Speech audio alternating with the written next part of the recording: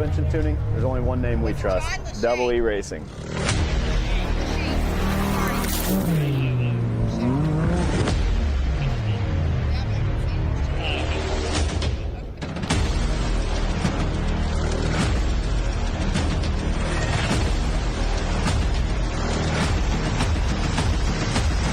Double E Racing.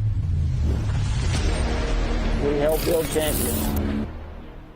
Welcome back to the 2023 Raceline Wheels Rush Off-Road Anniversary Bash. It is in front of a sold-out crowd. We are racing for the 4600 Spider Track Stock Class. It's been a great, we started out this morning up qualifying, and now it is racing. There's a great shot of the Raceline Wheels start-finish with that last downhill. We saw John Lachey broke up top, but I saw him pull off course, so I'm not sure what's going on, but tough break for him. But we still have quite a few cars out there on course, still moving.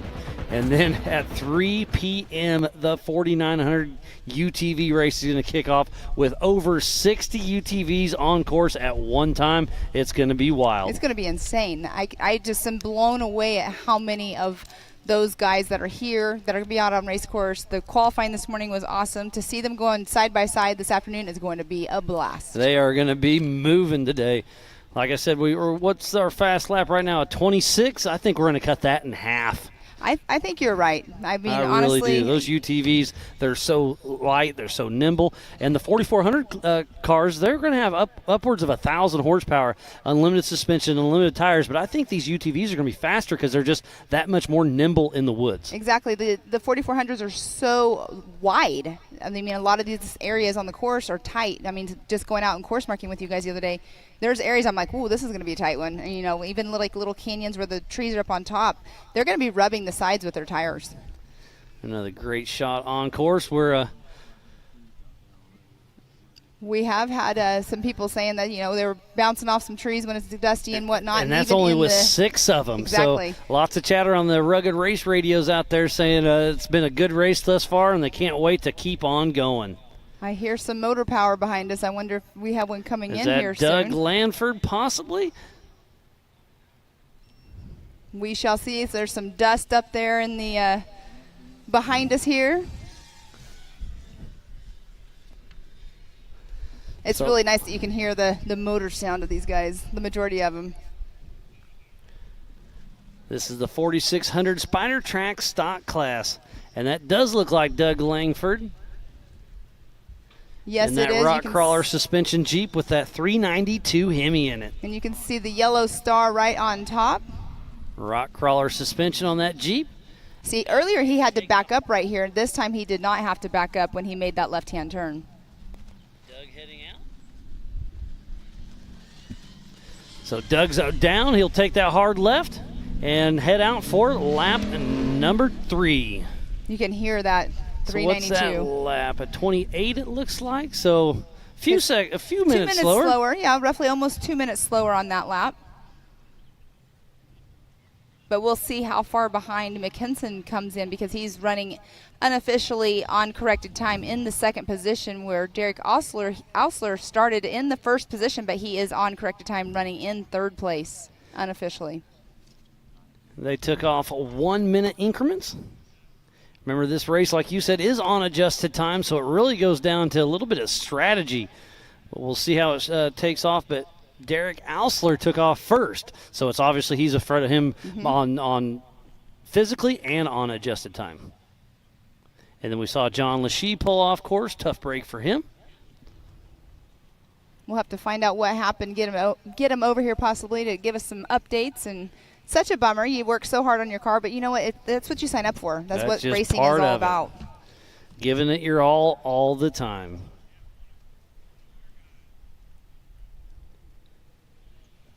The trees are still blooming from being wintertime up here. It's all bright green. The dogwoods are really popping right now. The white trees out in the woods that are absolutely beautiful. And make sure you go check out the MAO and Ultra 4 USA merch trailer. Angel, Carly, and Bailey are up there selling all the shirts. Tomorrow you'll probably want a hoodie. Today you may want some sunscreen. Not only a hoodie, they do have some rain jackets up there too, some little pullovers. So that'll come in handy for sure. Yeah,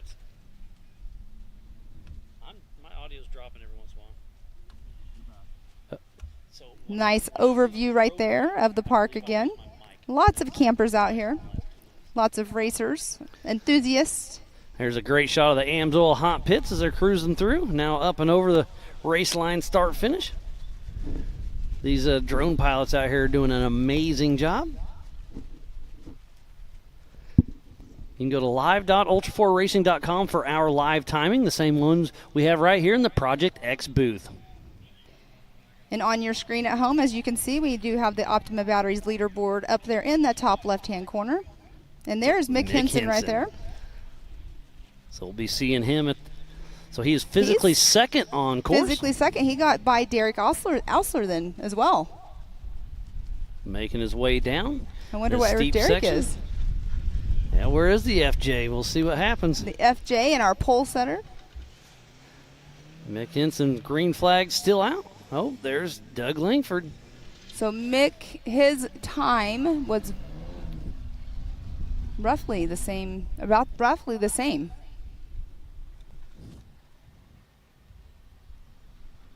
Yeah, Mick Henson with a 28.18 and Doug Langford with a 28.36. So, yeah, actually about 20 seconds faster than Doug. So if Mick can keep this pace up, he'll be starting to catch him. And here comes Adam Collin out on his third lap. So not too far. It's not too far behind Mick.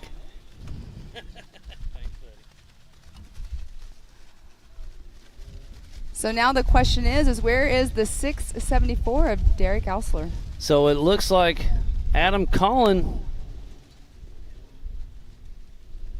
is pulling into the Amsoil hot pits, and it looks like he has a left front flat tire, so he'll be pulling in and getting that swapped out. Yeah, that is probably why he's having such a difficult time turning right there. And once you enter the Amsoil hot pits, it is 15 miles per hour, and you cannot do any passing, and it's just you have to enter and go all the way through the Amsoil hot pits. And that's something cool to see. I see part of Team Robbie Bobby down there helping. So all teams on deck helping everybody. Great to see the Ultra 4. You want to beat everybody their best out on course. Yeah, so you want to beat them on course, not in the pits. Yep. So it's just fun to see everybody hopping on to making it happen. So there's flat number one of the day. That we've seen. Exactly. Some of our courses we go to, we're like, oh my goodness, how many flats are going to happen? Or how many flats do we count for that race? Yeah, I remember, what was that, Moab? Everybody had a right front flat tire? AOP last year, though. That was a tire kicker. A lot of sharp rocks out there.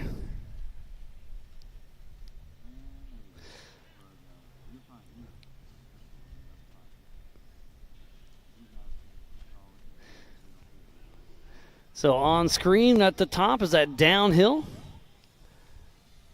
Going across the race line start finish. There is Mick Henson. So he's in the Trail 69 area. Still trucking along. Yeah, everybody's blowing right up the Brannock Hill pretty smooth.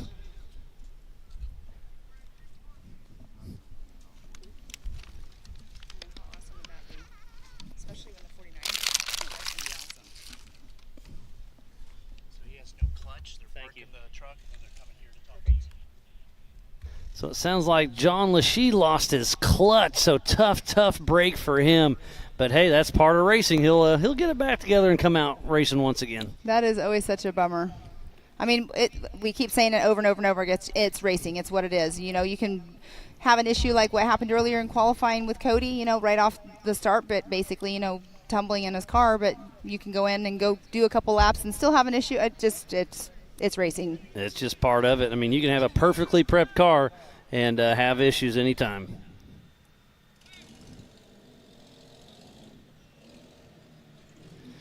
So it looks like Adam Collin got that left front flat tire fixed, and he'll be heading back out on course.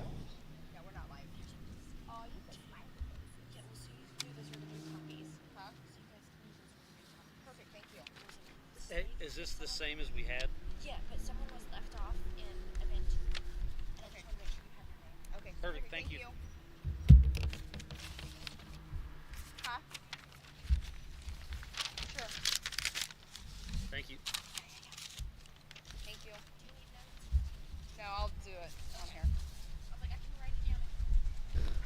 So we're heading up the Brannock Hill on this backside. There's a lot of options going up here. He's taking the middle. Around the wide right. The wind's starting to pick up a little bit. But it is a beautiful day here for the 2023 Raceline Wheels Rush Off-Road Anniversary Bash. We'll be giving away some hardware here in just a little bit. So thank you to Laser Nut and 360 Wrap for providing the trophies for us.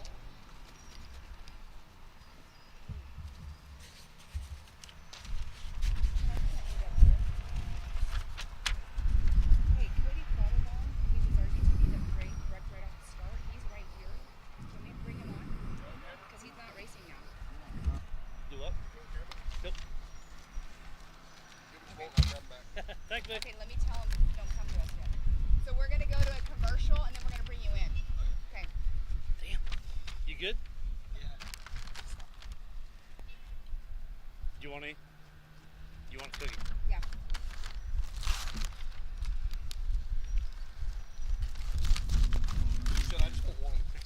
Well, they're stuck. Look. Oh, they all now they're trouble. Lots of action yet to come. We are in the 4600 Spider Track stock class. We're going to take a quick break here in just a little bit, and we'll have some more racing action yet to come. So we're going to step away. More racing action. We'll be right back after this.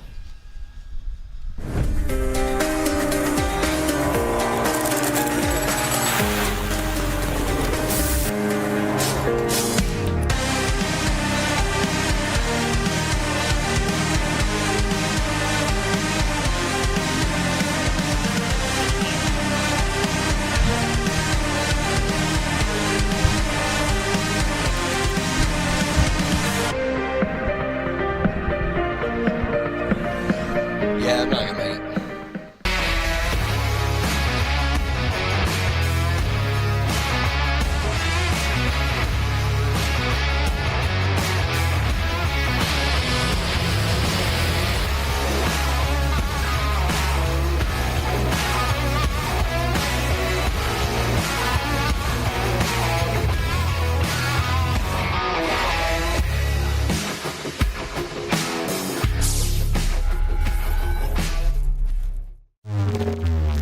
Get it, boys.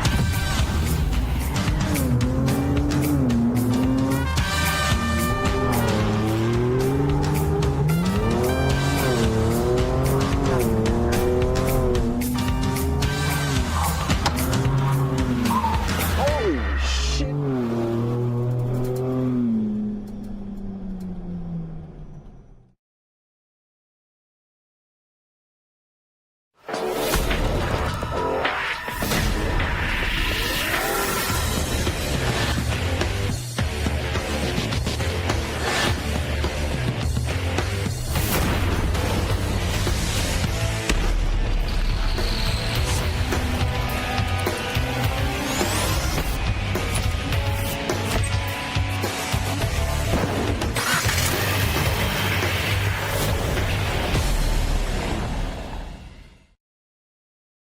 Welcome back to the 2023 Raceline Wheels Rush Off-Road Anniversary Bash. I am Miles Hasquist alongside Pam Hall, and we have a special guest Cody Quattlebaum. How you doing, buddy? Doing all right. A little sore. There's Roger King Yep. heading yeah. up. So Friends of he's ours. still making away. But I see you're a little banged and battered. We saw you take that pretty good tumble. Looks like you're okay. You're a little sore, but you're okay, right? Oh yeah, Cass Lake built an awesome chassis. The chassis held up fine. I just broke a lot of bolt-on parts. So And a unfortunately, little bit of pride. yeah, and pride. Yeah. I didn't have time to pre-run with everything I was doing, so I just wanted to come out and put on a good show, and I made the highlight reel not the way you want to. Exactly. If you're not going to make it, you're going to break it, right? Yep. Yeah. It's so unfortunate, but we keep saying, it's a part of racing. It's what you sign up for. You either make it or you break it, right? Yeah, it was a little bit. I just got on the start line. My first time driving the car, I was excited. I wanted to see what it could do, and I floored it. You just gave it all you had. I gave huh? it everything, and Pedal to the metal. I didn't realize the jump was that short, and I just way overshot it. Well, that's just part of it, but it's a lot of fun to watch. But it sounds like we got a Rugged Race Radio replay right here. Let's check out your run.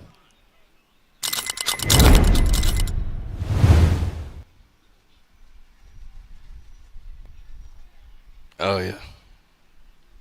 Yeah, that hurt. Yeah, you took a pretty good little tumble there. How many was that? I didn't count it. It was about 3 or 4 right over the front. Yeah, I think The front bumper dug in, and you just went for a ride.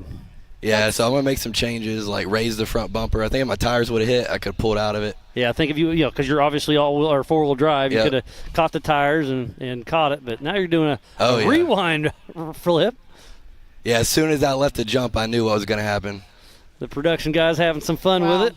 It looked like you were actually on your tires for just a second when they were doing the rewind. It was a little bit slower. It looked like you were actually on, riding tires, and the front bumper must have just caught it. That's why you're saying you're probably going to raise it up then. Yeah, I think if I raise it up, I could have maybe pulled out, and I'm also going to maybe shorten the bumper just a tick, maybe? Yeah, well, I was trying to be close to the rules, outside the front tires. Okay, that's where you're at. So, you know what he's going to lift the front bumper. He's going to pre-run next time. Yeah, I'm going to pre-run. We're going to have the car done early. I'll go drive it around, and I'll know more of how it feels, and then, hit some jumps. The most important part is you're okay. Yep. That's the most important part. Yeah, like you said, Castle Lake made the machine and held up to it. I mean, like you said, some broken parts on the outside, but the cage and everything kept you safe, and that's the major part. Yeah, I mean, I couldn't be prouder of what we did and how the car is. Just unfortunate that, I only got to drive it about 10 seconds. But I'll be back at Visions, and we'll be in the same car, so. Well, you'll get it back, and Visions is going to be a whole week-long event, so it's really cool to see how all that shakes out. What's your favorite part outside the race during Visions, outside of your race? I mean, we got Pastrana coming in, so much stuff going on. Yeah, the Nitro Circuit stuff is wild. I've been following all the updates on the course. Obviously, we love the Lazy River and the bar right next to the Lazy River, so we'll be frequenting that in the food court. Yeah, it's a great little retreat. Oh, it looks like we have somebody getting winched out. Can't quite see who it is. Oh, it sounds like it's going to be Roger King, possibly. Oh, they're up there working. No, they're trying to clear the course for the rock bouncing, I think. They're taking down a tree, getting everything squared away for tomorrow night's America Pro rock bouncing. So that was, we'll have $20,000 on the line, and they'll be heading up. It looks like George Cruz out there on course checking things out. He's a man on a mission, sneaking around everywhere. And there is Adam Collins still pushing strong. I believe that's the Yukon launch section. We got a tree stand out there that Lindsay's sitting in, bringing all these great shots. She's been looking forward to it all year. Yes, she was so excited. She was like, which tree am I going to be in this year? Yeah, I love this stock class. It's a cool class. Yeah, it's a lot of fun to watch, and it's great to see all the stock cars out there. So lots of racing yet to come. Cody, always a pleasure having you on air with you. Thank I you so hate much. to see your tumble earlier. I hate to see you not racing out there. But again, that's part of it. You'll build the car back. You'll be ready for some more racing. Yep. Yeah, we'll be back, and y'all see more of me. I can't leave. So. Well, thank you so much for coming on and chatting with us. Unfortunate again. So sorry about that, but you'll still be able to watch some more racing, won't you? Yeah, and I'm going to help out in the pits. Perfect. All right, we're going to take a quick break. Thanks, Cody. We'll be right back after this.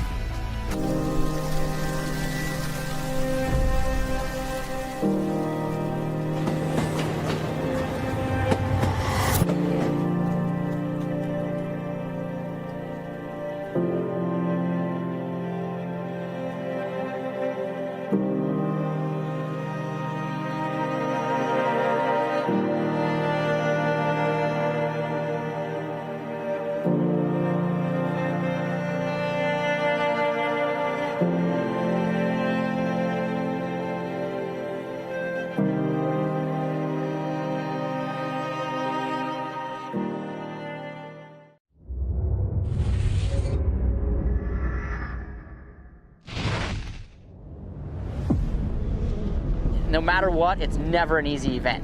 and it never will be, and that's what makes King of the Hammers King of the Hammers.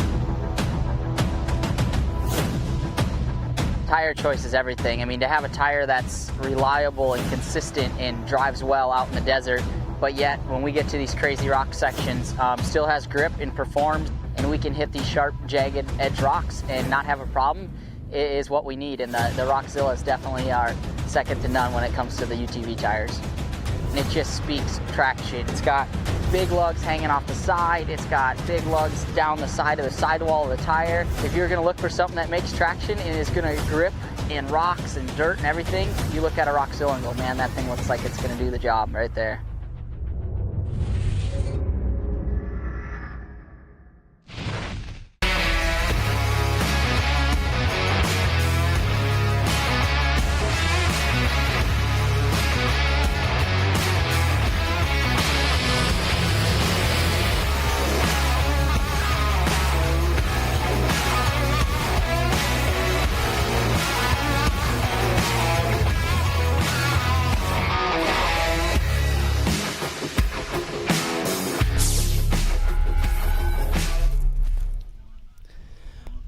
Welcome back to the Raceline Wheels Rush Off-Road Anniversary Bash. It's been a great day of racing. This is the 4600 Spider Track stock class, and to my math, I think the white flag should be coming out in about 15 more minutes. So I think they'll head out they should be coming through and then head out for another lap here in just a little bit. We'll see how it all shakes out. We can see some of our camera crew and safety out there on course, making sure everything's running smooth. I believe that's Benji in the background is doing some recovery for us and doing some flagging. Depends on what happens. But, man, it's been a great morning of qualifying, and we are hot and heavy during the 4600 Spider Track stock class. Yes, and you are correct about that white flag because AP, who is Aaron Presley back there, he has it in his hands. Oh, it's out there and ready. It's out there. We're ready. As soon as those racers come on through, they'll be getting it. Great day. And then the 4900, I'm excited. Oh, we just saw a commercial, and CJ Greaves was on there, and both the Greaves, CJ and his dad Johnny, they'll be out there racing. But we got Paul Wolf, Kyle Cheney.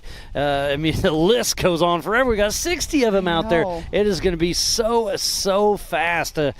Man, I mean, Jamie McCoy, Paul Wolf, Kyle Cheney.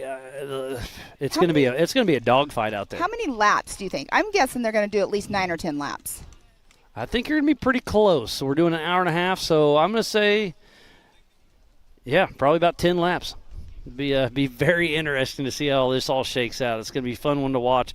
It's been a great race here for the stock class. It has been. But it's going to be action all over the course here, and that'll kick off at 3 p.m. Eastern time. And there's a great shot right there of our race line, start-finish line. See our crew over there in place, ready for them to come on through here in just a moment.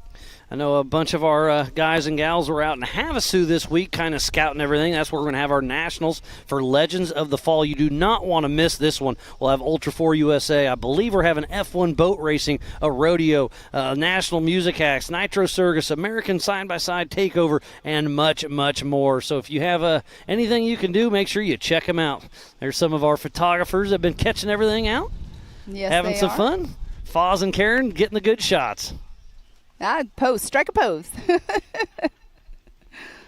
It's been a great week out here at Rush Off-Road. Now the crowd is really starting to pour in for this afternoon's race. Tomorrow night's rock bouncing. We have the 44s tomorrow. There is so much stuff going on out there.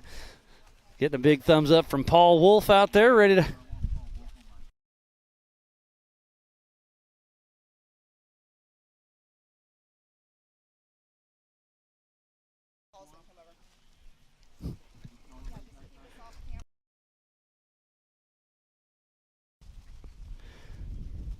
So lots of action yet to come, and here in a little bit we'll have the 4900 UTV race, and there's a lot of heavy hitters out there today, and we are going to bring one of those in right now, and it's the one and only Paul Wolf. Paul, how you doing, buddy?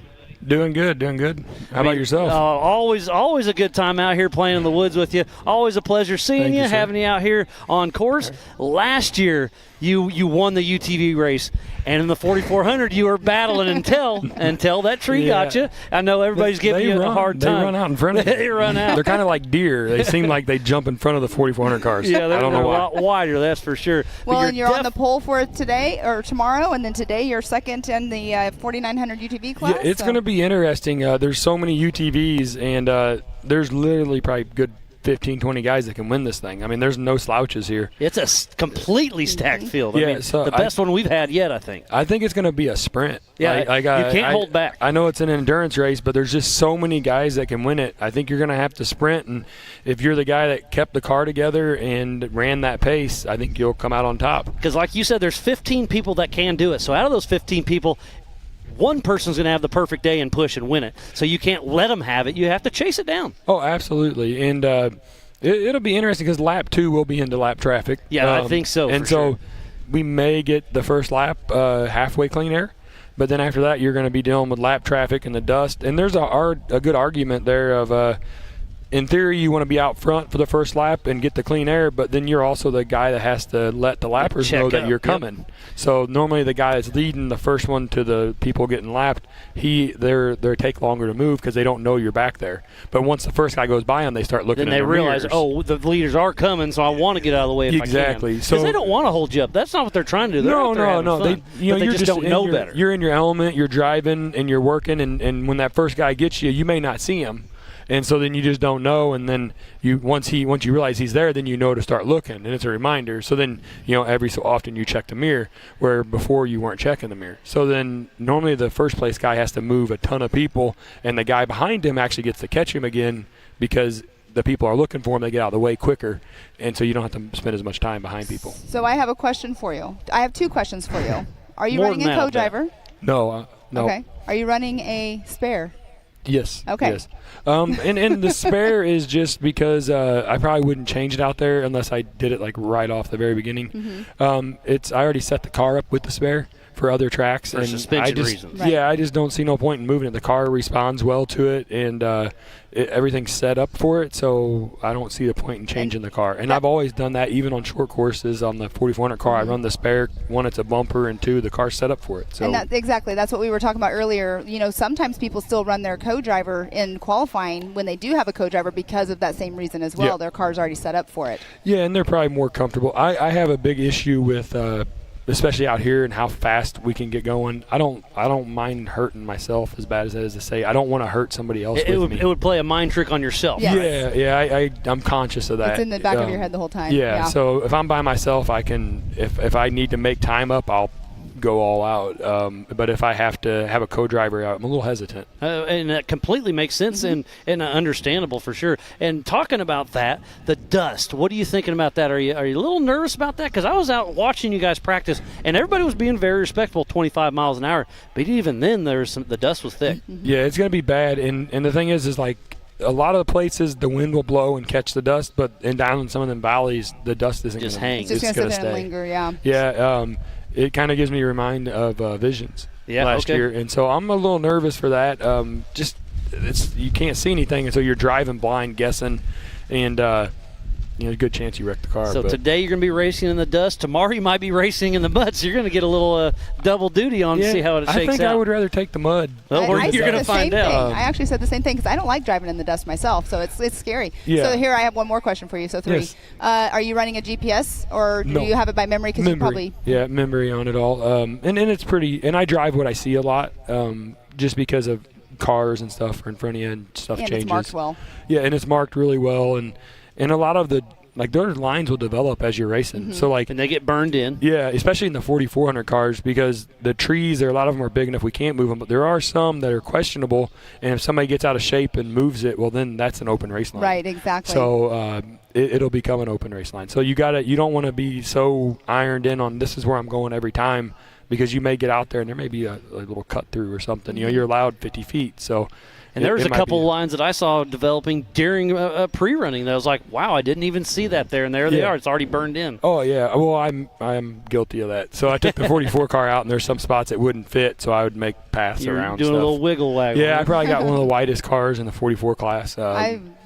think Yeah. you probably are just by looking. Yeah, a lot of the solid axle guys, they got narrow axle sets and they change them. I don't have that option, so I'm about 96 inches wide. So there's like 3 spots where I'm actually rubbing 2 trees on each side of the car at the same time. But That's another thing we were talking about this morning about you guys, and I was thinking of you in the back of my head because your car is so wide. Yeah. You know, having that area where you're going through and just the tire walls are just rubbing. yeah, there's a few spots. I mean, I'm down less than 5 mile an hour, and I have to rub the trees. There's nothing I can do about it. And there's not a good way around that's efficient, so it's just faster to slow down, rub the trees, and take off again. I actually think this will be one of the places where UTVs probably lay down a faster time I than 44s. called that earlier today, that I really think they're just that much more nimble. I mean, power to weight Yeah, ratio. just how, and there's a lot of real narrow spots that the 44 cars will have to check up, and we'll lose so much time. I think like a lot of the roads and stuff, like we can open up, we'll make up a lot of time. We'll go way faster. The roughs were way faster, but there's just enough narrow spots that we have to slow down. I'm talking 5 mile an hour, and the UTV I'll run at 30. Yeah, and I remember watching you and Josh battle last year, and it was absolutely amazing. Yeah. And then obviously, I'm not trying to give you a hard time. I'm really not. No, you're good. But it was just so fun to watch, and I could tell like the pace was going so fast. It's like who is going to push who to make a mistake? Because you guys were just clicking up laps. Yeah, it was I was a like, war. oh, this is out of control. Because when you see the dust, you want the dust. Yeah, and that's very true. And he was running me down, and my radio guys were telling me, and that's actually referring back to what Pam said. There was a spot in the course that he actually was taking a creek run and making a lot of time up on me. So there's some power line sections I was faster than him. In the tight creek stuff, he can turn sharper, and he was making time up on me with that solid axle. And I wasn't flexible enough to change my line, just mostly because I didn't know about it and didn't do it. Yeah, well, I mean, we'll see how it shakes out tomorrow afternoon. It's going to be a fun one to watch, but it's all about today right now. You're about an hour, what is it? Yeah, about an hour and a half. You're going to be taking the green flag, and you're going to be on that front row. I believe you're on the outside, so it's going to be a drag race to see who gets in that first wood section. So strategy? You have a strategy today? Yeah, go for Wide it. open, I fast, care. go This is fast. Paul Wolf. I'm going to go wide open until we get up the hill over there into the woods, and where it is. He definitely has a fast car. Obviously, he laid it down in qualifying. So hats off to him. He was not messing around. He gave it all he had. Looks like this is Doug Langford coming down. I believe the white flag will be out. Yes, so it's an hour and a half. White flag is out. The final lap is out there and going. So Doug Langford physically out front and on adjusted time. And we just saw them take off one at a time in 1 minute increments. You guys are going to take off 2 at a time, 20-second increments. Yeah. It's going to be a wild start. It's going to be tough. I think once you get so far back in the pack, it's going to be really tough for the guys back there to get clean air. Let's say about halfway, then you're going to start seeing that. It'll be fun to watch. There's Mick Henson right on his tail.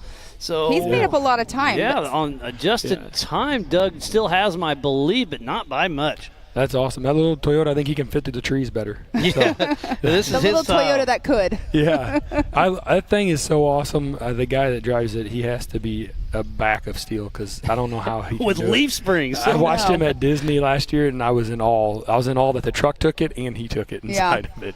It's pretty amazing. I mean, in the stock class, I like all of them, but that one is like one of my favorites. And Yeah. I think he's a fan favorite as well. A lot of people are always rooting for him. Yeah. So I am looking at my timing here in the Project X boost, and it does look like Mick Henson does have him on adjusted time. So if he can keep this pace, he may just go home with that first place trophy. Yes, his lap time just now was a 26.44. So he's made up a lot of time. And he's in the zone now. He knows the course. It's coming together. So Doug's probably got 3 times the horsepower. He's running one of those 392 Hemis. Oh, wow. in that Jeep. Yeah. So Mick Henson's probably got, what do those have, 100 1/4? I don't know. If you're lucky on a good on day. a good day. Yeah. Doug's lap time was about 3 minutes slower than Mick on that one. So Mick's, is he pushing hard, or did Doug have some issues? Hey, it's racing. Anything It's can racing, happen. anything. Well, it Yep. looked like he had the doors on it still, so I'm impressed they can get them full bodies through there. I mean, Oh, man. there's some spots, like I said, I'm rubbing trees, and even in the UTV, there's spots we check up because it's so tight. And it's impressive that he's wheeling it, because that's a 4-door, wasn't it? I believe it's a stretched. I think it's Oh, it's stretched. stretched. Yeah, Okay, it's a okay. two-door. But he, on the first lap, when he was getting ready to come down this last downhill drop, he actually had to back up He and make that overshot the turn. corner. To make it and swing it. Yeah, as I say, that's a lot of car to wheel through the woods. Right. And I know Miles was back there cutting trees. A bunch of them, but not enough. You could have shaved a few more for Hey, me. there was a couple spots we're talking about. Like, did we get this one? No, we're gonna let him kiss this one. There is definitely doing a little rubbing, but it's neat to see these guys out here.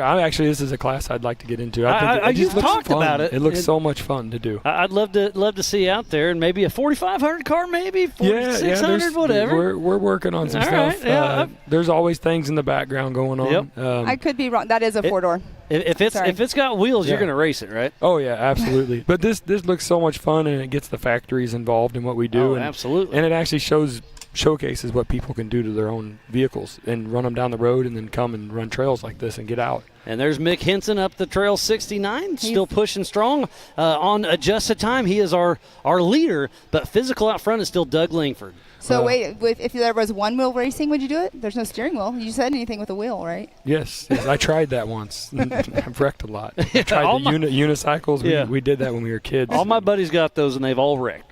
Oh, you're talking about the one wheel, the electric One wheel, one the ones that you have to yeah, use the no, weight. them things look like death trap. I'm more scared of them than these trees. Mick Henson still making his way up and out of Trail 69. We'll see. So this is that first little rocky section for the UTVs. I'm nervous about a bottleneck there. If somebody bumps through there, I think if the rain happened today, you may see it. But I think as dry as it is and much traction as we have, you'd really have to make a bad mistake. Okay. Like you'd have to mess up and hit break a bank something. and break something. That's the only way. I think you'll have plenty of traction to go up through it. okay. So I don't. I was think you'll more see saying it. if somebody does mess up, there's not much room around. No, then there's a couple rocks sticking out of the embankments, and if you hit one of them, they don't move. They're pretty solid. There's AP with the white flag hanging out. He's checking his Facebook, it looks like. Somebody must be texting him. So how many cars do we have in 4,400? 4,400. We started out with 20 cars. I know a couple of them couldn't make it, so I think we're at the 18-ish mark. Somebody had engine trouble. Two of them had engine troubles, I believe. I know that all too well. Yeah. So run me through that. I was kind of asking you. Oh, there is Derek Ausler in the AMSOIL hot pits. He didn't come down the hill, so he must have had an issue, and he had to exit the race course. Yeah, so tough break for him. I was looking forward to him running. He qualified first, didn't he? Yeah, he was did. our pole setter. Yeah, so he definitely is having His some looked like issues. his toes off on the front. I think he broke something with the steering. And here comes Adam Collin coming down. Adam Collin coming down. He'll be crossing and grabbing the white flag for his last lap here during the 4,600 Spider Track stock class. All right, so we have 3 guys out there with the white flag right now. So we were talking about engine troubles, and I know a week and a half ago I was hitting you up for some info, and you sent me a picture like, here's how my prep's going. There's no engine. We didn't have one. We were Flintstone powered a week. Flintstone, that's what you said. I don't know if you're fastest making up these Flintstone I heels know. out here with Flintstone power. So what'd you figure out? We got a motor. A good friend of ours, Steve Morgan is the gentleman's name, out of Arkansas. He helped us get a piece together, and we got it in the car, and obviously qualifying, it ran pretty good. So you're ready to rock and roll. Yeah, huh? so we still have braking oil in the motor right now. We're literally we're going to change an oil filter tonight in it, check so it, running make sure around it a little looks good. bit more. And Yeah, I ran a little bit this morning before I qualified it, and then we going to check the filter and all that, make sure there's no metal or nothing in it. And so then, cut the filter open. Yes, sir. And just check it all over. Everything looks good. The oil looks good in it. Everything looks all right. So we're just doing some preventative stuff, and then we should be ready to race it. Well, all good there. Man, it's just that's what you have to do to get to all these races. You know, just a few years ago you were rock bouncing. Then I was like, all right, Paul Wolf, I've seen him do that. And then he starts racing the UTVs, and you dominated last year. And then you got the 44, and now you're here to stay. So we appreciate it. Absolutely, we're definitely here to stay, and we're looking. My goal is that when I come here, I want to race every class that's available to me because you're already here. I already spent the fuel money to get here. I'm already here. I'm already set up. Why not? It's a little hectic at times. Like coming here was hectic. We redid a bunch of stuff on their UTV program and updated stuff. I built a new car just to be here in this race from King of Hammers. And then the 44 engine issues. So sometimes it gets really hectic. And it comes down to the absolute wire. Yeah, it does. But I got a lot of good friends, a lot of good mechanic crew members and stuff that all, they're all free. They all come free and That's do it. what I I was don't going pay to any of ask. them. How many people do you have that come with you? Everybody. Anybody that's willing to volunteer and show up, because I don't write them a paycheck, so I'll take anybody. I don't Well, I care. know you work in your own shop at your house. Yes, So, I mean, yes. you're the main person. Do they come over at home and help you Yeah, as they well? come over to my house. I got a little shop there and stuff, and we work on them and all that. And so pretty much my only job is I got to get Lainey to school and pick her up. And That's the best part of your day, though, right? That's Yeah, that's one of my favorite things to do is It take the is. kids to school, and you get a little one-on-one time yeah, and you chat get to with them. talk to them, and she gets to hear me and Chris Hickman talk all the time because he always calls me in the mornings, and so she gets to hear all the racing stuff going on. And did they come? You showed up without them. Did they show up later? Yeah, they're here. They're Okay, here. good, Yep, good. They showed usually up. bring the wife and kid out here. I love seeing you guys Yeah, they playing. came. Being that we switched the. I'll let you go ahead. He's It looks racing. like Roger King's having some issues, but he did cross the line, grabbing that white flag. But it's the battle right now. It looks like it's going to be Mick Henson and Doug Langford. Everybody else has had some issues, so tough break. We'll see. We'll see. The AMSOIL Hot Pits are here. If Mick Henson doesn't have any issues and keeps that position, that's going to be awesome. He's pulling in the hot pits. So Well, it speaking looks about like- hot pits, Paul, what's your plan? Are you planning on no stopping unless a tire? Yeah, tire is the only thing, and I'm racing for a win. So finishing to me is a priority, but not the highest priority. Your priority is winning. So is winning. if you have to come to the pits, you're probably not winning. Yeah, so you're with how not many too guys are in the excited there. UTV class, you're not winning. Yep, like I if you're agree in the 100%. pits, you're at unless you can make up some pretty wild time, which I don't know how you could do that. Are you doing every race this year like you did last year, the Yes, whole circuit? yes, ma'am, Both absolutely. classes. That's Yep, awesome. Running both classes, and like you said, we're going to dip into some other classes if everything works out. And you so- raced the Mint 400 this year for the first time. Yeah, ran the Mint 400. That was a really neat race to run. That It looked is- like a good time. That's a brutal race. Oh, Mick Henson heading down. So I don't know if we missed Doug coming through or not. Is he our physical leader? But he is our leader on adjusted time as far as our live timing was concerned last time around. Oh, they have the hood up on the car. So tough On the break Jeep. for In the Roger hot pit, King. Yeah. Yeah, he was He's moving out of the car. downhill Yep. in So that tough Toyota. break for him. Oh man. There's the Such team a Robbie bummer. I know. Bobby checking everything out. So the turnaround time for you from Hammers to the Mint was very short. Yeah, it was really short. So we had some issues with the UTV and hammers, and it caused us to pull off. And so we got it fixed. Set the car up with some new stuff. Went right out to the Mint, exact same car. Very little had done on it. And it was already prepped from hammers. And we 'Cause you only didn't ran wear it out. We had 31 miles and had some failures. And so we got them fixed, and they were kind of a freak failure. I've never really had happen to me before, but it took me out of the race. And so we turned around, went right back to the Mint, and ran the Mint 400 miles and ended up third in our class. So I was really happy with that. And first time ever desert racing. And it was a completely different style of racing than what I'm used to. I've never seen braking bumps get that big. oh yeah, that's yeah. nice. I've That raced was the Mint crazy. many years. So the AMSOIL Hot Pits, there's Derek Ausler. We saw him pull in there earlier with both front tires looking at each other. So we got some steering issues up front. Remember, that is an IFS car, so he probably has a tie rod or something that let loose. He was pushing hard, but for sure. the course got It him. looked like them trees got that door too. Yeah, it probably happened. A little rubbing, it's all right. But So are you announcing all the races? Oh, like normal? we'll Yep. be here all weekend, or all season long. Absolutely. Great. Well, Paul, always a pleasure having Yes, you in sir. the booth. Can't Yes, wait thank to you. watch you out there on course. You're going to give it a battle. You're going to give us a show. Best of luck. Can't wait to see it. So much yet to come. Your race shows up here in about an hour, but we're going to take a quick break. More racing action coming up here very soon. Thank you guys.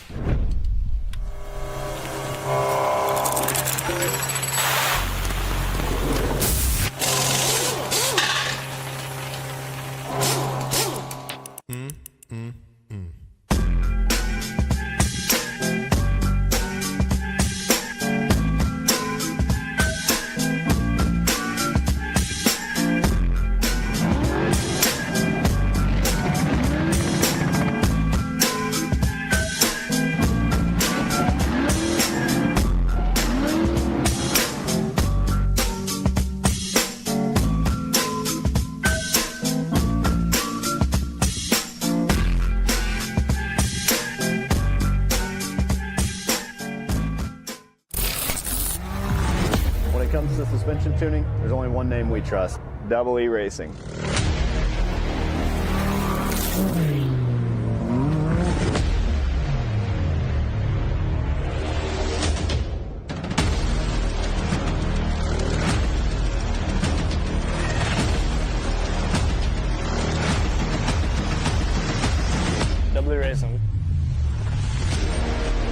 help build champions. Ready for any challenge. Maxxis tires can handle even the most punishing off-road conditions.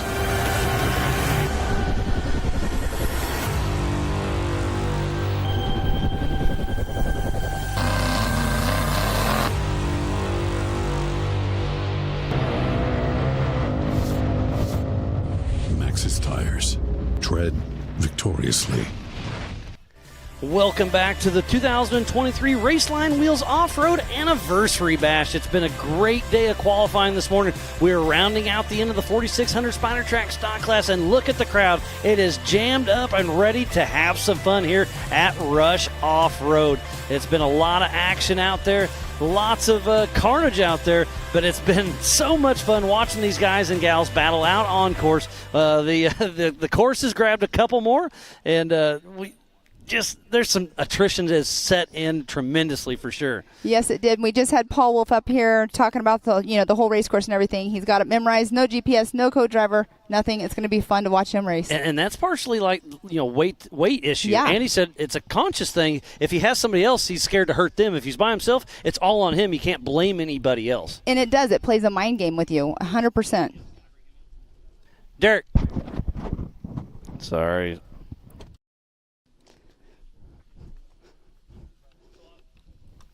We saw Derek Ausler's Toyota, and that looks like Adam Collin coming down the Yukon launch. But we saw the front end of Derek's FJ.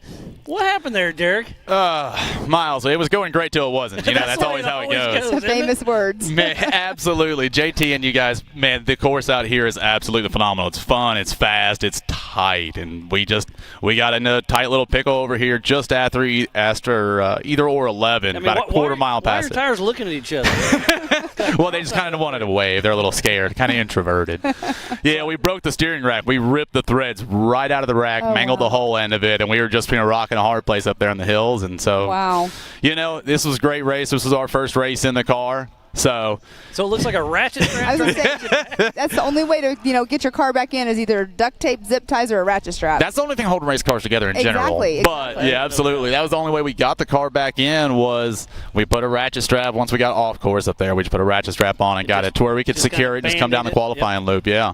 So that's a bummer. It's a bummer, but you know what? We keep saying it over and over and over. That's racing. It is. It's not. I'm not bummed. Yeah, this was awesome. Seriously, this was. I had such a good time. Hour and 15 minutes in. I'm not mad about that. Yeah, you got at least 7 points there. See, I'll take it. Yeah, I think you're going to get to 2/3, so you'll get your points as well. So I'm about it. Yeah, obviously everything's unofficial. but yeah, you gave a good run. I was out on course. What day was that? It must have been Thursday, and we were out there kind of checking things out. And you came up, saw you changing a tire. You said, "I'm just practicing out here changing tires." That's right. Because you caught another tree. But yeah, like you said, the course is fun, and I hate to see you broke in the pits, but I love to see the smile on your face. You're still enjoying it. Absolutely, this is a blast. I absolutely love these Ultra 4 USA races. The vibe is awesome. Everybody here, the staff, everything it's fantastic. So we look forward to seeing you guys. We'll get the car back together and we'll have revisions. Nice. You're coming to Oklahoma. Absolutely, we'll be out there, guys. So we're excited. It'll be a really good one. Absolutely, a little wider, hopefully. So we still have a lot of racing yet to go this weekend. We're getting ready to do the UTVs. Tonight we have the kids, and then we have the EMCs tomorrow, and then the 4400s. What's your favorite race you're going to watch up the rest of the weekend? Or rock bouncing? The rock bouncing is pretty cool. But honestly, I think I'm here. I want to see Paul Wolf take first place in the 4400 race. That's going to be pretty wild. As long as the trees don't jump at him. Yeah. Hey, I understand. He's got a wide car as well, so I get it. I get it. Yeah, the 4400 race is what I'm here to really. That's what I'll be excited to see tomorrow. We're going to help some guys pit in the morning. Yeah, absolutely. It's great to see it all shake out. But again, tough break on your race out there. Hate to see that, but again, you set the pole. You had fun out there. You raced for over an hour, and you're still excited. I mean, that's just part of it. Absolutely. I mean, really, our intent was to run one good lap, get it under our belt, feel good about it. We ran. We just got the second lap. We started getting faster. We changed a tire out on course. Did that about 7 minutes, so that was pretty good. Oh, that's pretty impressive. We were pretty excited about that. We got the tire changed, got right back on the course, and then, all is good. It was a great day of racing. Really And was. Speaking of tires, you have to run a 35-inch DOT tire, so it's nothing special. It's not a race tire. No. It's what most of these tow rigs are running. It's what my daily driver runs, a Exactly. 35, 12, 50, 17 BF Goodrich KM3. I mean, it is a DOT you go buy from the dealer, you know, one of Now those you got tires. some more spares for your car. Yeah, exactly. Tough break Exactly. on there, but again, you'll get the car going and you'll come play with us at Visions, and that is going to be so much stuff going on. We're excited to see what you guys got going out there. Do you The plan to be there rodeo. the whole entire week or just come in? Our for- plan is to come in Tuesday afternoon. We, you know, wife, children, all that stuff. We'll bring everything Life. set up. Absolutely. Yeah, real life, you know, one of those things. But we plan on coming in understand that. Tuesday and being there all week, you know, really be a part of it and kind of see all the new changes. Excited about the new course changes and all the new. They've been working on it day and night, and I mean, they're burning diesel every day, bringing it together. We got Nitro Rally, Nitro Cross, the rodeo, Oh, my goodness. Barbie Rock Downhill. bouncers. Yeah, rock bouncers. I mean, a little bit of everything. And that is in the middle of Jay, Oklahoma in June. So that is a do not miss. Go to all our web pages, check it out. There is so much going on. Pastrana's been dropping some secret videos off and on, and he's having fun building his dream place right at our home track. That's been really cool, honestly, to see on social media. Isn't it See through wild? like Terry Madden and Travis Pastrana. Terry who? Yeah, exactly. Mr. Nice Hair. There you go. Mr. Nice Hair. Yeah, seeing Terry and Travis and Vaughn posting everything and seeing all the things that are changing on the course. That's really cool to see because we were there last year and we saw how it was. And that was, you know, that was a really great event last year. We all know how dusty it was and all that stuff. And it's but only going to get bigger and better for sure. exactly. So we're excited to be back at Visions for this summer. So it's going to be great. I mean, we're there every month for a short course race for the MAO Side-by-Side Championship Series. And Mildly jealous. Every single time I go there, every month, there's something different. Like, we're actually going to Wheatland, Missouri for our next side-by-side race next weekend because they're getting the track ready for Visions for Travis's track. So there's so much going on there. And like I just said, everything's changing. Yeah, that's awesome. And you got your son races, right? Yes, he does. That Yes, is he does. awesome. Now, that's talking about keeping it in the family. So. Yeah. Yeah, I It's love all seeing fun. the whole family flair out there racing and everything. Derek, always a pleasure. Absolutely, Hate to your Miles. bad luck, Thank you, but hey, Derek. Thank you, guys. glad to see you out here racing. We'll see you again at Visions. We're going to take a quick break and be right back after this.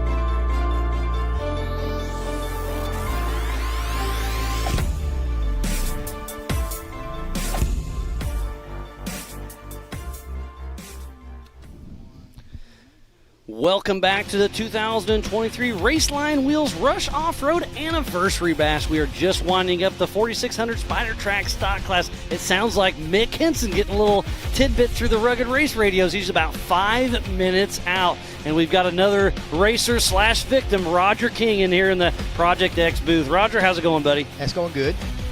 Having fun. And you're racing double duty. You're doing the stock class now. You're racing 4400 tomorrow. What happened to your day? It looks like you had a rough one. Just new car blues. It just would not run. We just we had some computer problems. We thought we had them fixed. We didn't. Just no power. It just. Well, we saw you right off the start struggling going up, and I asked you on break here, and you said it was just no power. Yeah, there was no power. We tried to do a few things. Nothing got better. And that's just a TJ then, right? Looks fairly stock. It's pretty stock. We apparently need to do some work to it. Oh, there's a never-ending list there. Sure. You started racing with us back in, 2012 when the Everman Challenge started? Yeah, was that the Flat Biller Killer? Do I remember that right? Killer, yes, sir. Yeah, that was a good time. We did have fun. You still do, right? Oh, yeah. You bring all your buddies out here? Yep. Yeah, we decided we was going to try to get a lap in, just push, and probably the top of that hill, it started reading 260 on the. Oh wow! And it stayed there. Okay, so every once in a while, computer issues and overheating. Yeah, and I think they were related, but we would. When it buried, we'd slow down or stop and let it cool down to about 210 and take off again. It'd be 260 again. And oh wow! So playing the game, huh? Yeah, trying to break there. We didn't want to ruin it, but we wanted to get a lap in. Yeah. So that was our goal. Well, you made it through. Yes, sir. Took a little bit, but gave you a little sight lap for tomorrow's race. That was part of it too. Yeah. We got a good pre-run in. We got to see some different ways, and we're real. Went slow enough we could really check it out good. So you saw every single rock. Yeah, I got every rock memorized now. Tough break on that, but always a pleasure having you out here racing. Like I said, you're doing double duty in the stock class and later on the 4400. Yes, and sir. now you kind of get to take the rest of the day off and just kind of hang out, huh? And our Raceline wheels, our Mickey Thompson tire. Our Mickey Thompson tires. Second race, they're still good as new. We're really happy with them. We'll be running them tomorrow as well. And you're running race lines on the big car too, right? Yes, sir. Yep. And we're really happy with the Mickey Thompson. So they did us good. We just got to figure out a Jeep motor, and we'll be in contention. Just throw 392 in it. Huh? Just throw 392 in it. Yeah, that's what Just that would be an option. Making model. Just kidding. I know. I'm totally there's joking. rules to it. We can sneak one in there, but we'd have one in our promise. You're probably getting a little trouble, right? Yeah, I was hard totally to hide joking. Well, Roger King, always a pleasure having you out here racing. What's your next race after tomorrow? Visions. So you'll be there at Visions as well, huh? Well, that'll be a good time. It is going to be a great time. What are you looking forward most out there at Visions besides racing? Because there's so much going on there. The mega trucks just blew me away last year. They were just so big, and lots of horsepower. I wasn't prepared for that. Yeah. And I really enjoyed that. I mean, a gearhead's a gearhead, right? Yeah. And there's some kind of rally thing that I don't know what it is. Rally? I'm anxious to see it. Some of them are electric, and they go out there, and I mean that's part of Pastrana's deal, and it's going to be pretty wild to watch. I'm looking forward to it. Oh, and they have lots of jumps. They're doing I believe they're building crossover jumps as well. Yeah, over under. Really? It's going to be crazy. I haven't seen it in person. I've seen it on an Etch-a-Sketch. Yeah. Kind of like your map that you and JT made. I'm looking forward to that. It's going to be a great weekend. There's another shot of the camping. I mean, there's a lot of room out here, isn't there? Sure. If the weather does what they said, though, tomorrow's going to be a different world. It's going to be interesting, totally different. But it won't scare people away. I mean, no, there's still people coming in because this is an anniversary weekend for Rush. So there's a ton of people that are still not even here. So it's going to get even more full. I've never been to Rush without mud, and I've been here a bunch. Yeah, 2 years ago, I believe, we got rained out, and it was a complete mud race. Last year, it rained a little bit during the race, but it's just part of it. Oh, was that Adam Cullen, I believe? That's up the Spider Track's back stretch. So we'll see. Man, that means Mick Henson's just a couple minutes out. Yep.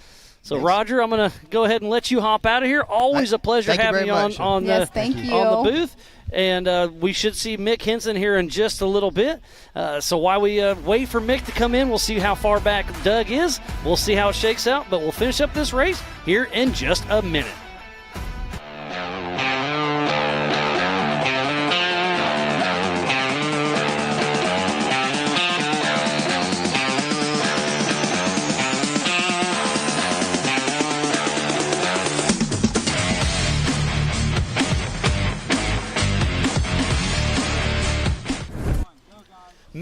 Henson coming back to grab the checkered flag for the 2023 Raceline Wheels Rush Anniversary Bash. Talk about a quick little blip there, but Mick Henson, one left turn, and the checkered flag is out for Mick Henson, the unofficial first place finisher during the 4600 Spider Track stock class. So he started behind Doug Langford, so it's looking really good for Mick Henson. And he even picked his last lap up even faster than the one before. So his fastest lap of the race was a 26:44. Yeah, what a great lap he had. You know he is going to be excited.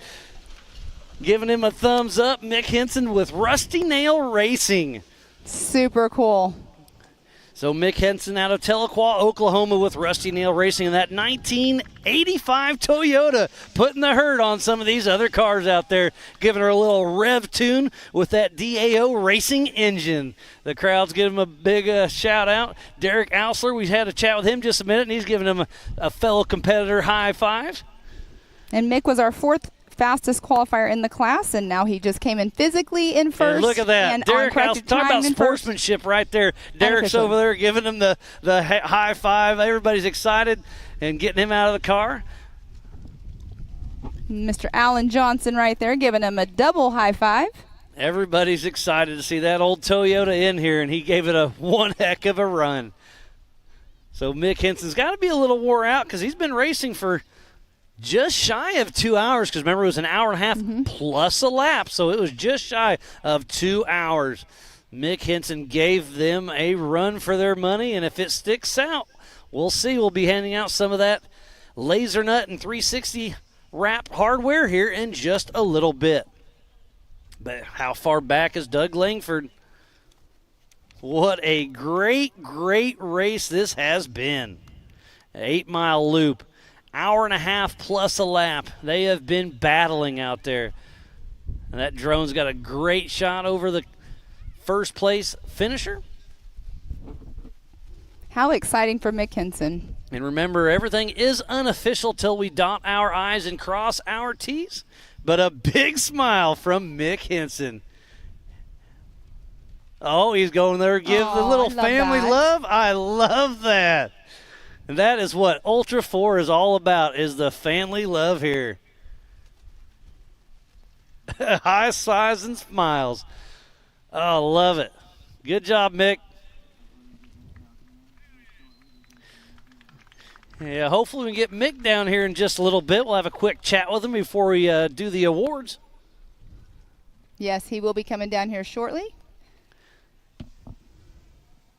Family first, for sure. Giving the kiddo a hug, saying hi to his wife.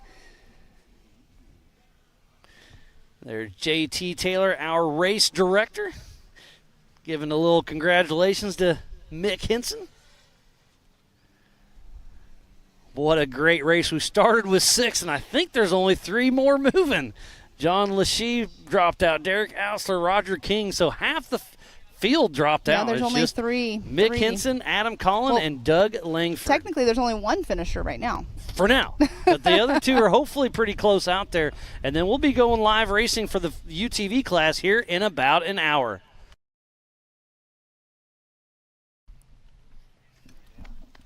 So we got a great shot of Mick's car there. We were checking it out. The old Toyota was still looking good. And I've got our unofficial winner in here, Mr. Mick Henson. How you feeling right now, buddy? I'm feeling great. You don't even look sweaty or anything. Oh, I'm sweaty. Okay, all right. It's all inside this fire suit. It's all inside. Well, how was it out there? Because your first couple laps, you were chugging along, and then you really started picking up the pace, it seems like. Yeah, I feel like after the first lap, I really got familiar with the course. Yeah, starting to memorize I started memorizing some stuff. You know, I had some hiccups over in here on my first lap. I had to back up once or twice. And after that, I found the right gear and memorized the track, I was really pushing it on lap 3. I was pushing really hard on lap 3. You were cruising through there. I mean, how's your back? You're on leaf springs, and you're blazing through out there. Yeah, I mean, I'm kind of feeling it more in my arms from wheeling the steering wheel so much. It's tight. You're tight in and out of the trees, and Yeah, I'm going to feel it tomorrow. You're going for to sure. feel it tomorrow, but you got to be excited. Obviously, everything's still unofficial, but you got to be pumped to win the first Eastern Series race. Yeah, I'm pretty pumped to come if off. it sticks. Yeah, I'm pretty pumped to come out from Hammers after Hammers, doing pretty good after Hammers, and coming out here to the first race and doing well again. You know, you can't start a season out better than that. I'm pretty pumped. And obviously, you're local to Oklahoma, so you're definitely going to be at Visions. Are you going to make it out to Havasu? I'd like to come to Havasu. I've been to Havasu, and I love it there. Even if I don't get to race, I want to come see Havasu. So, Well, it's looking yeah, good for a absolutely. national championship if you Yeah. can drag the old Toyota out with you. Oh, yeah. But, yeah, I think I hear somebody coming out.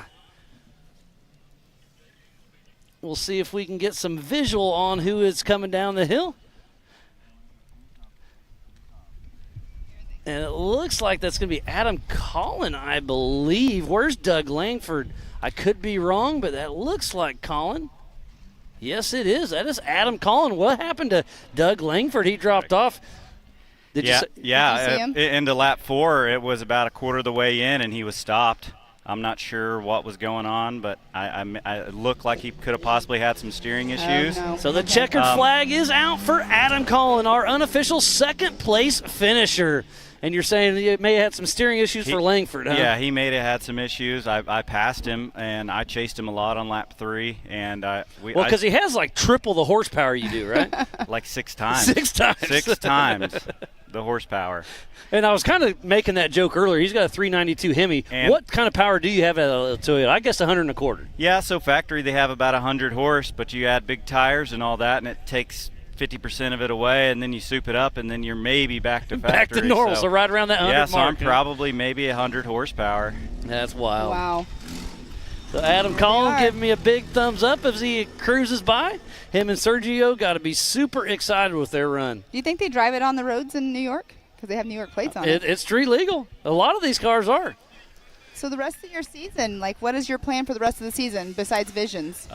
Visions for sure. I know we're going back to Disney, and I will definitely be there. That's your home. Yeah, That's I your love backyard. that place, and I will race there every time and every chance I get. So how old is your son?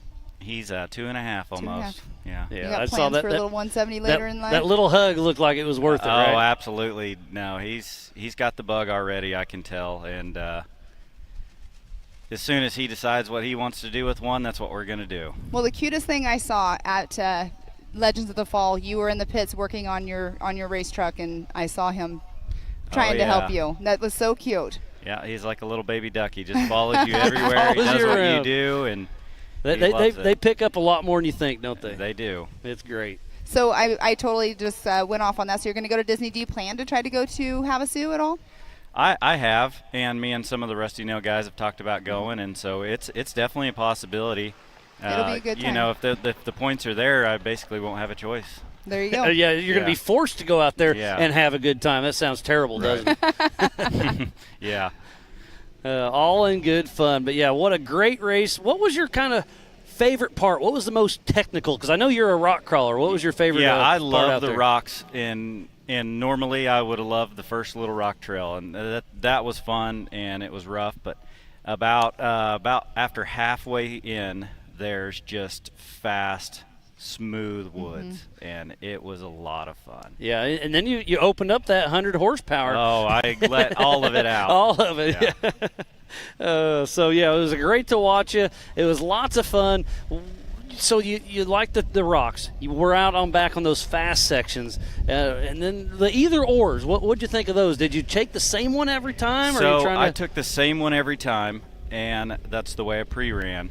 So there was definitely an either or where me and Doug got together, and he took one and I took the other, and mine was definitely slower. Okay, so you saw him when you came out, and yes, he was ahead I of you. came out, and he was like 100 mental note. or 200 yards ahead of me, so I had took a bad either or, but well, it wasn't bad. It was just longer. Yeah, I knew it, so I stick to what I start with, and I do the same thing every lap because I don't want to mess it up. Muscle memory. Yeah. You know, I want to be as reliable as the vehicle's being to me, so I want to do the same thing to it every time. So. And not beat it up and try to save it, because, I mean, an hour and a half, what do you think about that new race format? I really like it, because it is hard to guess your guys' lap times. It really is. So I think the hour and a half plus a lap really makes sense, because it gives you a guaranteed time. Yeah, I like it, and you know, we did 4 laps. So when I raced here in 21, we did 5 laps, and that was pretty rough. The 5th lap was You were wore out. Yeah, I was ready to stop at lap 3, and at lap 4 I was really done. But yeah. But all in good fun. Yeah. Well, your last lap was also your fastest lap today too. So Oh, were you yeah. picking it up every time because you knew how I close? was being more conservative on 4, but on lap 3 I was chasing a Jeep for a while, so I got slowed down a little bit. On lap You 4 actually were faster by 3 minutes on that lap of him. Oh wow. Yeah, it was well, good. I caught him, and he was way ahead of me. What was the dust like out there for you? There was only 6 of you. The dust was kind of confusing because even when I would come down and go to turn around, my own dust would get me. Getting in your Yeah, well. it was getting me, and it was confusing. I was thinking I was catching somebody. But it was yourself. It was my own dust. You're catching yourself. Yeah. That's pretty good. That's pretty impressive. And once I got behind somebody, the dust was pretty good. Pretty rough, but it wasn't too bad. Yeah, well, wait till we throw 60-plus UTVs out. Yeah, I there. can It's gonna only be interesting. imagine. It's going to be a fun one to shortly. watch. So, yeah, I mean, it's been a great day of racing. There's a shot of Adam Collin, and we saw your old Toyota there on the right. We'll see how it all shakes out, but it's looking good. I see our pole setter, Carson Atkins, pulling up. He'll be starting our lineup for our next race. It should be starting here in about less than an hour. Be kicking off the 4900 UTV class, and it's going to be one to watch. It was a great time watching you guys, but just more cars on course, more action, right? More action. So you've been a Toyota guy for quite a while, if I'm not mistaken, right? Right. So where's that drive come from? Really, the drive for Toyotas just came since I was got my first vehicle, and it was a Toyota pickup. And you had to fix it when it broke, right? Yeah, and it was a piece of junk, so there was a lot of fixing. Was it this one or a different piece of junk? It wasn't this one. It's a piece of junk too, but the first one was even worse, and that's how I learned to work on cars, was just owning one. And now you're a Toyota guy, and you got quite a few of them at the house. You work on them quite a bit, right? Yeah, that's all I do is I just work on Toyotas and then beat them up. You fix them, you break them, yeah, and you collect parts. Yeah. But yeah, it was a great run for you out there. Great to see you have so much fun with us here at Ultra 4 USA. And yeah, I guess we'll see you at Visions here in a little bit. But man, what a great race, wasn't it? Yeah, it was great.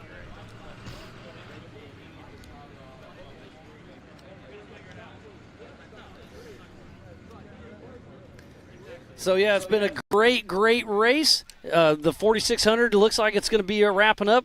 Always a pleasure with you out there, Mick Henson, having fun. So it's been a good time, great race. It's been a great day out here today. Thank you so much for coming by. We're going to have another. Adam's going to come in and talk to us here in just a moment, but yeah. So we're going to take a break here in just a moment. We're going to do some switch outs, getting ready for the next race as well. So you guys want to make sure you stay tuned, and we'll be back right after this.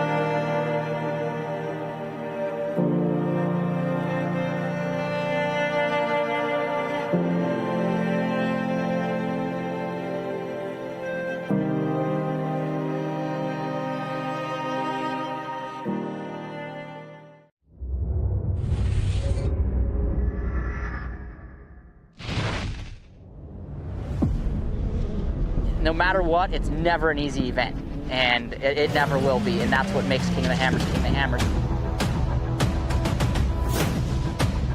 Tire choice is everything. I mean, to have a tire that's reliable and consistent and drives well out in the desert, but yet when we get to these crazy rock sections, still has grip and performs, and we can hit these sharp, jagged edge rocks and not have a problem, is what we need. And the Rockzilla is definitely our second to none when it comes to the UTV tires. And it just speaks traction. It's got big lugs hanging off the side. It's got big lugs down the side of the sidewall of the tire. If you're gonna look for something that makes traction and is gonna grip in rocks and dirt and everything, you look at a Rockzilla and go, man, that thing looks like it's gonna do the job right there.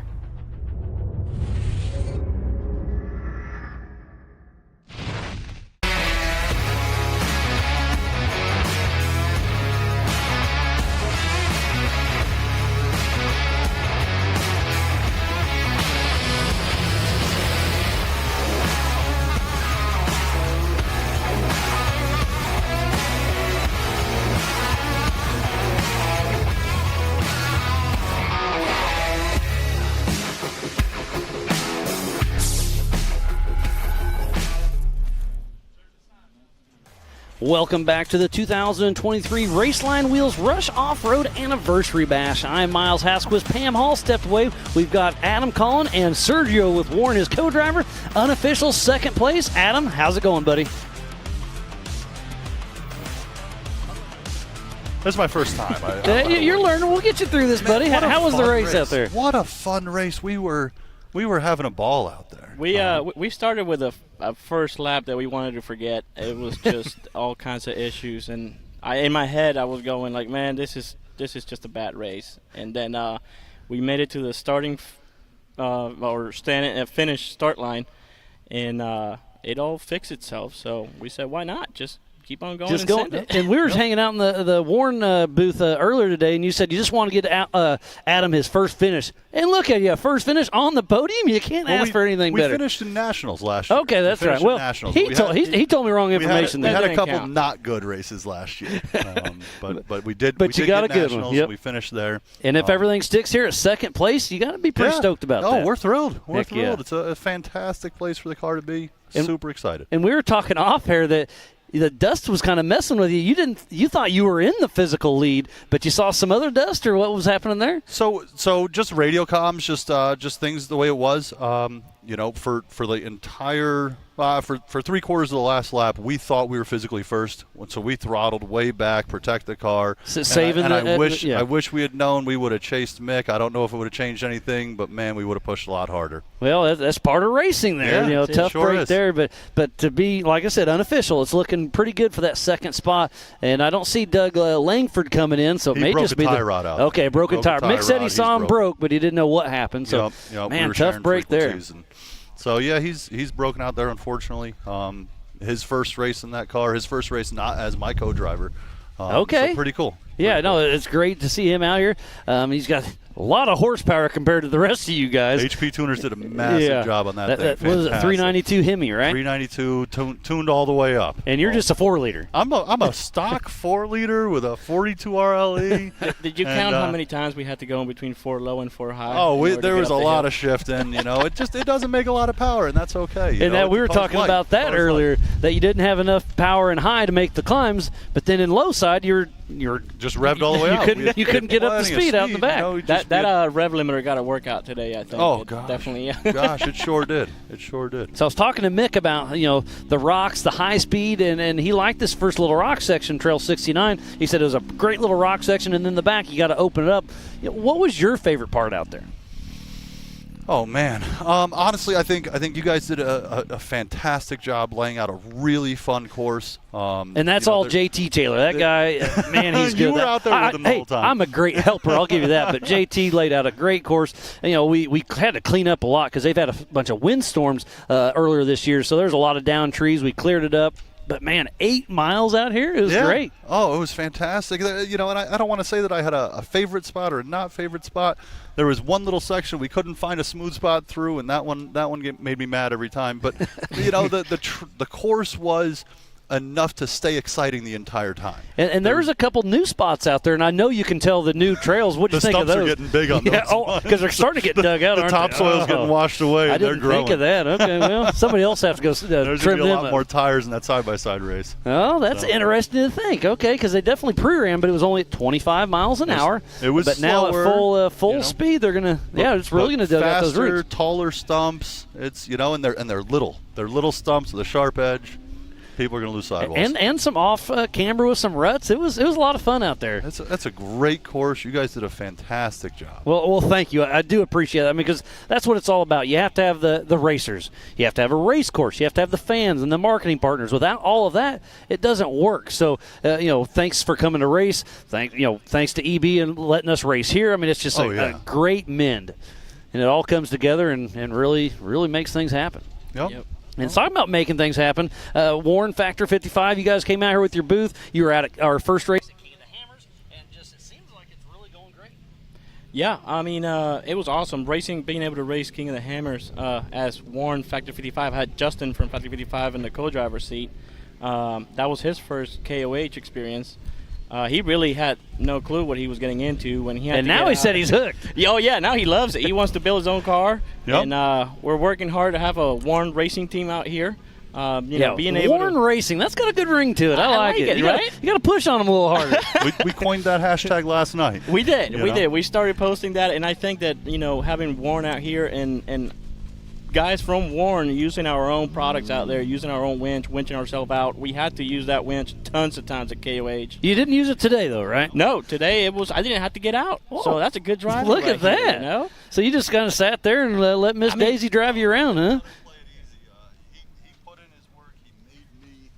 Stay on focus. He kept me on track more than I could ever ask for. So, a good co-driver goes a long, long ways. That's for sure. You guys might have to work on the rule book and put Sergio as not allowed. We got a lot of good co-drivers out there. You're gonna have to fight. So I started with John Schaefer. I've always raced with him, and he's got a lot of wins under his belt too. With this guy, and he does. And we brought his car back from retirement for KOH. We weren't really supposed to race it, and then we ended up racing. Yeah, because it was in the Warren booth. He just let it go out there, and then you guys took it out. I gave him a call, and I said, hey, man, we should race this. And he goes, no, I can't make it. I can't fly out there, but if you want, just take it and have fun. And drive it like a rental, huh? I did. And, we ended up being fourth, and then about a mile from the finish line, it gave up. But, I mean, we had no prep on that car, so we actually made it farther than what we thought. Fourth till you weren't. Exactly. Part of it. But it's awesome experience, and that's racing. Sometimes you're happy, sometimes you're crying, sometimes you're loving it, sometimes you're hating it. It's a love hate. I'll give you that. Yeah. And to be part of Warren and be supporting Ultra 4 like that, and be able to be involved in the field and using our own stuff, that just it's I mean, priceless. hands-on. You're with the enthusiasts out here and showing them what they can do. It's really cool. The stuff that you learn on the field, I think Justin got a whole new world out there when he started winching on the fly, and now be ready for new products coming out from Factor 55. That's got some good stuff going on, huh? Yep. A little bit behind the scenes. I know you guys were at a tow convention last weekend. Correct. And now you're heading to Jeep Beach after that, correct? Yep. I mean, pretty much the plan was to do a tow show in Florida, and I live in Florida, so he was staying with my wife, my kids, and his family. That's awesome. And we were staying there through Jeep Beach, and then I said, well, let's go racing. Heck so why yeah. not? Speaking of Warren, what kind of winch you have on the front of that unit? On his, we actually have an Evo. All right. Winch, with a Factor 55 trail hook. I see the big hook on the front. Yep, and that's Justin's little KOH ID on the front. That call that the hammer loop. The hammer loop. Yep. And that makes life so much easier and so much faster to be able to winch. It's incredible the stuff that he comes up, but just being on the field, I mean, using it hands-on, it really makes a huge difference in that exact instance, for sure. Yep. What a great day of racing. Thanks again. Unofficial second place, Adam Collins, Sergio with Warren, Factor 55s here on site. Thanks again for being a part of the 4600 Spider Track stock class. We'll see it all shakes out, and we'll be right back after this.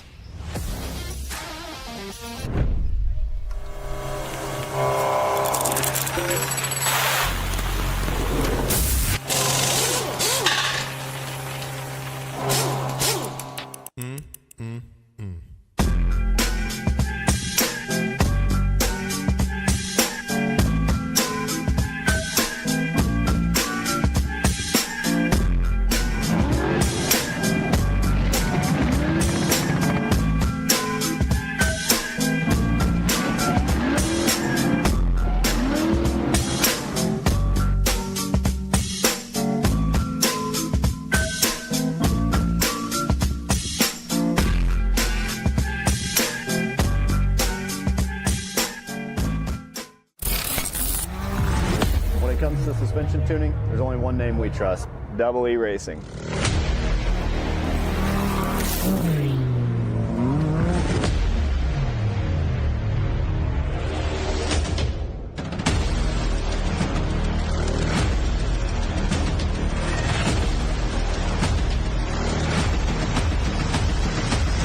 Double E Racing. We help build champions. Ready for any challenge. Maxxis tires can handle even the most punishing off-road conditions.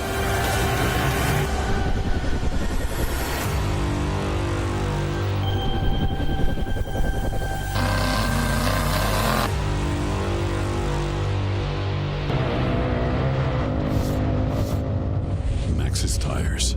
Tread victoriously.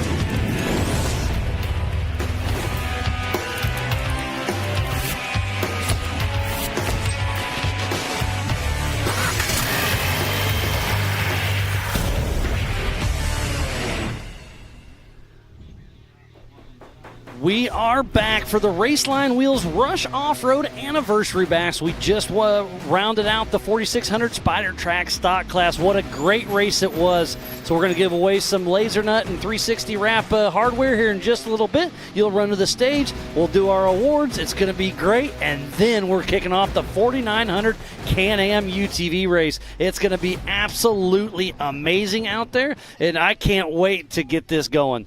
It's going to be a great race to watch.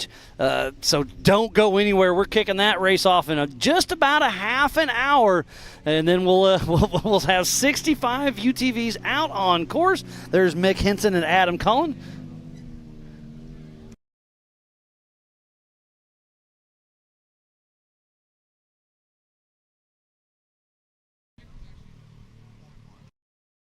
So yeah, everything's going great. There's Mick Henson and Adam Cullen out there. We'll be giving away those awards here very, very soon. And then kicking out the 4900 UTV racers. It's going to be great. We've got a stacked field with Carson Atkins on that pole position right next to Paul Wolf.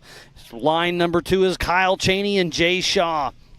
Line 3, Mitch Wofford and Tyler Gibbs. Then it's Zach Pollard, Jamie McCoy, Jake Godfrey, Todd Beckett, Cody Martin, Jason Wofford, Aaron Litch, Mike Park, Corey Willis, and Levi Metzinger is who's going to be taking off on our next race. So it's going to be great race coming up. We just finished a great race, but we're going to have action all over the course. Well, this one we had some downtime, but the next one we are going to have cars everywhere. It's going to be a little bit hard to keep track. It will be Go to live.ultra4racing.com. Keep up with that live timing. We'll have 3 classes racing at the same exact time later on, so it's going to be great to see. So here's the AMSOIL result graphic. We have Derek Alsler, our unofficial winner, in second place. Adam Collin, and then DNF for Doug Lanford, Mick Henson. So Mick Henson's our unofficial winner. This graph is a little goofed up. I do apologize. It's Mick Henson up front and then Adam Collin. And then the rest of them were some DNF, so I apologize about that. But it was definitely Mick Henson and then Adam Collin unofficially.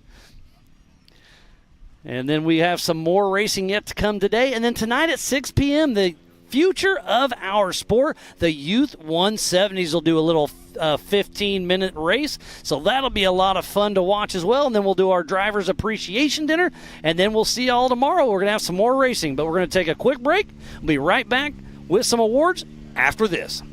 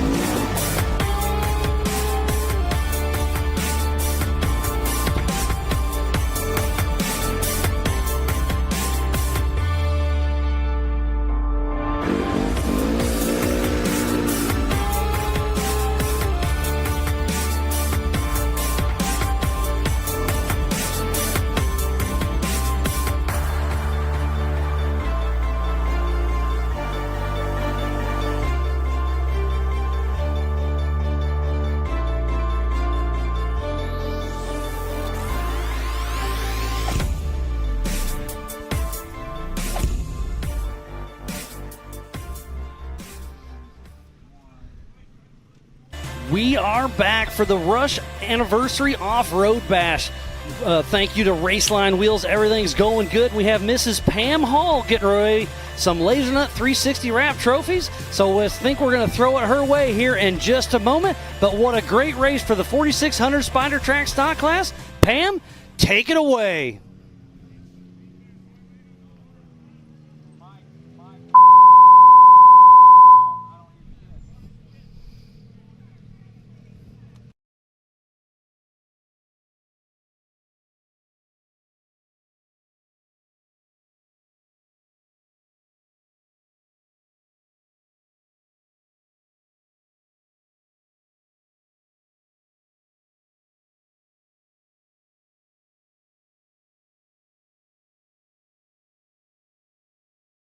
Out here, we had a ton of fun. Thank you to Kentucky. It's been great. You know. So was Sergio actually like telling you how to go in the course, or was he just saying jokes the whole time? No, Sergio kept me in line the entire time. The entire time he was talking to me, keeping me focused, doing everything he needed to do. I couldn't ask for something better. Sergio did great. So what was your least favorite part of the race course out there today? Man, you know, they asked me that the same thing earlier. this was a great course. You guys created a course that never stopped being exciting, you know, and so I didn't have a favorite, I didn't have a least favorite. It was an exciting course the entire day. Well, let me ask you, did you have a favorite part of the race course? Yeah, last lap I was able to nap. I mean, it was great. He knew where he was going, just cruising, so I just took a nap. It was great. That's awesome. Well, who do you have to thank for getting you up here in the number 2 spot today? Oh man, Rock Crawler suspension, Dirty Life race wheels, Warn, Factor 55, Predator trail gear, Savvy Off-Road, Nitto. I think that does it. You got it? Yeah. Are you sure? Are you sure? I'm not sure. If I forgot you, I'm sorry. Oh, my girlfriend Kelly, my mom, my dad, Jeremy from Rock Crawler.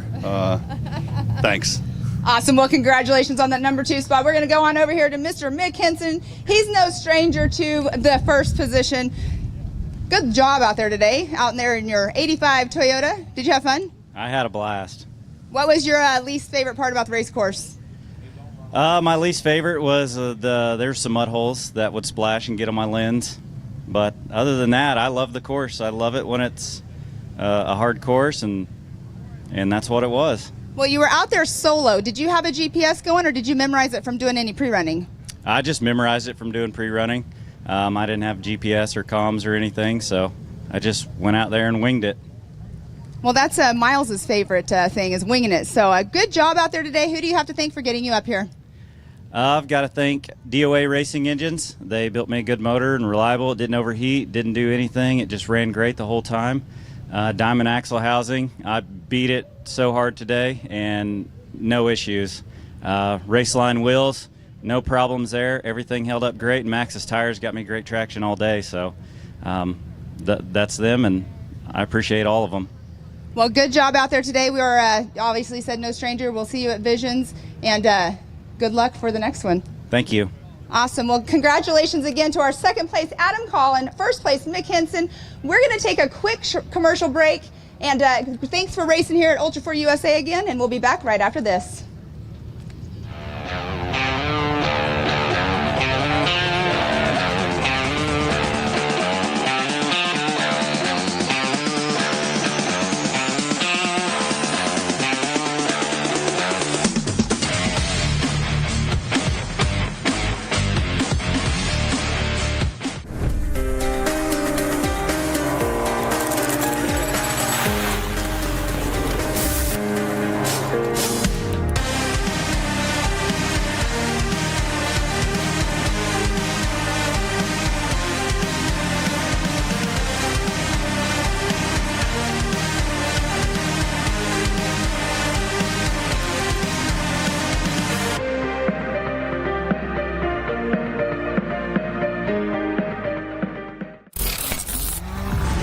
When it comes to suspension tuning, there's only one name we trust, Double E Racing.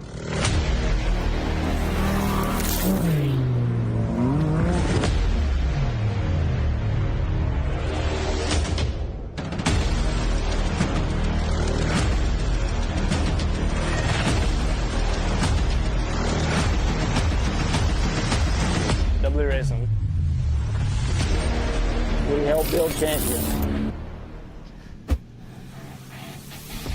We are back. We just wrapped up the 4600 Spider Track stock class. Pam, you just handed out some of that LaserNut 360 wrap hardware. They were excited to receive it. We're about to kick off the 4900 UTV race. This is going to be great. This is going to be great. Stacked field out there. 60 plus cars out on course. Going to be starting every 20 seconds. Two at a off the time, line at every a time. 20 seconds. It's It will going to be so exciting. It's going to be on adjusted time. We are about, what's it look like, about 25 minutes away from kicking off. But we have a great little thing to show you here in just a moment. Our very own George Cruz did a documentary for Tyler Rimreed. You can also catch the full length on AOE.tv, but you're going to get a great look at it, and here it goes. Need some more gas? No way.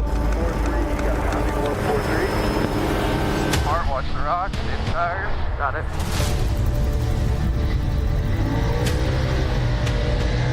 We're gonna get through this nice and clean, no show shit moments, we'll be good. Yep.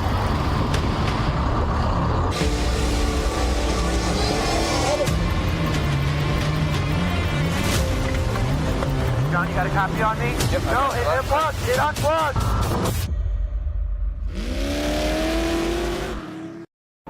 Hello guys, my name is Tyler Emery and I'm an off-road racer. I have my own team, TR Racing, and right now we're just building our own brand. Currently we're out here in Johnson Valley, California. We're at King Hammers 2023, man.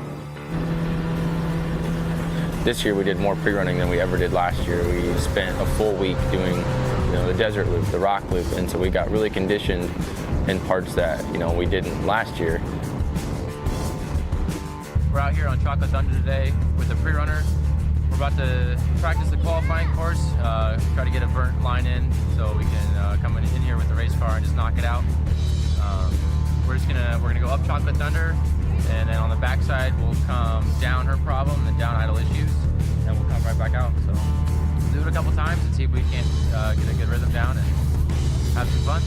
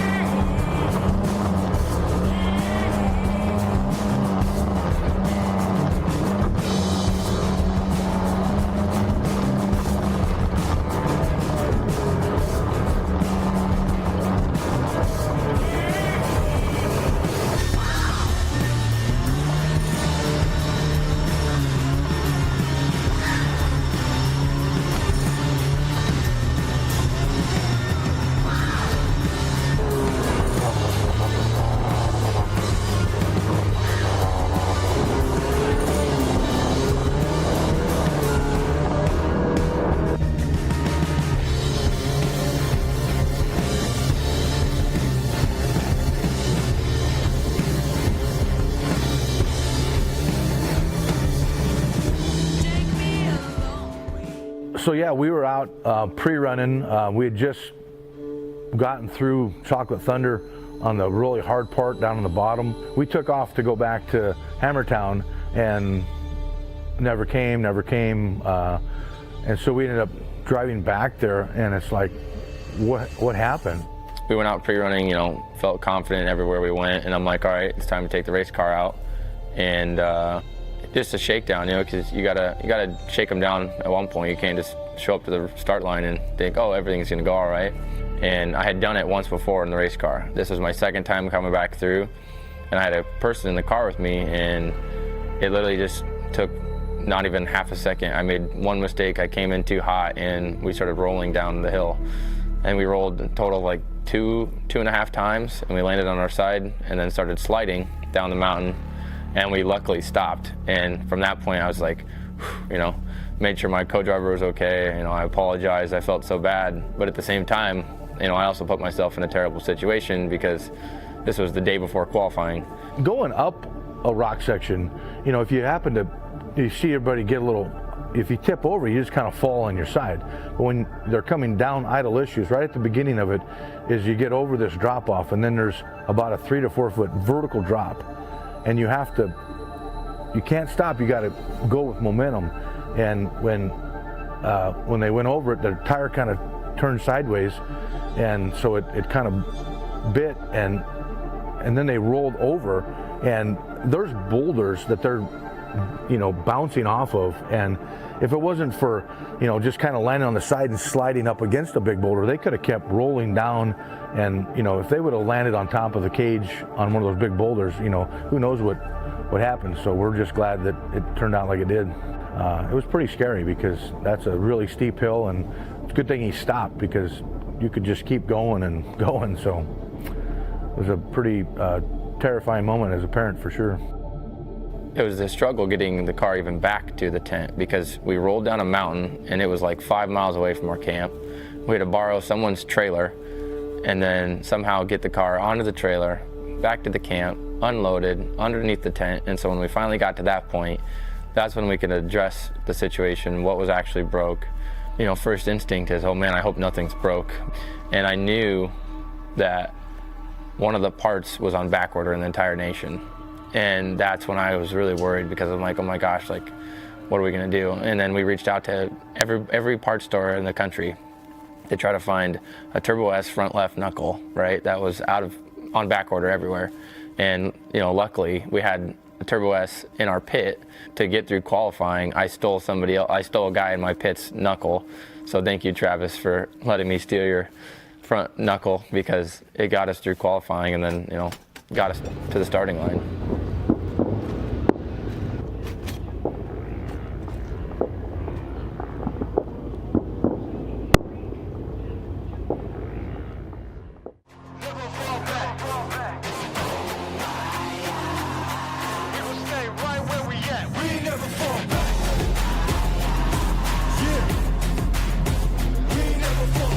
Good morning, everybody. It's race day out here at King of Hammers. It's Tyler Remreed.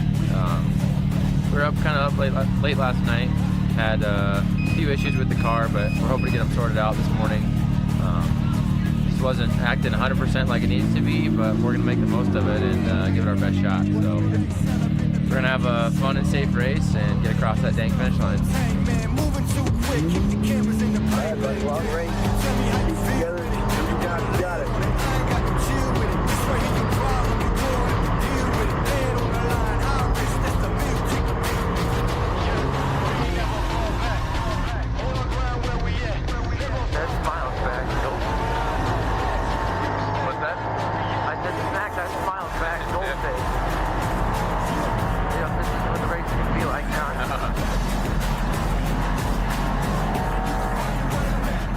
And when the race started, you couldn't see 5 feet in front of your car, and you're going 70 miles an hour because you don't want to hit anybody.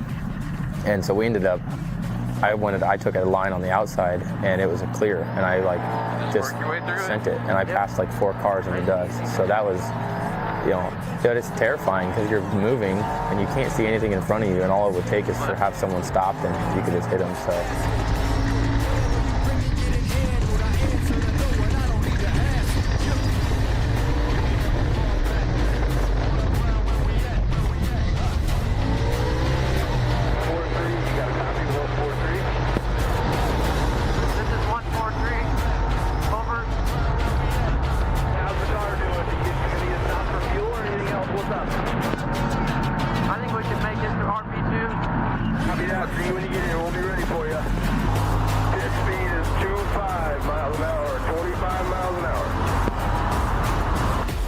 You just did 80 miles of the desert, and now you come back through and you go back through the short course section, which is where we started. That's main pit. We stopped at main pit, collected our thoughts, had to take a breather because what we were about to do was the rocks, and that was the most challenging part of the race. So we came in, took a breath, and then once we went back out, you kind of just start lap 2, which is the rock section, and then you go from there. John, you got a copy on me? Yep. No, it unplugged. It unplugged. You got me? You got me? No, it unplugged. Plug it back in. There. Now I got it. All right, buddy. Keep it together in the rocks. You guys are doing great. Keep up the good work. I was not looking forward to the rocks by any means. The desert's the fun part. The rocks is where it gets real nasty. And that's where you can make or break your race.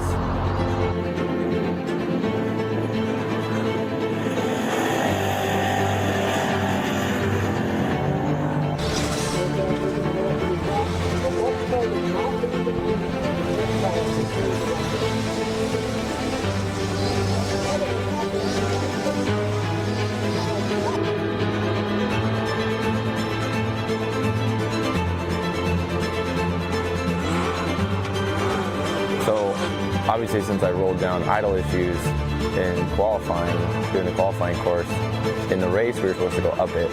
And, I wasn't the only one who obviously had struggles on that trail. We were out pre-running, and one of the guys we were pre-running with rolled backwards trying to go up it.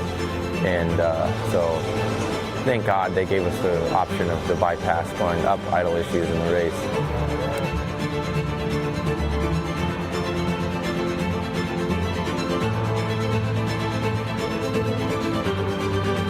The first rock sections we went through, we went down Spooners and then up outer limits.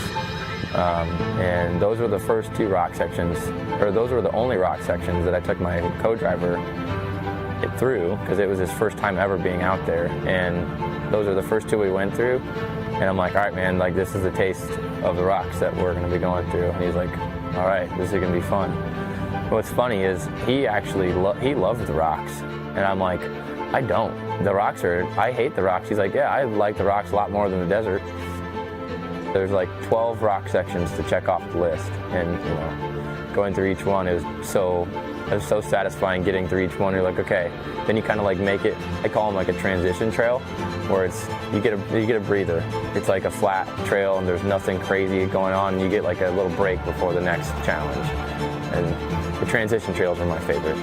I would say the top 3 hardest rock trails, Thor's Hammer, Z-Walk was a tough one for sure, and then going up Idle Issues, that was another tough one. I would say my favorite moment is, we were coming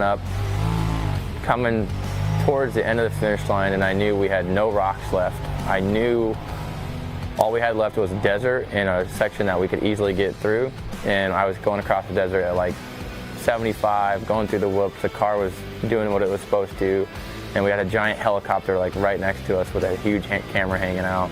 And I almost started crying because I'm like, man, like this is so cool. Like we got to this point with my co-driver, his first year ever. We're flying across the desert, this giant helicopter right next to us. Like that was a pretty cool moment.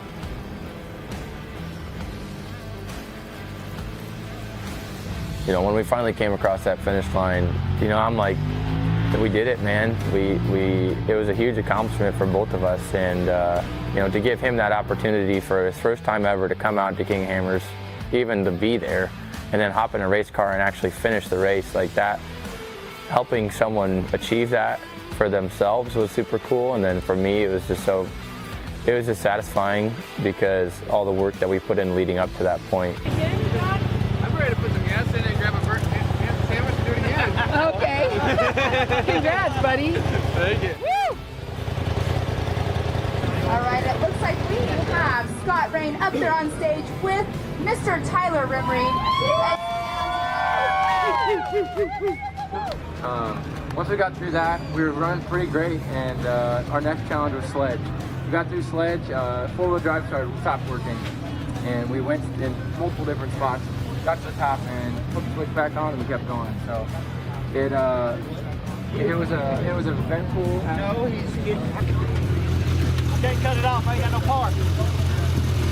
You got it done, brother. I almost took your jack. I know. Congratulations. Hey, congratulations, y'all. We fought hard all day out there. Did you run away far enough to still beat me? Yeah, you did. But I started way behind you, didn't I? Hey, I don't know. I put your helmet in here.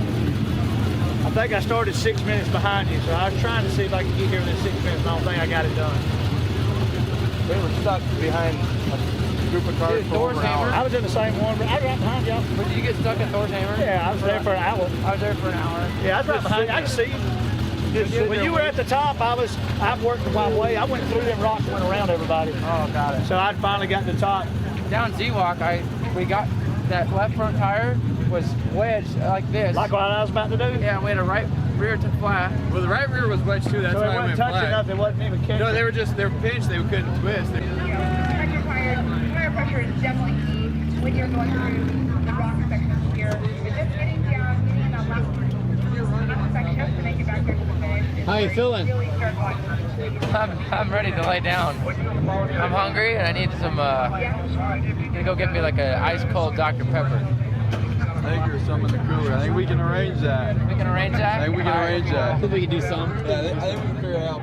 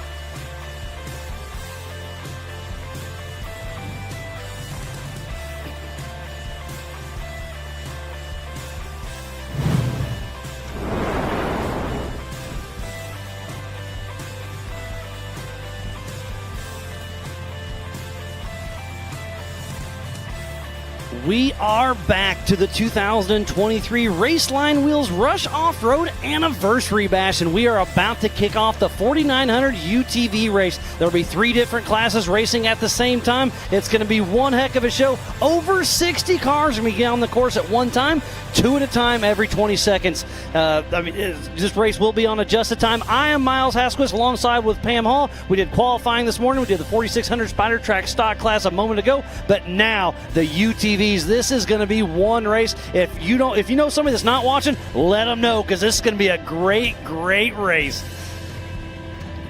I can't wait, Pam. This is going to be one heck of a show. I didn't have my mic on. That was a rookie move right there. But look at that. That is our lineup right there. We're getting ready to go through it. But look at that lineup right and there. And on the pole is Carson Atkins next to Paul Wolf. And we'll have Kyle Cheney and Jay Shaw. Then Mitch Wofford and Tyler Gibbs. And we'll have Zach Pollard and Jamie McCoy. Then Jake Godfrey and Todd Beckett. And then Cody Martin and Jason Wolford. Aaron Lynch next to Mike Park. And we'll have Corey Willis and Levi Metzinger. Tyler Rimreed and Johnny Greaves. All right, and then we have CJ Greaves and Bill Hillard. Then it's going to be Cole Clark and Jody Ford. And then we have Dustin Robbins and Nathan Parker. Adam Cutts and Matthew Walraven. And then we have Jeremy Blackburn up against Caden Hunt. Christopher Ambergy and Chris May. And then we have Tony Polari and Eric we had his name earlier, D. Youngie. D. Youngie, sorry. Then Alan Burton and Kurt Mackey. All right, Byron Starr and Steven Rogers. Turbo Todd Rimreed and Alex Rose. Aiden Gilbert and Cameron Zollers. Cody Wallenberg and Heath Taylor. Brian Hamby and Reed Murnahan. Kyle Smith and Ryan Dunham. Tanner Edwards and Mitchell Riccoli. John Seaman and Josh Owen. And with Justin Barth and Peyton Dumford. JT Strickland and Scott Burton. And then Jeffrey Donda and Colin Smith. The Dirt Princess 7, Peyton Isabel and John Schuster. And we have Cody Cottlebaum on here. He is not racing, but then we have Nathan Saylor. Peter Russell and Benjamin Heiken. And Zach Seismic and David Roberts. That is a stacked field. Over 60 cars taking off. A couple of those cars may not make it, but we'll have over 60 cars on course. It is an 8-mile course, 11 either-ors, and here's the lineup we're seeing from above. That's right in the center of your screen right now is the Project X booth we're calling from right here, and we are right at the start line, just off the start line for the Raceline Wheels Anniversary Bash here in Rush, Kentucky. This place is absolutely amazing. And yes, you can see right there all of the different cars, different drivers out here ready to race. Who has strategy, who doesn't, who's running co-drivers, who's not running GPSs and memorizing it. It's all going to be a strategy that they all have, and they don't usually share their strategy too much, but they'll share other information. And it is 3 o'clock sharp, so we will be live racing any moment. There he goes, Carson Atkins next to Paul Wolf. It'll be an absolute drag race. We were talking to Paul earlier, and Paul's going to give it all he has, but Carson Atkins is no slouch. So it's going to be interesting because the first one to the woods is really going to make a big difference. And you want that clean air because dust, lap traffic has become an issue. Yes, it is. It's going to be an issue tomorrow. Not so much today. It will be. Well, we'll see. It's supposed to rain tonight, but you know those weather guys. They never know what's going on. I don't know if we don't want the Rufus Racing doing too much of a rain dance tonight, but we don't want them doing any kind of dancing. No, that's true. True story. No, we have quite the crowd out here watching. Thanks everybody for coming on by here and checking out this race because this is one you definitely don't want to miss. The side-by-sides are the fastest growing class in any racing association that is out in this whole entire world. So it's exciting to see over 60 UTVs out here. We have a mixture. We have Yamahas, we have Hondas, we have Can-Am, we have Polaris. There's a lot, yeah. So many. And it's great to see so much factory support out here. Speaking about that, we see the Greaves right there. They're factory Polaris race car drivers, and they're out here racing. They've raced with us a few years at King of the Hammers. They did race in Crandon because that's kind of their home track. So it's really great to see them coming out and racing Ultra 4 at a regional race. Speaking about that, Kyle Cheney. Yes. He's a three-peat at King of the Hammers, but he's racing the regional race. Really, really great to see all these big-name racers out here, and I think we are seconds away from sending out Carson Atkins and Paul Wolf to see the drag race. Remember, it's 2 at a time, every 20 seconds. The race is on adjusted time. Man, this is going to be a tough start. I'm not even in the car. And there's going to be action all over this course. Look at that so shot I think right it's there. going to take us about 10 minutes to get all these cars out, and then I think we'll see Paul or Carson in here in about that 13-minute mark. So they're going to be in lap traffic on their second lap. I know we have timing, but I'm going to start my timer because I want to see it right in my hands if I remember to stop it when they come through. But that is such an amazing view right there. Look at, you can see the number 70 of Jamie McCoy right there. It's awesome to have the large number on the top of the hood of your car because then we know exactly who it is. It's going to be a wild, wild race, and I can't wait to get it going. Like I said, we're just a couple seconds away from kicking it off, and it's going to be one heck of a show. We are here at Rush Off-Road Park. They have over 7,000 acres, over 100 miles of trails. They're open 7 days a week. Park owner EB and his entire staff are absolutely amazing here in the tri-state intersection area. Just outside of Ohio, West Virginia, we are in northeast Kentucky. And it is about to go down. Make sure you go to AOE.TV, Speedsport.tv. This is the Raceline Wheels Rush Off-Road Anniversary Bash, the 11th annual. They've got 8. This is the 8th year in a row they've sold out. Over 2,500 people came on site to watch it in person, and there's even more like you back home watching from home. So thanks to each and every single one of you for tuning in. This is going to be a great, great race. An hour and a half plus a lap, just like the last race. Yeah, it's going to be so much fun. We got drivers back here that are trying to get their cars a little bit cleaned off right now, but I don't think that's going to be clean too long. But we have all these drivers sitting here waiting for that green flag to drop. Most exciting part of the day for every single race car driver out here. We talk about this being a stacked field and everything. It is super, super cool. We keep saying it to see these bigger names that have been coming out here and racing with us, you know, at our King of the Hammers and stuff, and they are now here at one of our regional races. Is super awesome to see. So getting a little chatter through my rugged race radio, just making sure everything is locked down. We need a safe course for everybody because safety is our absolute first concern. We are about to go live racing. Carson Atkins on that pole with those 7 extra points going into this race now, but he's next to Paul Wolf, and he dominated the UTV series last year. Yes, for sure. And Carson Atkins had that fastest time of a 45 seconds. It was amazing. I think we're going to be in the 13-minute range for this. I think they're going to be twice as fast as the stock class. Because we keep saying they're smaller, they're more nimble. They get through the trees without, you know, obviously they're smaller than the 4400 cars, so they're easier to go through the tight spots, but it's definitely going to be very interesting. We are off. Carson Atkins and Paul Wolf, a drag race. It looks like Carson Atkins gets the early lead. They're going to go through the woods. We'll see who comes to the Brannock Hill. It is Carson Atkins out front, but Paul Wolf is all over his tail.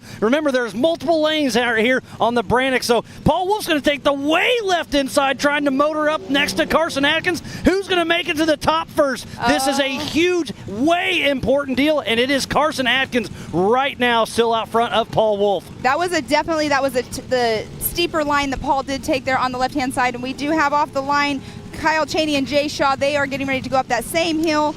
And there we go. Mitch Wofford, Tyler Gibbs just took off the line. So Kyle Cheney, Jay Shaw, Mitch Wofford, and Tyler Gibbs. We've got 6 cars out on course right now, and look at that hitting the little kicker right between those tree sections. And they just blew past the Amsoil hot pits. Look at the dust. It is going to be terrible out there. Mitch Wofford on the inside there. Rubbins Racing at its finest right there. But now takes off is Zach Pollard and Jamie McCoy. What's really cool about that hill is there's so many different sections that you can do. So they're taking off and having so many different angles they can go up that left-hand turn. Trail 69. Yep, here we go. So Carson Atkins is still out front. How far back is Paul Wolf? Further back than I anticipated. I don't see him there he is. Here he is. So he's about 5 seconds off his pace. But Carson Atkins, here's the either or. We saw the other guys going hard right, but they're coming right up the center of this trail. So Carson Atkins out front in his Yamaha, but Paul Wolf and that Can-Am trying to reel him in. They took off side by side. But he's fighting dust right now, so his key right now is to get out front in front of that. So we do have the 904 of Mike Park and the 113 right there of Aaron Lynch taking the green flag. We missed Coney Barton and Jason Wofford taking off, but yeah, like you said, Aaron Lynch, Mike Park. Lots of action out here. What a great setup. 2 at a time, 20-second increments. They are running hard, and they're coming up and across that little hill, and then they'll take a hard left and go up the Brannock Hill right there. This is going to be one to watch. But Carson Atkins, I'm really impressed with that young man. He's a very young Sounds man like out there. Corey Willis and Levi Metzinger off the line. And it looks like Corey got the leap on Levi. And the dust is starting to thick, but I do feel a pretty good breeze out, so that's going to help a lot. But the dust is going to play its issue. And there's the 143 of Tyler Rimreed next to Johnny G. Johnny Greaves out of Wisconsin, and they're they're buddies. I wouldn't say teammates, but I wouldn't call, they're just out there running hard. But Johnny Greaves in that Pro R, Tyler Rimreed behind him. This is going to be a great race to the finish. So up next, another Greaves, CJ Greaves next to Bill Hilliard getting ready to take off. As we're seeing, I believe that's Jay Shaw coming through the woods, and we saw the either or down there as well. There we have Mr. Cole Clark. So we missed CJ Greaves and Bill Hilliard, but up next, Cole Clark and Jody Ford. Getting ready to take off single-seater. So that is Cole Clark and Pete. That's Pete Russell. Oh, Pete Russell, Yes. You're right. His time didn't come up on that, so that's why he is actually up there in the right spot that he should have been. Look at that dust right there. It is Yeah. dusty, but seeing the difference. What a crazy deal. The wind's starting to come up, but the dust is extremely thick, as I see Dustin Robbins and Nathan Parker making his debut with Ultra for USA. Dustin Robbins got the jump on Jody Ford. There was Godfrey, I believe, coming through. Here's that. We're only about a mile in right here, and this is a fun little either or. And there's another can. Wow, this is getting tough to tell with all that dust. Who's who? Well, but we'll do our best. I think after the start, it's not going to be so dusty for us, maybe. So Adam Cutts and Matthew Walraven taking off. Right behind him, Jeremy Blackburn and Caden Hunt. That's Chad Hunt's son. So great to see the family affair out there having some fun. Miles, I've lost track of how many cars have taken off the line I already. believe we're at 27 or 8. I may have missed one. That was, I believe, Matthew Walraven next to Blackburn. So we're off on our. We're off. We missed a car somewhere out there, but we're doing good. All right, that's the 120 taken off the line against Caden Hunt. So that's Christopher Ambergity. So next up should be Chris May and Tony Polari. Yes, yep, we were missing one of the drivers. I apologize, but up next is Chris May and Tony Polari. Not missing anybody. And it's a drag race all over the course. Wow, we already have traction at the Yukon launch on screen. And right behind us, look at that pass at the top. Ooh, is that Paul Wolf? It is. So I believe that was Carson Atkins still out front in front of Paul Wolf. So our leaders have stayed the same. And somebody really cool just behind us drove by. Who was it? I can't believe that we just saw Cody Quattlebaum in his race car. Oh, you know what? He did tell me he's going to take the start and pull off. The car's hurt. Gotcha. Okay. So now we have the 9004 of Byron Stratton and Kurt Mackey. We missed Eric Dijon and Alan Burton. Eric DeYoungie taking off.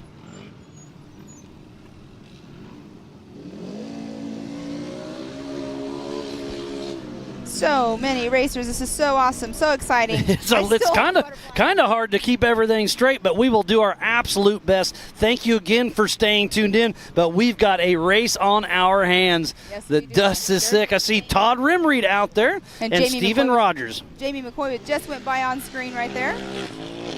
So that is Alex Rose and Aiden Gilbert. Aiden's got his dad, Casey Gilbert, riding with him. Remember, it's 2 at a time, every 20-second increments. This race is on adjusted time, an hour and a half plus 1 lap. They'll do roughly 9 or 10 laps to my guess. It is going to be a race, but the dust is going to be there. Lap traffic's going to start setting in. And off the line is Cody Wallenberg and Cam Zollers. All right, next up off the line is going to be Brian Hamby and Heath Taylor here in just a moment. But there is action on Brannock Hill as we speak. Oh, somebody's stuck on there. So we got another Can-Am match. I can tell the front end, and then they just pop right past. But somebody's stuck in the middle. They got back going.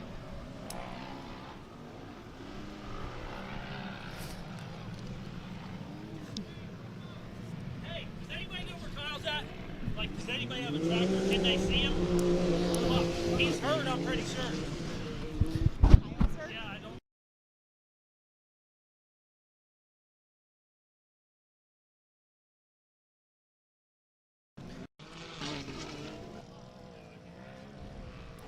I believe that was Todd Rimreed. And then off the line now is a 336, I believe. That Ryan Durman and Tanner Edmonds. So we're about 48 cars out of 60 plus out on course. So we have Mitchell Rucci and John Seaman taking off.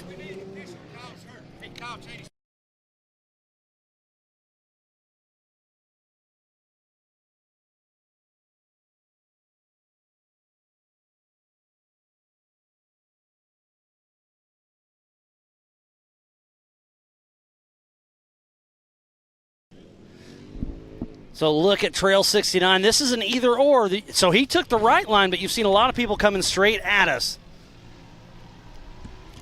Lots of action all over the course. There is Josh Owen and Justin Barth taking off.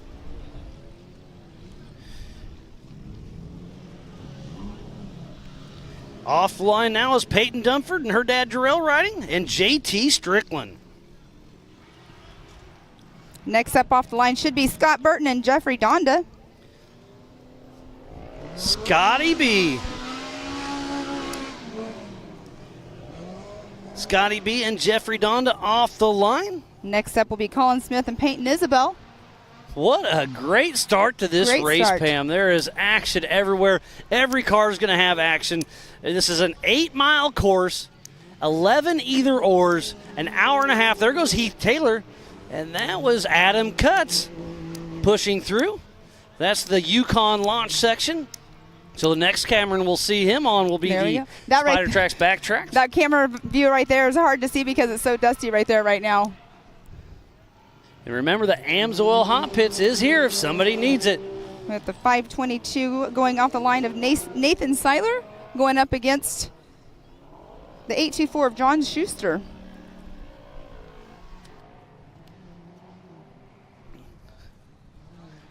So it looks like we got just a couple more cars to go. We are missing a few of them.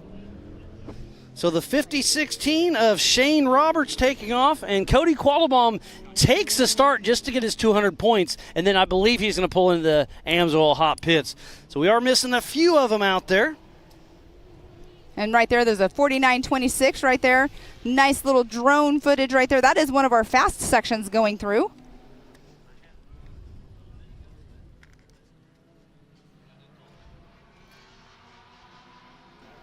Miles, it sounds like we have somebody that's going to possibly be coming through already. I can hear some noises in the background here.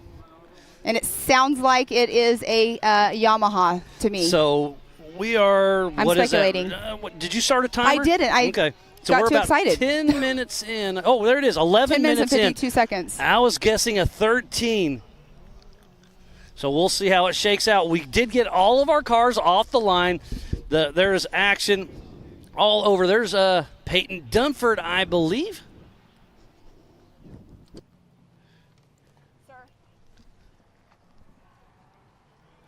What a bunch of cars out here on course. Oh, we got one rolled over in Trail 69. There's that little bypass. So now they're all going to be going to the right. But don't worry, we have safety crew right there. Benji is on the scene. He sees it. He'll be down there and checking on them. We'll get some input through our Rugged Race radios.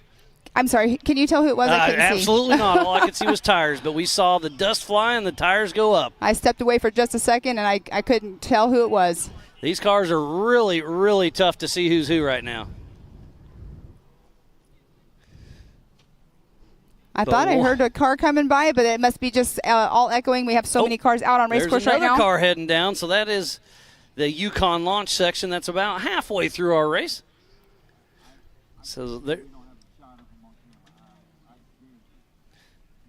So there's a Yamaha coming up. So we'll see. It's going to be interesting. I see somebody crawling out of a car, but I can't tell who's who. It looks like it's a RS1, and it looks like a teal-colored cage, but I could be wrong. Yeah, your guess is as good as mine. We'll see when they upright. We got our flag there saying yellow, saying, hey, divert, because they're right at that either or. Look at that shot right there. That's Paul Wolf. So that's either physical first or second. I see He's in dust. So I think Carson Atkins still out front, but our physical leader is running strong out there. Oh, and here's another one right here. Jay Shaw right there. Jay Shaw Look was, at the dust. Look how heavy that dust is hanging. and he was our 4th qualifier. So looks like, looks like driver's out. Everything's okay. So we'll get him righted and get him the course cleared. But lots of action. Again, thank you to everybody tuned in. We successfully got everybody on course for the 2023 Raceline Wheels Rush Off-Road Anniversary Bash. We are here in Northeast Kentucky, and it is going to be one heck of a weekend. We just started the 4900 UTV class. That was Tyler Gibbs possibly at the Spider Tracks backstretch. And we're got a shot at the top, right in the middle at the top of your screen is where they're going to be dropping down that first little drop. There's the Yukon launch. It may have been Heath Taylor.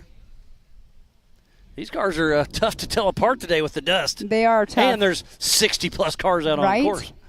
Well, we'll know when they come through, who's coming through first, and it's I'm surprised they're not in yet. I was going to say we're at that 14-minute. 14-minute mark, so I'm off on my guess again.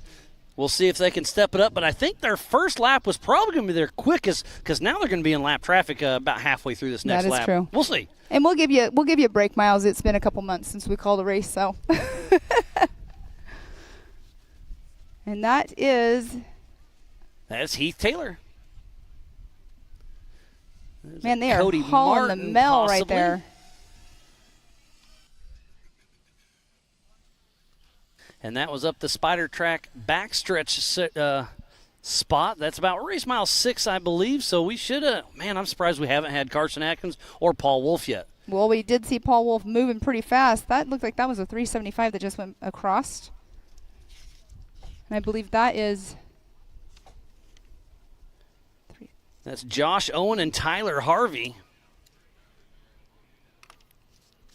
What a great race. Thank you again to everybody that puts this on. Jason and Gayla Robinette, all of the volunteers, the Ultra 4 USA staff, AOE, MAO crew, media safety, USAC racers, fans, and all of our marketing partners. Without each and individual one of you, we would not be here racing today. As we just saw, that may have been Kurt Mackey, but that was a RS1 flying through the Spider Tracks backstretch.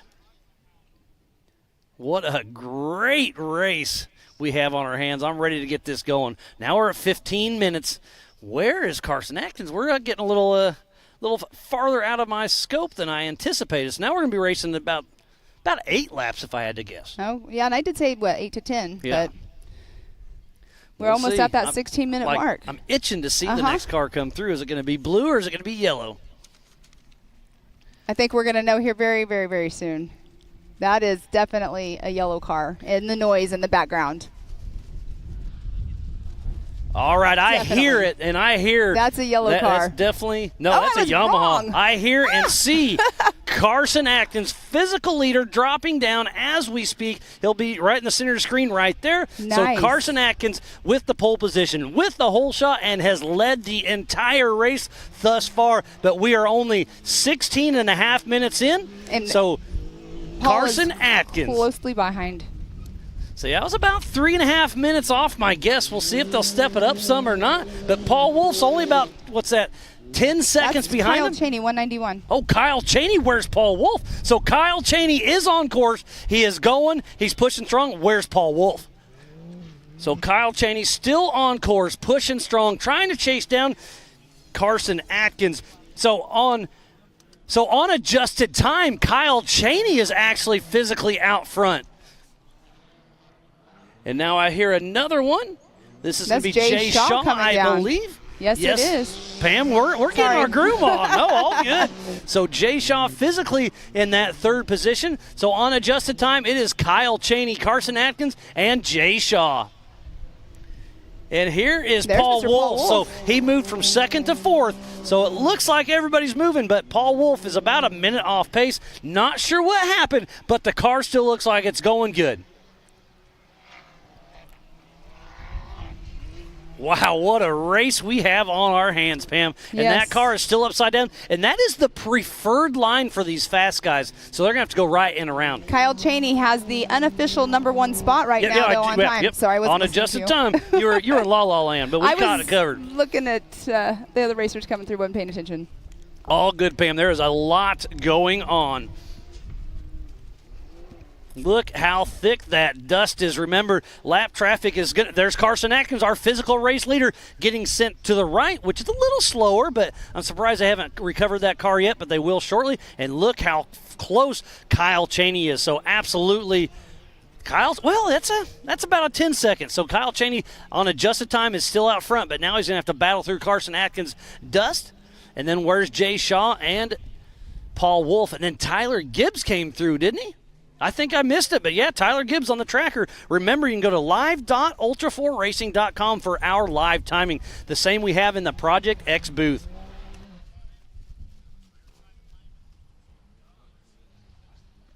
So we do have 5 cars that have came through and got their first lap in. We have Kyle Cheney in that #1 position, Carson Atkins second, Jay Shaw third, Tyler Gibbs fourth. Cody Martin just took over the #5 spot He from just Paul crossed the Wolf. line, yeah. Yeah, so that's our unofficial top 6 right now. But remember, we are so early into this race that it's still anybody's game, It is. because the old saying, to finish first you must finish.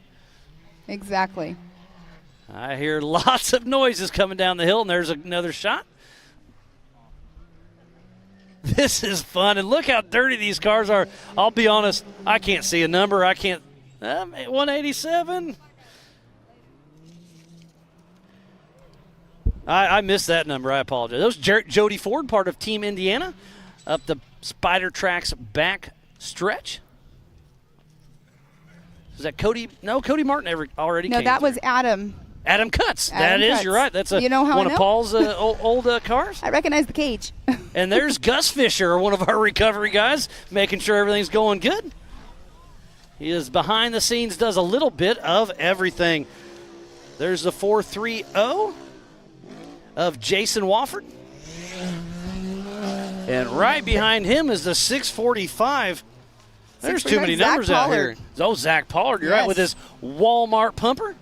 All right, the So that was the- 49-26. That's who has been on their side. But you know what? They can get going again. That You was never know. JT Strickland that was tumbled over, but he got recovered. They're going to still send him around. Hopefully the car's okay. I still see 4 tires on it, so that's a good start. There's Cody Martin, I believe, taking the right hand of that either or. I mean, right now, do they really have a strategy in their brain? Or, I mean, it's really interesting I would wish I could be in their head seeing what they're thinking right now. There was the 904 of Mike Park just came through. Team momentum here, hot and heavy racing. Great to see Mike Park out there still pushing strong. They're starting to spread out a little bit, Yes, so this they are. race is gonna, like I said, it's dusty, but it's gonna come to it. Oh, there's a Pro Mr. R. Greaves. That I was think Johnny it's Greaves and back CJ's to right back. behind him. Yeah, so Johnny Greaves out front and his son CJ Greaves chasing right behind But him. where's Rimreed? Rimreed started off the line with Johnny. So the Greaves and those Polaris Pro Rs. Remember, there are 3 different classes racing all at the same time. We have the stock production that has to have an OEM chassis, must use stock suspension pickup points, reinforcing is allowed, must run front body and sides, maximum of 33-inch tire. And then the Pro Modified is based on an OEM chassis, but aftermarket chassis are allowed, must use stock suspension points, reinforcing allowed. And the big thing here is aftermarket turbos are allowed and a 35-inch tire. And then open UTV is open. I mean, 2,000cc limit. Build it, dream it, make it, race it here at Ultra 4 USA. And I was talking to CJ yesterday when he was going through tech. He said he hasn't really touched that since King of the Hammers. Well, yeah, that's pretty impressive for it to be pushing that hard still. Got another Can-Am coming down. Just now coming through. Yeah, Levi and his girlfriend Rhiannon pushing strong. Saw his dad out here running around the pits. Love seeing the Metzinger family out here. They're always fast, and there's some stiff competition. There's Bill Hilliard in the open class in that 831, all things UTV Can-Am. Still pushing strong. So we've had 14 cars come through on their first lap so far. What a great, great race. Oh, is that a Greaves car, I believe? That would make sense on the timing. Mm-hmm, exactly. So that's probably CJ, and we just missed Johnny. That was 22 right there, I believe. There's Willis Corey right there. Willis coming down with PPEI tuning. Looks like with he a might right, have, yes. something in the right front. Something's going on the right front when he was in that turn. A flat tire for sure. Hopefully not more, but yeah, they'll get that jack. So he'll be coming in the AMSOIL hot pits as we speak. And he had Cole Clark right behind him in his Polaris RS1. And that's There's a cool Rim car. Reed coming in with a right rear flat on his Turbo. Todd Rimreed coming in the AMSOIL hot pits. So it's getting busy down here. Dustin Robbins. There is the young Nathan Parker. And there is Cole Clark on screen up the Brannock Hill. There's multiple lines there, and he is pushing strong. Everybody's still running pretty good, but the AMSOIL hot pits are starting to get a little excitement built up. Mainly tires we saw with Corey Willis and Todd Rimreed. I noticed Corey was not running a co-driver either. Correct, yep. And neither's Todd. You know why? He's in an RS1. Yeah. And here is fun the and games. Spider Tracks backstretch. We're going to have lots of action coming down this hill behind us over here.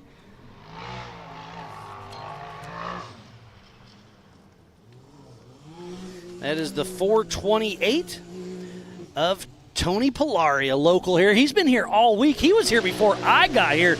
He calls it testing and tuning, but he was out there getting familiar. Oh, Todd Rimreed back out, running through the 15 miles an hour speed limit, and right behind him, Corey Willis.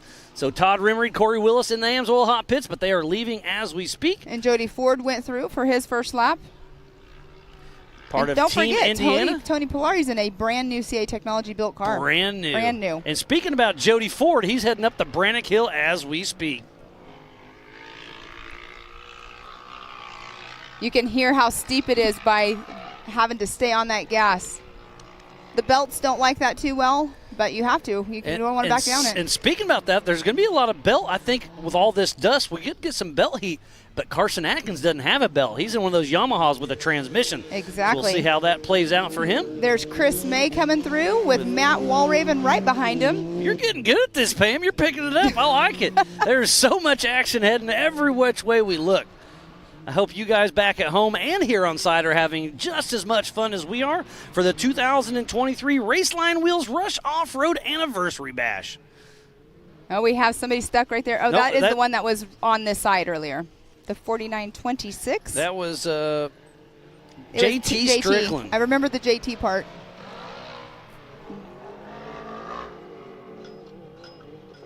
They sound like they have something ticking coming down that. Yeah, there's definitely some funny noises coming from some of these cars. 120. That is Chris Ambergy. And right behind Chris, we do have the 465. That is Caden Hunt. This is his first race with us here at Ultra 4 USA. Great to see him out here. We'll see his dad, Chad Hunt, racing tomorrow. So Caden Hunt still pushing strong. How old? I believe I remember him saying he's 19 years old. His dad co-signed for him to buy that RS1. He helped him in the garage get it going. He's ran a little bit of Trek Series and getting built up for the Ultra 4 USA, and he's joining the big dogs. Nice. And Jeremy Blackburn just now came through, and there was a Greaves. Yep. I'm just going to call him the Greaves car because I can't tell if it's CJ or Johnny at a quick glance. CJ's 33. I know, right? At a quick glance, you and can't I think they both have Monster on their on their rooftop. There's Jeremy Blackburn blazing through. Getting a good shot of the AMSOIL hot pits there for just a second. And there, right in the center of our screen, another single-seat car coming down. Haven't seen much of Kurt Mackey yet, as it could be him. That is a RS1.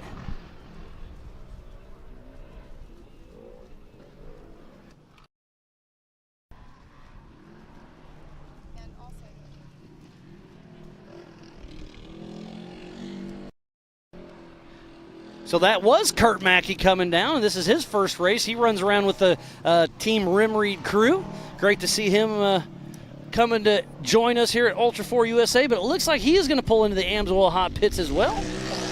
And then Eric DeYoungie just went through as well. He's in a rented RS1. It's Jeremy Blackburn's old pre-runner. So he rented it, came out here, he's racing with us.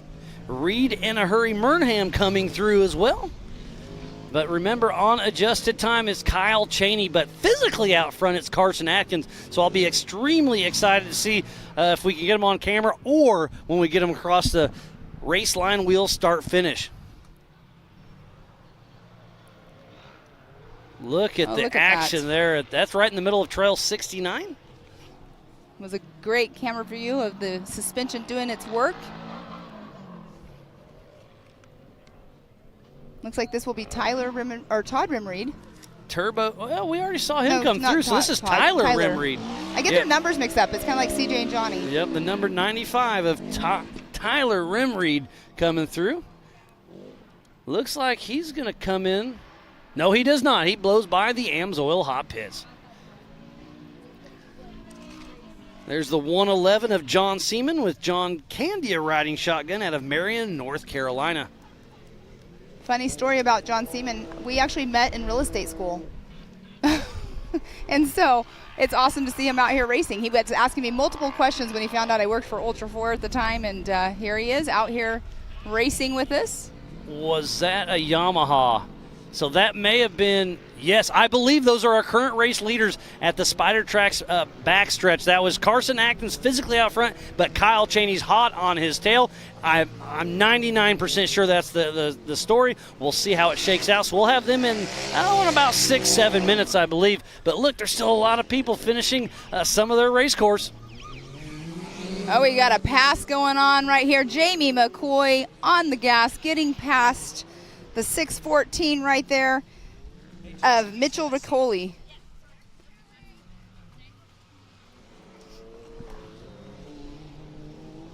All right, Pete Russell's going through the start finish right now. Look at all of the cars right now that is getting caught by the drone. There's at least 4 of them I just saw in screen. How cool of a view is that? And what a race we have on our hands. It's been so much fun. It's been great. And we're bringing in one of my buddies, good old James Cantrell. You probably started working on your car last week, realized you weren't going to get it. Why aren't you out there racing, buddy? We got back from Hammers and did our usual late race prep teardown and realized our car was a lot worse off than what we were hoping. When did you start that prep? About 3 weeks ago. Okay, all right. That's so better I than got a good head anticipated. start, but we realized we had way too much damage to get a competitive car now. And this class is So progressed. competitive, isn't It's it? insane now. If you're not 100%, you're going to be left in the back. It's gotten so fast over the past couple of years. I've been calling it a sprint endurance. This race is going to be a sprint. I mean, there's 15 people that could win, and there's going to be 1 or 2 that are going to push all the way and be okay. There's going to be a few that's going to be pushed and take themselves out. Yeah, you're 100% right. The way the sport's progressed, you literally have to run at 110% the whole race and just pray that your car stays together. Well, you're out here supporting all your racing buddies and friends and having a good time, right? Oh, 100%. It's awesome. This is going to be a great race. I mean, there's a lot of action already with only 1 lap down. No. And you're out of Louisville, or outside of Louisville, Kentucky. So this is what, 3 hours for you probably? Yeah, a little under 3 hours yeah, for me. So this is, I'm not going to say your home track. Dirty Turtle probably is. But you run around here just for fun a fair amount as well, right? Yeah, I've been down here trail riding. Rush offers a great park. I mean, they got 7,000 acres of riding. I mean, you can't beat this place. Yeah, it's absolutely amazing. Oh, there's a great pass on the Spider Tracks backstretch. I missed the numbers of who it was, but that was an awesome pass going on. We got some action out on course. Now and that's heading right into the woods. Oh, look at that. Right We have towards Trail 3 69. coming through at the same time. So here's an either or. Yep, he's going to come straight That's at John us. Seaman So at he'll get 111. a pass. So there's an either or. You can go right or left there. Did you take a couple laps out on the course? I didn't get to see the course. I ended up getting here this morning early. Oh, so you got here late. That's weird. I was surprised, right? All in good fun, James. Always love giving you a hard time. You give me a hard time, too. 100%. And It's all in the fun. It's all what we do here at Ultra 4. I mean, if you weren't my buddy, I wouldn't give you a hard time. We're all a big family. Absolutely. All right, There's that's the 522. That is Nathan Seiler. With Corey Moffitt riding shotgun. We have another car coming down that hill. Lots of cars are bunched up together. So Jeff Donda, I believe. with Philip McGilton riding shotgun. Oh, there's 522.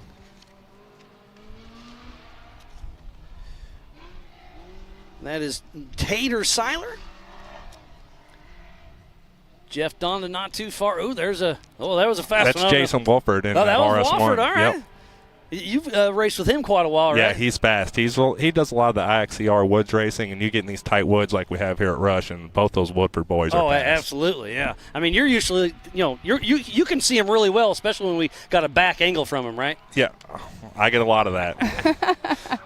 What do you think about the I course hear of a what you're seeing siren. and hearing from the drivers? So here comes our physical race leader, Carson Atkins, and he has lap traffic right in front of him. Justin Barth is holding up a little bit, but Carson Atkins is all over the horn trying to let him know, hey, I'm the really. So Justin Barth, class act, Sportsman. realizes what's going on, pulls over, and Carson Atkins out front, but Kyle Chaney is very close behind. So right now, Kyle Chaney on is adjusted time, it's unofficially- still Kyle Chaney, but just by a couple seconds. This is going to be a race to the finish. This is awesome. Sounds like he lost about a half a second to Carson on that last lap. So remember, you can go to live.ultra4racing.com for our live timing. The same stuff we have here in the Project X booth. And there's Jay Shaw not too far behind. So in physical, he's in third and on adjusted time. But Carson, he's giving old Kyle Chaney a run for his money. Carson, he's had a lot of bad luck. That kid, he's always been really fast. He had a podium last year at Crandon. Yep. He's always been progressing that Yamaha, and he's gotten faster and faster. I really love seeing him out front. And you've been in a Polaris for a long time. You've got a belt, so it's just put her in high and hammer down. He's got gears to select. What do you think, advantage or disadvantage? The advantage, you don't have to worry about a belt. Correct, because that takes 5-10 minutes to change. 5 to 10 minutes to change, and you've got to monitor your belt temps and pay attention to what you're doing. The Yamaha, you're just shifting wide gears. open and pick whatever you want. Yep. So it's a little different. I don't know which, like you said, for maintenance-wise, Yamaha makes sense. I don't know. I like them all. It's if it's a race car, let's roll. So there's Carson Atkins, our physical race leader, but on adjusted time, it's still Kyle Chaney. He's taking that either-or straight at us. We'll see how far back Kyle Chaney is, and he's right there. So I'm going to say they're about 15 seconds away from each other. It's so cool seeing Kyle Chaney out here at a regional race. Isn't it great? Because It's he's won awesome. King of the Hammers multiple times. I think 3 in a row, if I'm not mistaken. 3 in a row, for and sure. Desert and the Rock race. And now he's out here racing in the regional race. I mean, Kyle Chaney, the Greaves. How cool is that? Awesome. Speaking and of the Kyle Greaves, Chaney, he there's- grew up there it doing is. GNCC stuff, so you get him in these woods, the and he's woods. just right back in his natural form. I was talking to Jason Watt about it because I didn't really know his complete background. I knew he's short course, King of the Hammers, and all that. He's like, oh no, in the woods he's a ghost because you start chasing him and he disappears. And right there we do have Justin Barth on there with somebody right on his tail. I think that was Jay Shaw. I think it I'll was bet you're too. right, yeah, because he's physical third. There's Cody Martin coming through. So that's going to put Cody Martin on adjusted time in that fourth position. Cody's been moving up. I think he started farther back. I want to say he was around 10th or 12th. Cody Martin starting. starting in 11th position. Yep. You're good at this, old James. Let's have any fun. Oh, there's Jamie McCoy. Just talking about somebody else that's fast in the wood. Jamie McCoy. And he's so smooth. I've had the privilege of being behind McCoy quite a bit in the woods, and following him through the woods, it's amazing how smooth he makes everything look, but the speed that he can carry is just tremendous. Yeah, All joking aside, I hear he just closes his eyes and goes. Oh, I hope not. I'm just kidding. I think John Boy's the one with his eyes closed. Yeah, probably. No doubt. So much action out on course. Is that Tyler? Nope. The 1571 coming through here That just is now. Scotty B. Scott Burton with Burton Boys Racing, still moving along. So we were talking about Crandon a little bit ago and talking about podiums. That was probably one of the biggest highlights of your life, wasn't it? Yeah, when was that, Crandon- 2 years ago? 2 years ago, yeah, that was awesome. That's probably my favorite race I've ever won is Crandon. I mean, there's nothing like Crandon. I remember coming up to you fresh after that, and obviously we're buddies. I gave you a big old high five and a hug, and I could just feel you. You were vibrating. I mean, you were so stoked, and I was stoked for you. And everybody's grown up watching short course at Crandon. I mean, it's the Big biggest House. short course race Yeah. that there is of the year, and to go win that race our first time there, that was awesome. So you'll be racing with us once again there, I believe, right? I'm hoping so. That's my Yeah. plan, is to have a new car built hopefully mid-season. We got Jason Wofford just coming through. And that was Paul Wolf just now, I believe. Was His it? car I missed has it. a lot of mud on the side Yeah, of it. it's getting harder and harder to tell, and it hasn't rained yet. If it rains tonight, tomorrow's going to be really tough to tell who's who. Oh, the 4,400 race tomorrow is definitely going to be interesting if we get all that rain tonight. It's going to turn this place from dry to slick real quick. That is Adam Coots But coming down. Right now, I think they're praying for a little bit of rain because it's pretty dusty. Adam Cutts, That's a number brand new car for 101. him. He got that car from Paul Wolf, and he's been in the rock bouncing world for I quite think a that's while. actually Todd Beckett in the 101. No, that's Yeah, no, Cutts. Yeah. No, you were right, James. You called it. 101 Todd Beckett. they have their cars look exactly They alike. look identical. They are, almost. So Todd Beckett making his way up the Brannock Hill. That's the 645 coming down the hill right now of Mr. Zach Pollard. Did you hear his story about his pumper? It wasn't working, so he went to Walmart and got an air mattress blower. That's pretty ingenious, I love to be it. honest. I mean, it's awesome. Sometimes you got to do what you do with Ultra 4 Racing. There's Jody Ford coming up. The Spider Tracks backstretch. Oh, that looks like Wofford, right? Is that Trail 69? Yep, that's Trail Yep, 69. That would be yep. Wofford then. What a great race. We got 60-plus UTVs out on course, and they are pushing strong. The dust is thick. The weather is absolutely beautiful. The clouds are starting to set in. The wind is blowing just a little bit, and it is a beautiful day to be racing here. Yeah, we were doing the math a little bit earlier in the pits, and we figured 8 cars per mile with the mileage and the amount of cars on the course. Oh, wow. Wow, I like that. Miles was way that's off on his timing. Greaves, I believe that was CJ Greaves. Yeah, I was off. I guess 13, in the 13s. That is CJ that is CJ going Greaves through. in that Pro R in the open class. Johnny was right in front of him Yeah, last so lap. what happened to Johnny G? So, yeah, it looks like Johnny Greaves is a little off pace from CJ. We'll see if he can pop out of the woods here soon. There's Todd Beckett popping back into screen as he's taking the wide right there All right, at Trail 69. Todd has a light bar on. Well, there you go. There, that looks like Johnny right there coming down. Yep, Yes, there's Johnny it is. Greaves. So he lost about 30 seconds to a minute off of CJ. Obviously, the dust is getting thick. The trees are out there, and they'll come out and bite you. But the car still looks like it's in great shape. I really like the sound of those Pro Rs. Those Pro Rs are amazing. It's so awesome seeing Johnny and CJ out here just completely stepping out of their element and coming to join us in It's Ultra awesome. 4. And that's what Ultra 4 is bringing to the table, that the bigger names want to come race with us because they're paying out some big money, or we are paying out some big money as well. Oh, this is the 904 Mike Park coming through. It looks like he has a right front flat possibly when he made that turn. You are 100% correct. Right front flat, he'll be coming to the Amsoil hot pits. We're watching the Brannock Hill heading up right now with the multiple lanes, and it seems like that center lane is definitely the most popular. And as Levi Metzinger just now came through. Can hear the sound of Mr. Cole Clark in that single seat. Cole Clark's really pushing hard. And there's a great shot of the Amsoil hot pits right now with Mike Park, Team 904 out of Florida. Callahan, Florida, if I'm not mistaken. I know Cole had a long drive coming all the way from Cortez, Colorado. Yeah, I mean, that's a haul. That's and a then haul. he was pre-running last night and caught his thumb in the steering wheel and really hurt himself. So I'm glad to see him out there and pushing strong. But, that's got to be playing a little bit of a mind game plus a physical game because all these trees, you're using your hands the whole entire time. Yeah, it's really you wear yourself out in these cars. They don't drive without the full hydraulic steering. You're really working your arms to keep these things going straight between the trees. And Paul Wolf, we had him up here earlier. I forgot to ask. He's got hydraulic steering, He's got full correct? hydraulic steering So in his car.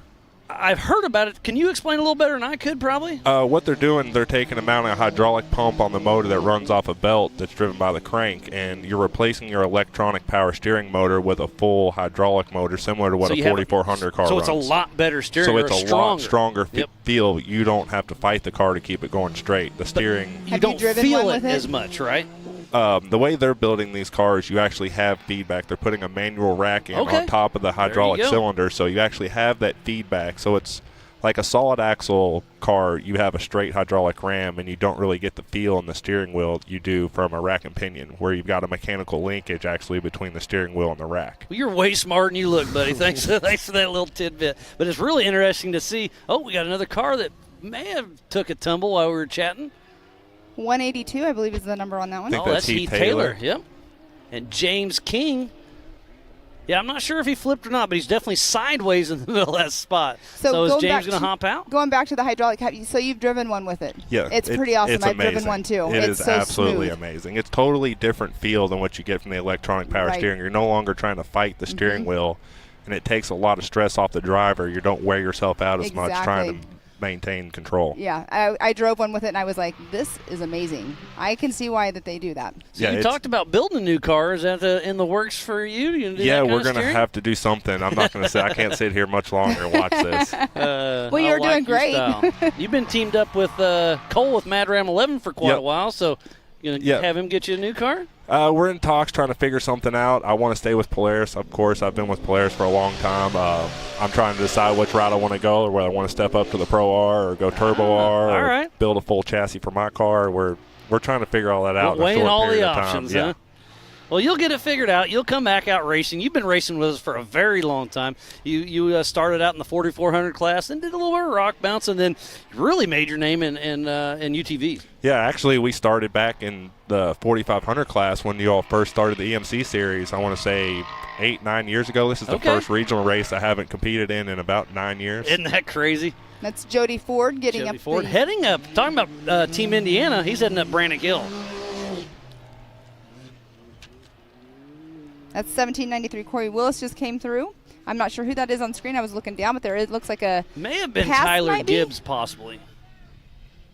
Man, this dust in the so even though it's so dusty, there's mud holes back there. So these cars are getting muddy. And when we were marking course, we could slowly drive around them or slowly drive through them. At race pace, they're going. So that's definitely Heath Taylor having He is some having issues. some major Looks issues like he's right got there. himself in a predicament. Yeah, He's got between himself a in a rock and a pickle. hard place. There's Benji, part of our recovery crew, trying to help him out. Looks like Jeremy Blackburn, yes, in the single seat RS1. And right in front of him is the 725, That'll and be that Chris is May. Chris May.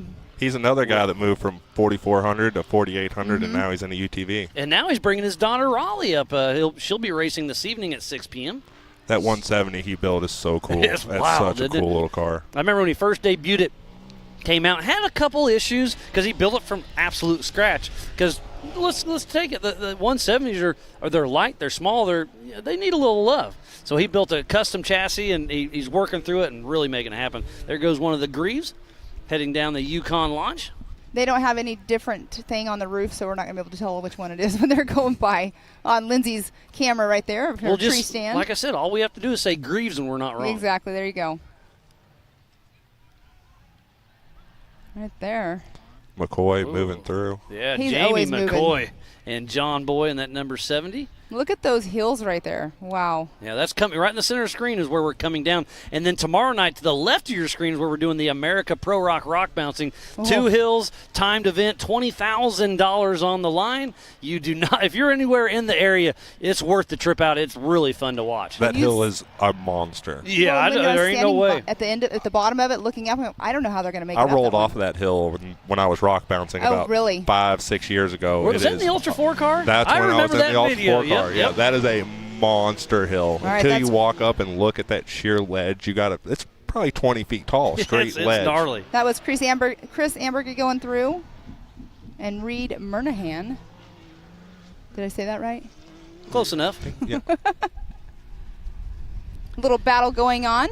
So remember, physically out front, it's Carson Atkins, but on adjusted time, it is Kyle Chaney, and then Jay Shaw, Cody Martin, Tyler Gibbs, Paul Wolf, Jason Wofford, C.J. Greaves, Todd Beckett, and Tony Polari rounding out the top 10.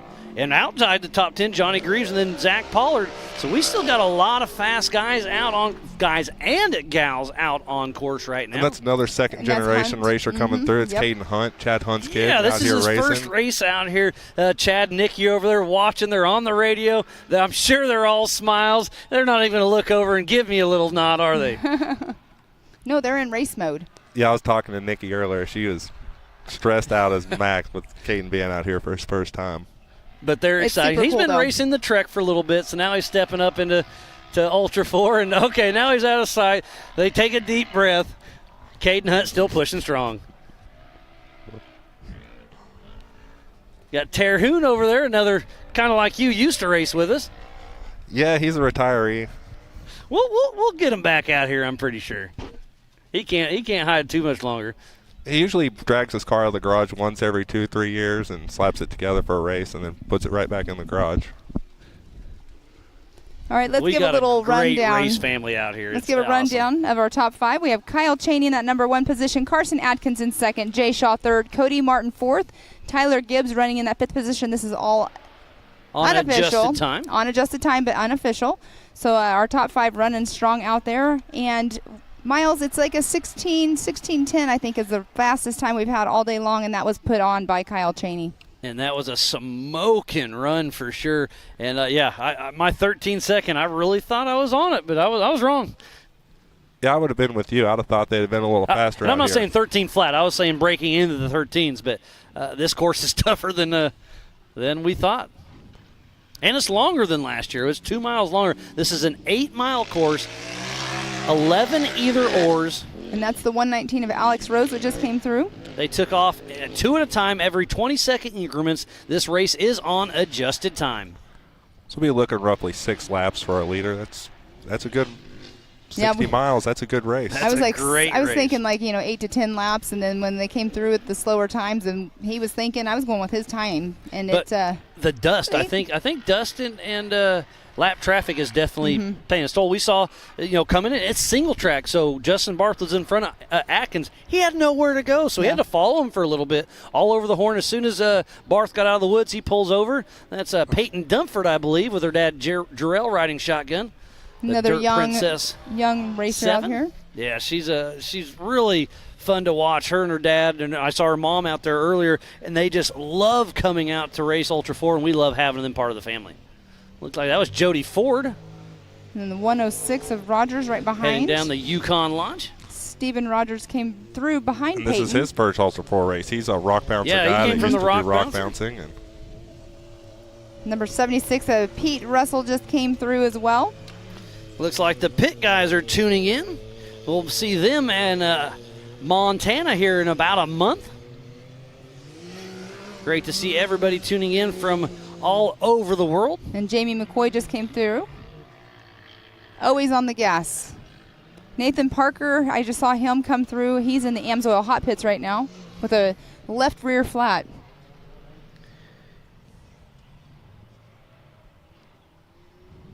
Hall in the mill right there. Does this make you wish you would have had your car ready? I mean, I know how it feels. it's terrible. Uh-huh. It's having to watch this is Biting at the bit. I can see you got your arms crossed, your legs crossed. You're having fun, but you're you're kicking yourself in the butt, aren't But you yeah, have the this best course seat in the looks house. amazing. You have the best seat in the house right now. I know you can't beat the seat. I got the timing in front of me. I got Right? the race on the other one. I You get to mean, talk about it's it. awesome. You just got some bad people you got to sit with, don't you? Yeah, the guy on the right, I don't know about him. Jeremy Seeks tuning in. Albert Contreras tuned in. Thanks for everybody checking us out. There's Remember, go to Jamie. AOE.tv, Speedsport.tv, or all of our social media, MAO and Ultra 4 Racing. You got the MAO app as well. So be sure to check everything out. Tune in. This is going to be a great race. So Kyle Cheney Kyle Cheney just physically came in first with Jay Shaw physically in second right now. Thank you for catching me up Yes. on that. I missed it. So Carson Atkins, Kyle Cheney, that guy, if he gets behind the wheel, he's hard to beat. I'm pretty impressed with that. But where does that put Carson Atkins? He is not coming through yet. So where'd he get him? What happened? Is he broke? Is he stuck in the dust? Did he take There the he wrong goes. either or? Looks like we do have a physical. Yes, so Carson Atkins is still coming through, but he's about a minute and a half off Kyle Cheney's pace. So tough break for Atkins, but he's still pushing. And I got a physical look. The car still looks like it's in good shape. All four tires are on and holding air. Let's see if he blows by. Yes, Carson Atkins does blow by the Amsoil hot pit, so he's still out there. Is this Paul Wolf coming to screen? Yes, Paul Wolf's still out there, pushing strong. So Kyle Cheney 1, Jay Shaw 2, Carson Atkins 3, and then Paul Wolf in that fourth position. Look at that. We got everybody stopped right here right now. So that's Heath Taylor that's been rolled over. They roll him back over, but now he's in the middle of the course. So we'll see if we can get him out of the way in a hurry. His lights blinking. Oh, here comes the leaders, too. So Kyle Cheney is going to be trying to make a huge pass. As Look he at just that. did. You know what? It's just get it and go.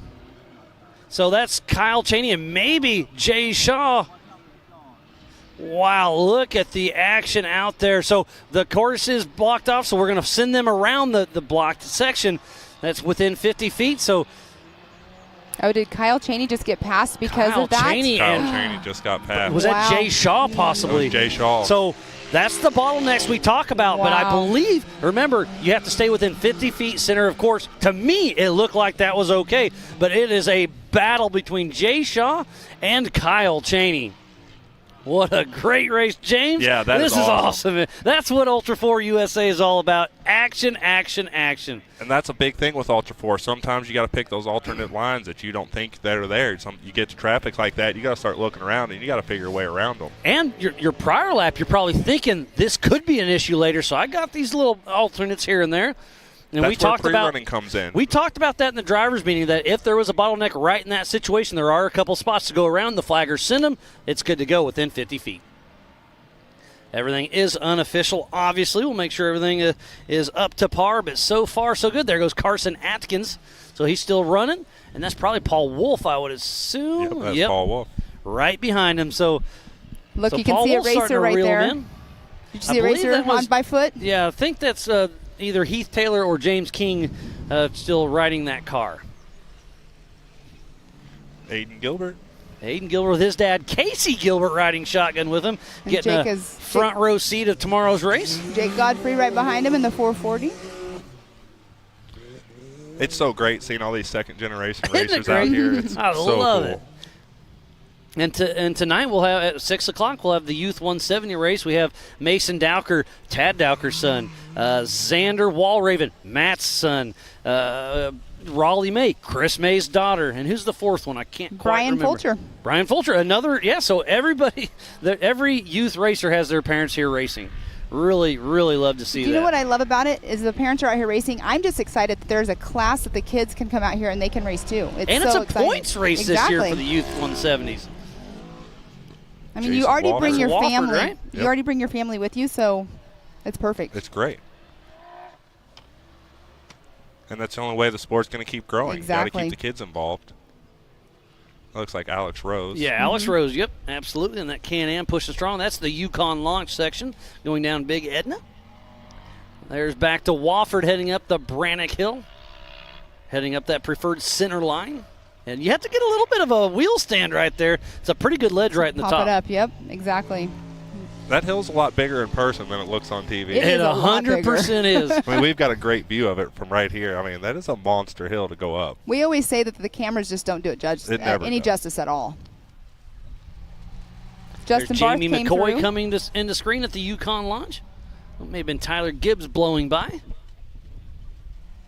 There's a lot of fast guys and gals out there on course.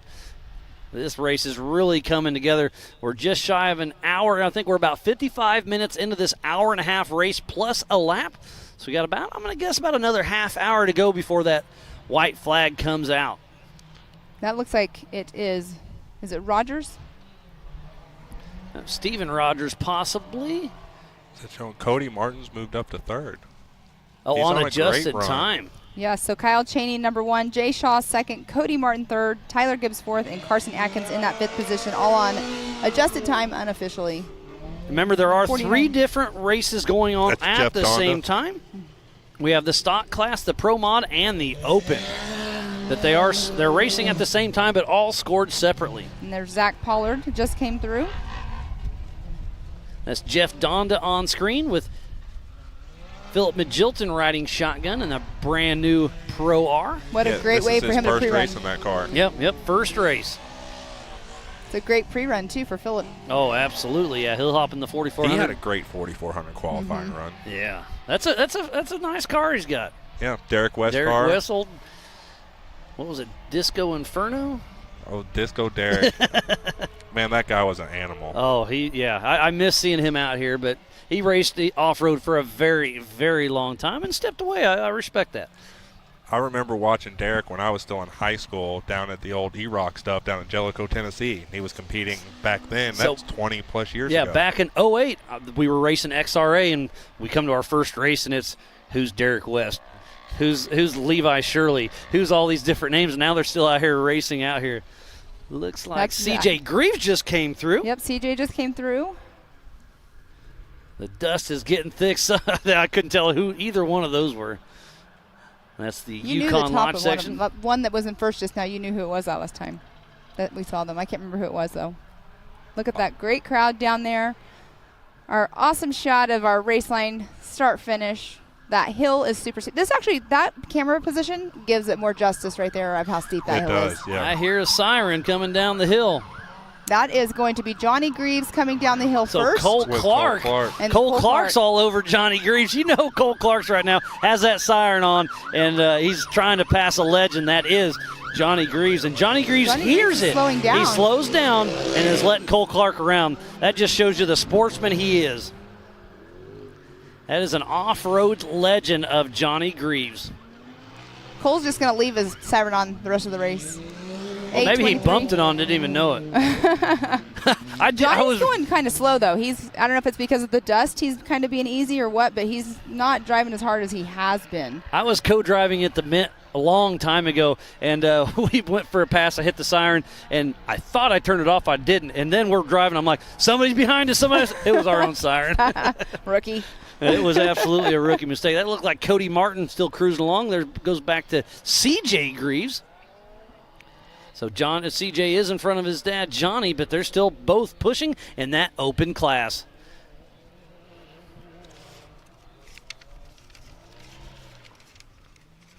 Yep.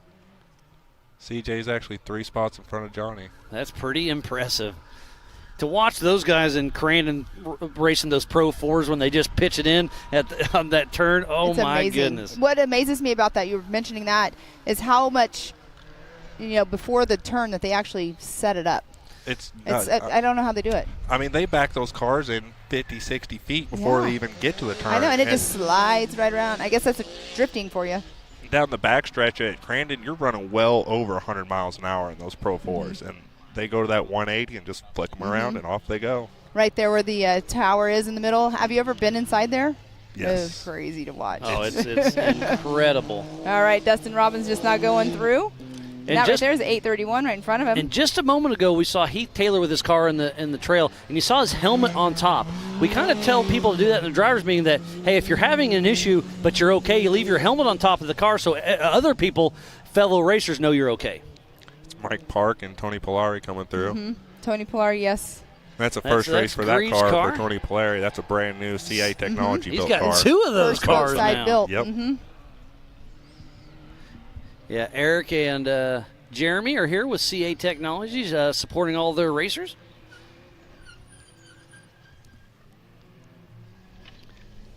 Austin All Brayton, right, I there's believe. Mike Park. Oh, that's Mike Park, correct? So, yeah. The last one around, we thought it was Mike, but it was the 9004. Yeah, that was Brian Startons. Yes, Starrett. Sorry. They look identical. Yeah, those they're two very cars. similar. And they're both 904 or 9004. They're very similar. But we'll do our best. They We're like having to keep fun us with on it. our toes.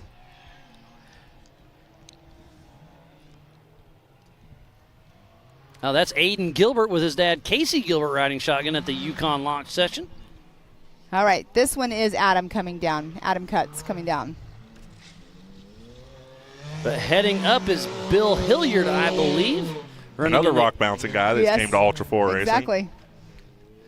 There's Bill Hilliard on screen, part of All Things UTV, teaming up with Dustin Robbins. And they're running very close on race course. They're both coming through the start finish, very, very, very close to each other. We started this race 1 hour ago, so we got about another half hour, give or take a little bit, and then that white flag will come out. And there was Dustin Robbins. They're running about, 10 seconds apart right now? That's pretty impressive. You can see that's lipping them up right there. Jody Ford Corey coming into Willis. screen, part of Team Indiana, pushing strong.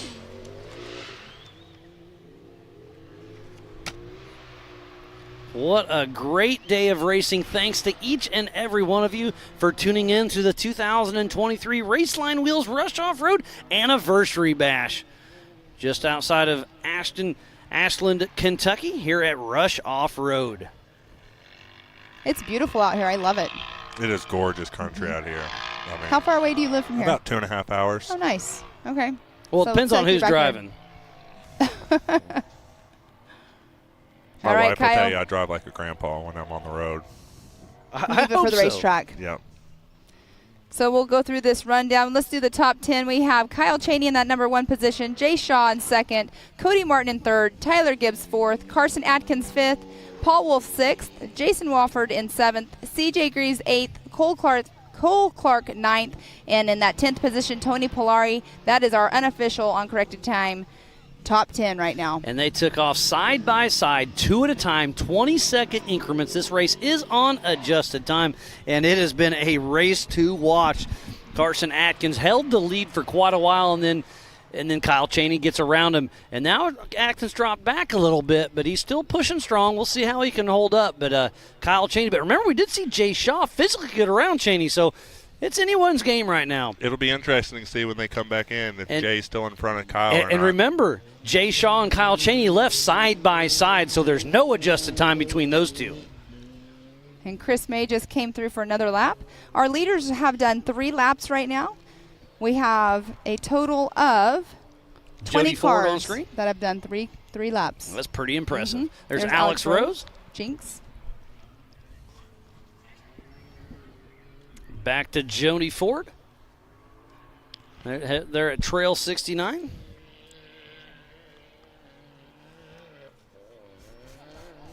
The hot pits have been kind of quiet today. I figured we'd have a little more attrition Yeah, than what we've had. I was talking to people with this race strategy. Not many people were planning to fuel and basically just a tire. And I was talking to Paul when we had him in the booth earlier that if you have an issue during this race in the hot pits, you're not going to win. So I'm in agreement. So not many people in the Amsoil hot pits.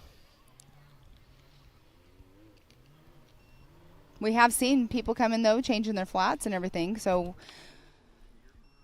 the pits have not been super, super hot today, which is awesome and good for these racers.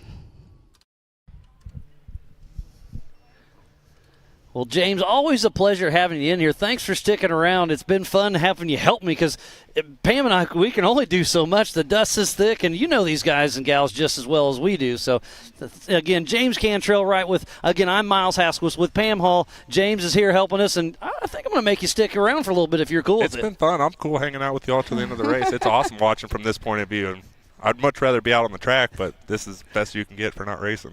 Exactly. Yeah, it's always great to see you, but, you're only semi-retired, so I don't want to see you in here in the booth every time. Let's hope I'm back on the track by Visions. Absolutely. That's my goal. I like your style, buddy. I think you will be. Oh, we have somebody stopped right there on the track. So that's not good. So that's that steep downhill. You're supposed to come at us.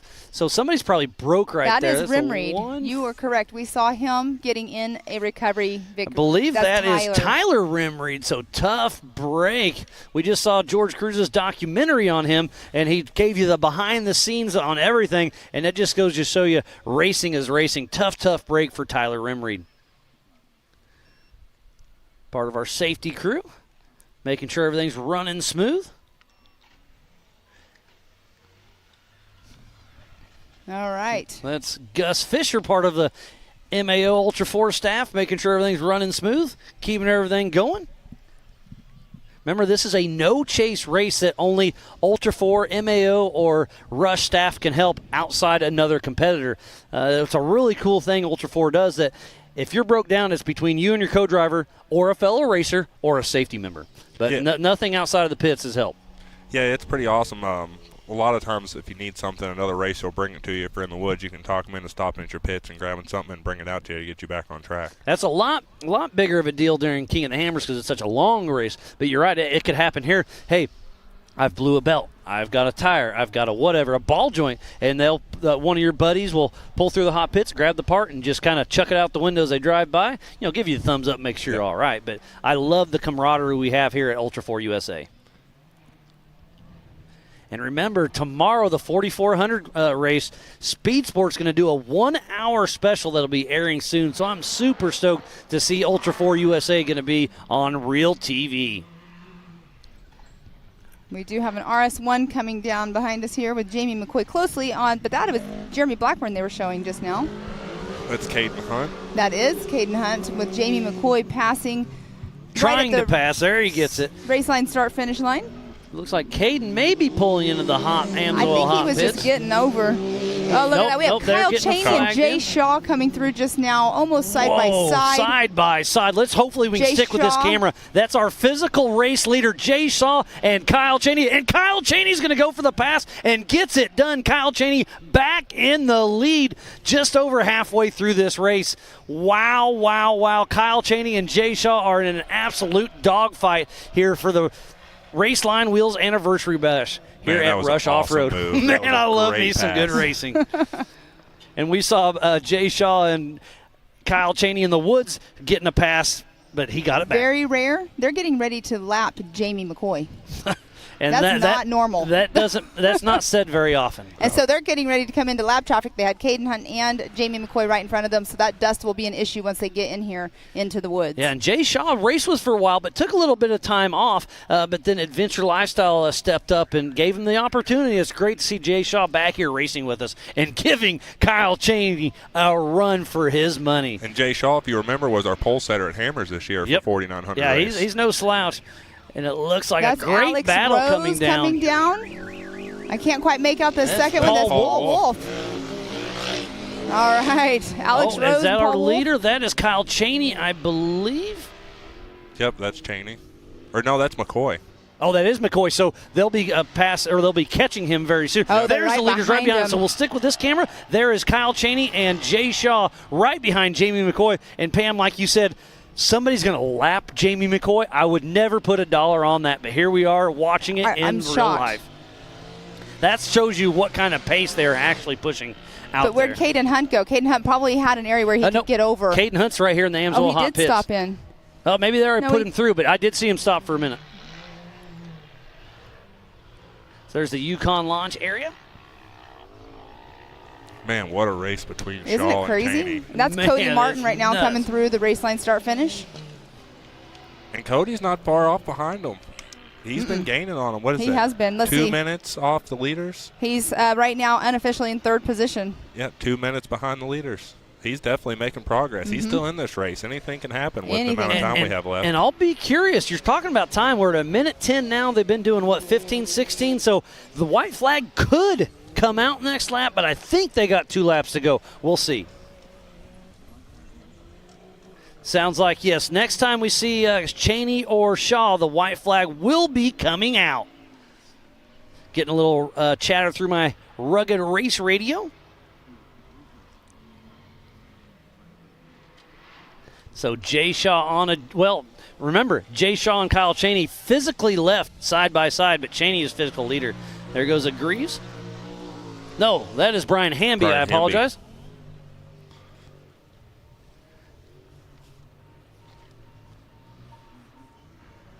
And that may have been Paul Wolf chasing down somebody. There's Alex Rose, Jeremy Blackburn. I like his safety Was light on Hamby, top. he was the stock class national champion last year, wasn't he? Pretty sure he was. In stock production last year? I think Hamby was the stock production class champion last year.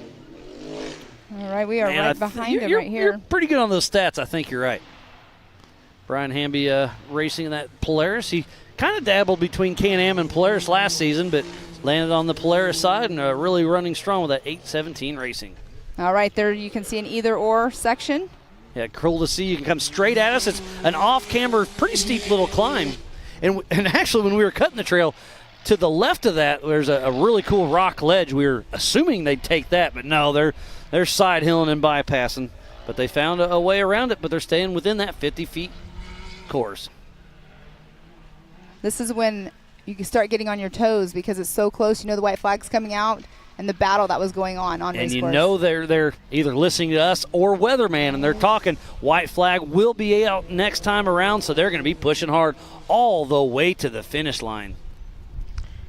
And neither one of those guys is going to let up. Oh, They're absolutely. It's they're going to be a battle it dogfight to the finish. And who's going to push who too hard? I don't know.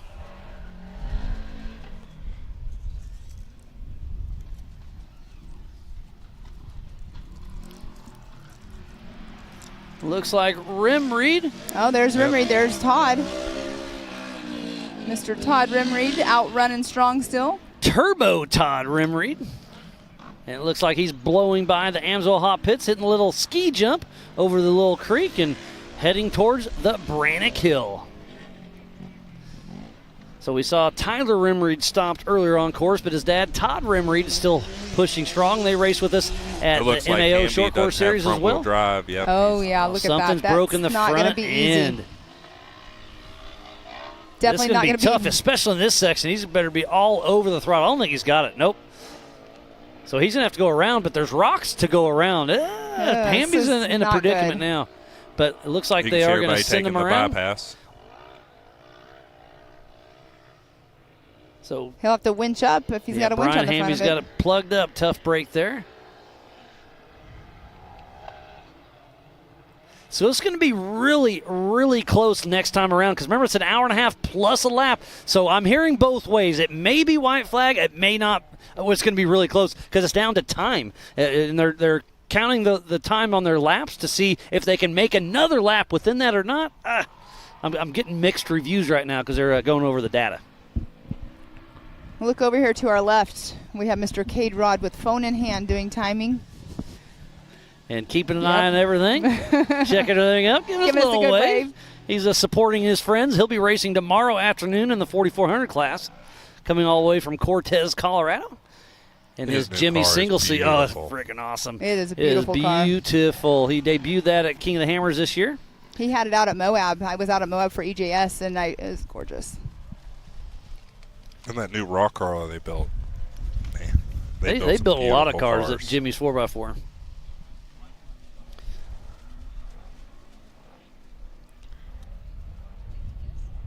I'm still going to say my money's on a solid axle tomorrow. As tight as these woods are, I got to go it's with going to be Blyler. tough. I mean, yeah, Josh Blyler, he's won the last 2 years. Paul Wolf gave him a run for his money last year, but he's just so wide that to push that kind of pace. But don't forget, we got Casey Gilbert, Rusty Blyler. I mean, there's a lot of fast guys out there. Tomorrow's race is going to be very interesting, and we're only have, I think, about 16 or 17 cars on course for the main event, so it's going to be a little bit easier compared to this race to tell who's who and what's going on. So it looks like Hamby got cleared, so we're back to the normal race course here. That looks like it's. I was thinking it was Tony Polari, but it wasn't. So that's back to the downhill slope right there. You can see on the right of your screen the race line and that's arch, and that's the start finish there. CJ coming down the hill. Such a smooth sound. He's got a couple more laps Those to go. cars are pretty much 100% stock. They put a cage on them, the safety stuff. Yeah, came the out safety, and they're racing. Oh, Mr. Cole Clark is going to be following closely behind him, but still you're following CJ right now, getting ready to go up that super steep hill. I hope we can see him on camera, the battle between Jay Shaw and Kyle Cheney, to see who's. I know. Because last time we saw Kyle Cheney did make the pass around Jay Shaw. The dust is thick. Lap traffic's going to start becoming more of an issue again, and it's going to be interesting. And talk about the either-ors. If I was Jay Shaw and Cheney goes left, I'm going right at an either-or. 100%. And then the next one, even if you think it's slower, no matter it's try it because you know you can probably reel him back in on the main drag. And you get that clean air for a second, which gives you a chance to a little relax breather and see where you're going. Yep. That was a great shot of Cole Clark just now at the Heading top up of that the hill. Brannock Hill. Aiden Gilbert coming through again, making another lap. I just, like you were talking about earlier, I love seeing the father-son out there. So Aiden Gilbert's out there racing his dad, Casey Gilbert. And Casey, I want to give him a huge shout-out. He does a lot to help Ultra 4 behind the scenes.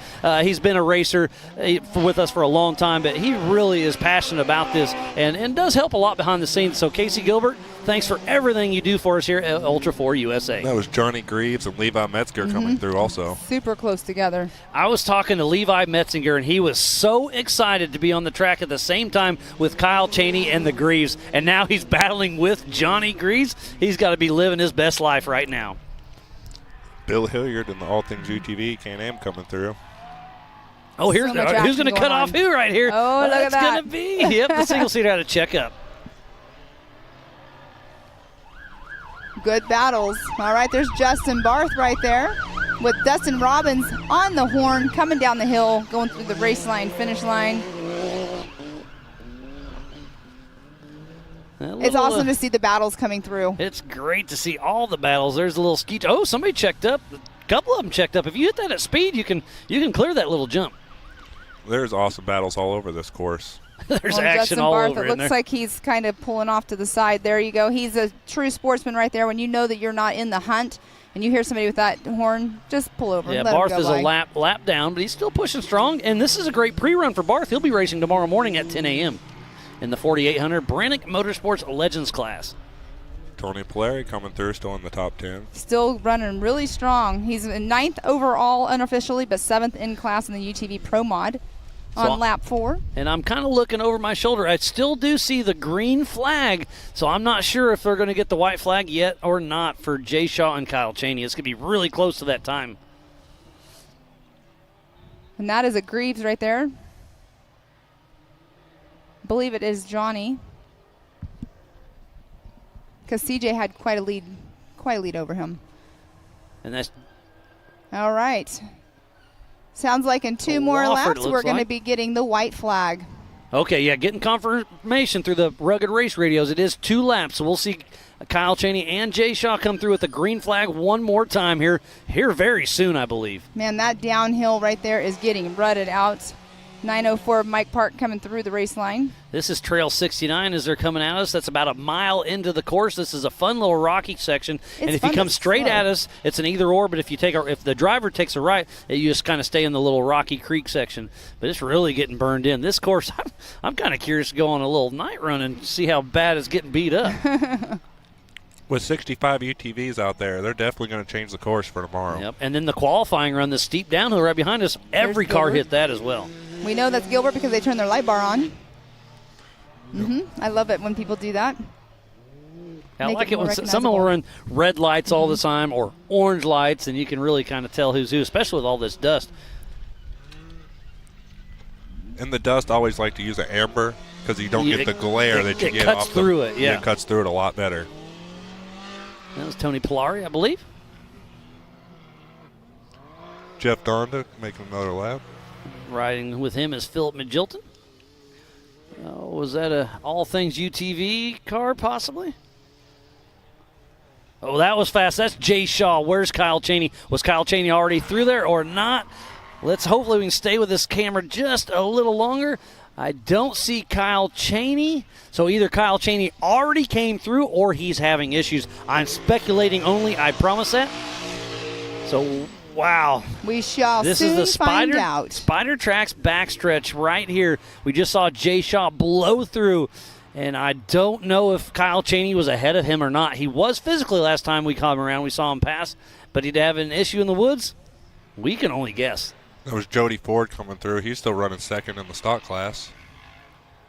Yeah, remember we have 3 different classes racing at the same time. We have the stock class, the Pro Mad, and the Open. They're all racing at the same time, but we will score them separately. And if you want to really keep an eye on it, go to live.ultra4racing.com for our live timing. Again, a huge shout out to all of our marketing partners that are here on site. We have Raceline, Ward, Nitto, and of course the Ultra 4 USA merchandise trailers here on site as well. A few great food vendors. So if you're hungry, you want a snack, you want to buy a shirt, go check out all these people. That was Jamie McCoy, I believe. Remember, he got lapped a little bit ago.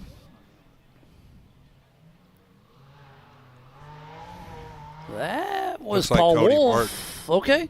That looks like Cody. I think that was Cody behind him. Okay. It's a great, great race. Adam Cutts. Adam Cutts is on it, all by himself in that car. I had a fun chat. You know, I try to reach out to most of the racers a couple weeks out, and I was talking to him about, hey, I'm excited to see you. I recognize your name from the rock bouncing world, and then, you know, give me some info on you, yada, yada. He's like, yeah, you know, I'm super excited to go racing Ultra 4. He's like, but I'm kind of nervous. I'm used to running for 30 seconds wide open, not for an hour and a half. So I was like, hey, deep breath, and remember, take it a little easy because you just want to finish this race if it's your first one. Don't go out and try to win. We got a stacked field. Yes, and that's Chris May coming through the start finish right now.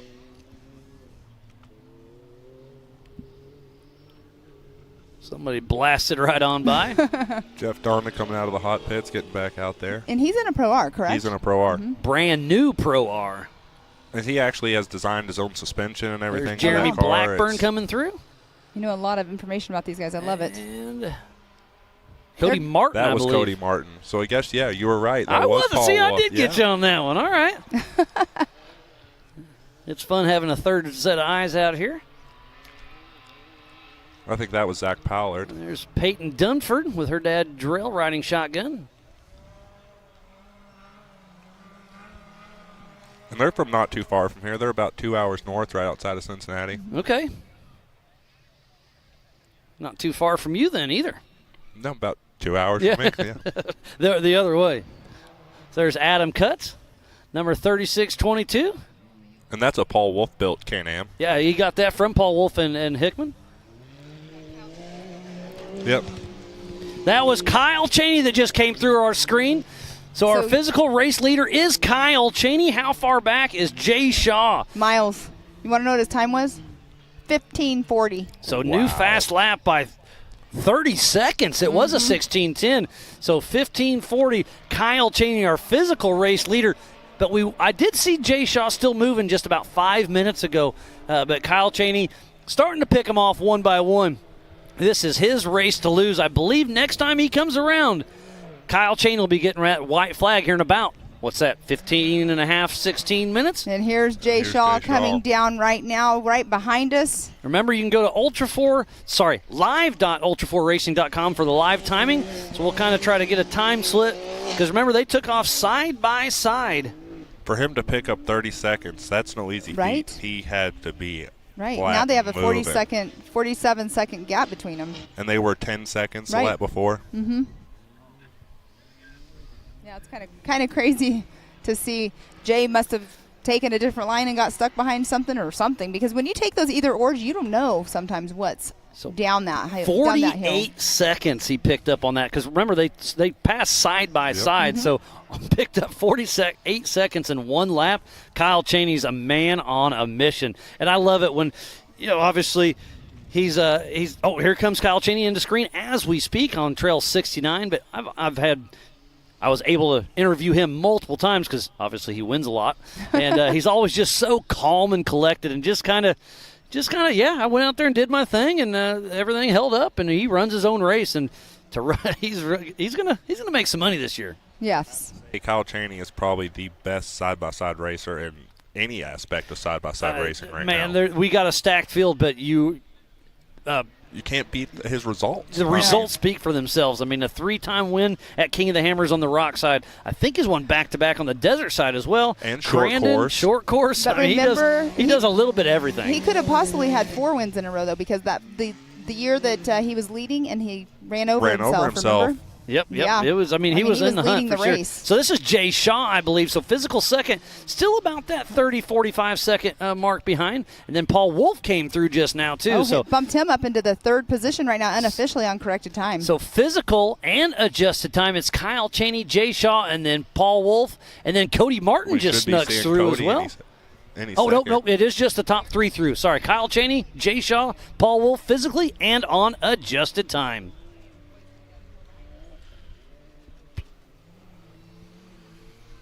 McCoy Oh, must but be having mechanical. He's off the pace. Yeah, he's limping it. That's So he'll not be a pulling good sign. into the Amsoil hot pits here momentarily.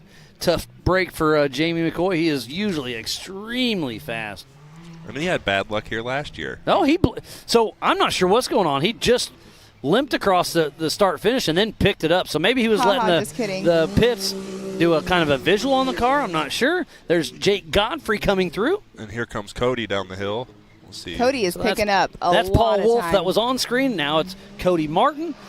Wow, we Let's got see. a race on our hands. Cody Martin just took over the number 3 position from Paul Wolf on adjusted time unofficially right now. By about 25 seconds. Wow. They're right there. That's Jeremy Blackburn coming through the race line start finish. Paul Wolf There's moving Paul through that Wolf creek coming section. through. He's still on pace, sitting in the top 5 for sure. Yeah, And you he's know sitting that Chris 4th. Hickman's on the radio saying, "Hey, Paul, it's time to push. If you got anything left in the tank, it's time to let it all hang loose." He dominated the UTV world last year, and now he's got his hands full today. And that's 6:45 right there of Zach Pollard. Yeah, East Coast, West Coast, and national champion last year in the Pro Mod class. I mean, Paul won anything you could win last year. Yeah, East, West, and national. I mean, Paul Wolf, and then we get to see Paul tomorrow, too. That's Mm-hmm. going to be a lot of fun. Last year it was him and Josh Blyler up front, but I don't know. We'll see if it's extra greasy. Those solid axle Miller cars really do work. That extra, the steering on those Miller cars, you It's get over roughly 50%, over 50 right? degrees Yeah. of steering, and in an Or 50 IFS car, degrees. you're limited to 35 roughly, give So or take. in the trees, in the woods, I mean, and it's fast in the back. Don't get me wrong, but yeah, I think it's the Blylers and Gilbert. I think they've got a good chance tomorrow. Well, and we had Paul up here earlier, and we were talking about it. His car's so Jamie much McCoy? wider than all of them, and with them having that extra steering, and it does make a difference, especially in these tighter trees. And that's why these cars are the Swiss Army knife of off-road, because they can do a little bit of everything. They can do the woods. They can do short course. They can do King of the Hammers out in the mountains. We're going to be racing out in Havasu this year.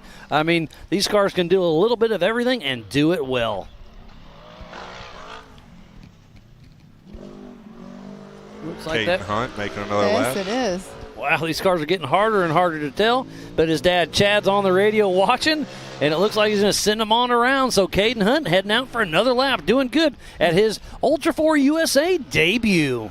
And he has Steven Rogers, that's really close behind him in the number 106. Yeah, Steven Rogers and Adam Cutts coming from the rock bouncing world to come play with us here at Ultra 4 USA.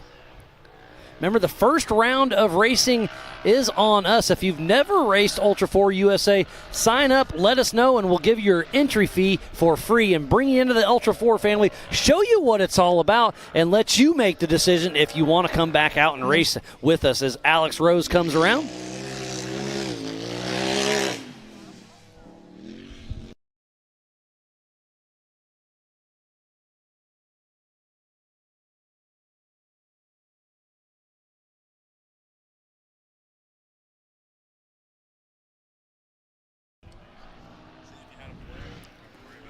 All right, we have Pete Russell over here. He is not in the race right now. Standing next to us, he has a broken diff. That's his first race coming out racing with us. He runs around with Jamie McCoy and G-Force and all them guys. Great to see him out here racing, but just tough break.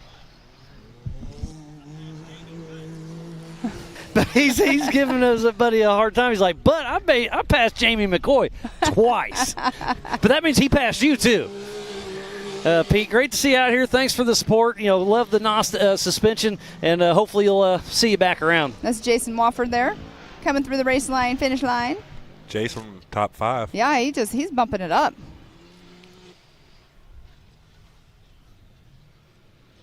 And that is a naturally aspirated RS1 running in the top 5. That's the cool. turbo cars. That That's is really super cool. So he's running the stock class, I assume, Yeah, right? So stock he's probably production. first. I don't have the timing in front of me. Ryan Dunn, Yes, look he at is that. first. First in class, Yep. but 5th overall. We have 3 cars right there battling it. On Trail 69, that was Hunt. And then who was behind him? I think it was Rogers, Steven Rogers. And I believe that's John Seaman. So, wow. Battling. Mm-hmm. Yeah, so Jason Wofford is first in the stock class. CJ Greaves is first in the open class. Bill Hilliard second in open. Johnny Greaves is third in open.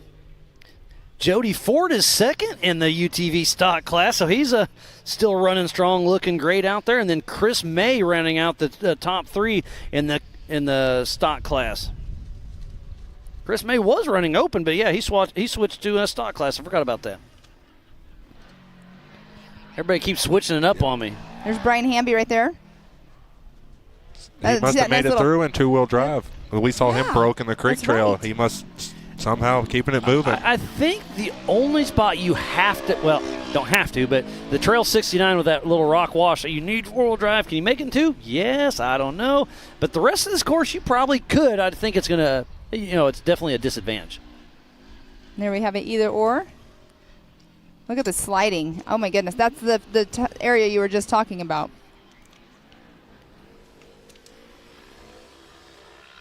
Tomorrow morning for the EMC race, if we get that rain tonight, that little spot's going to get tricky. Mm-hmm. Going to get really slippery. The mud on the rocks like that, oh.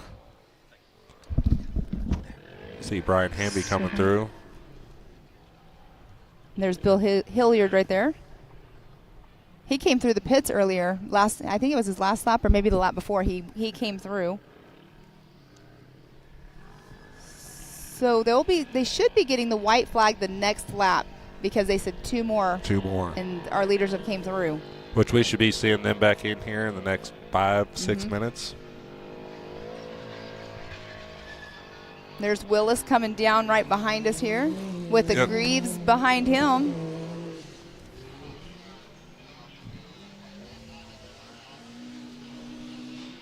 That's Brian Hamby. Brian Hamby, yep. I couldn't remember. We just talked about him. Taking the bypass. So 3 Pro Rs out here.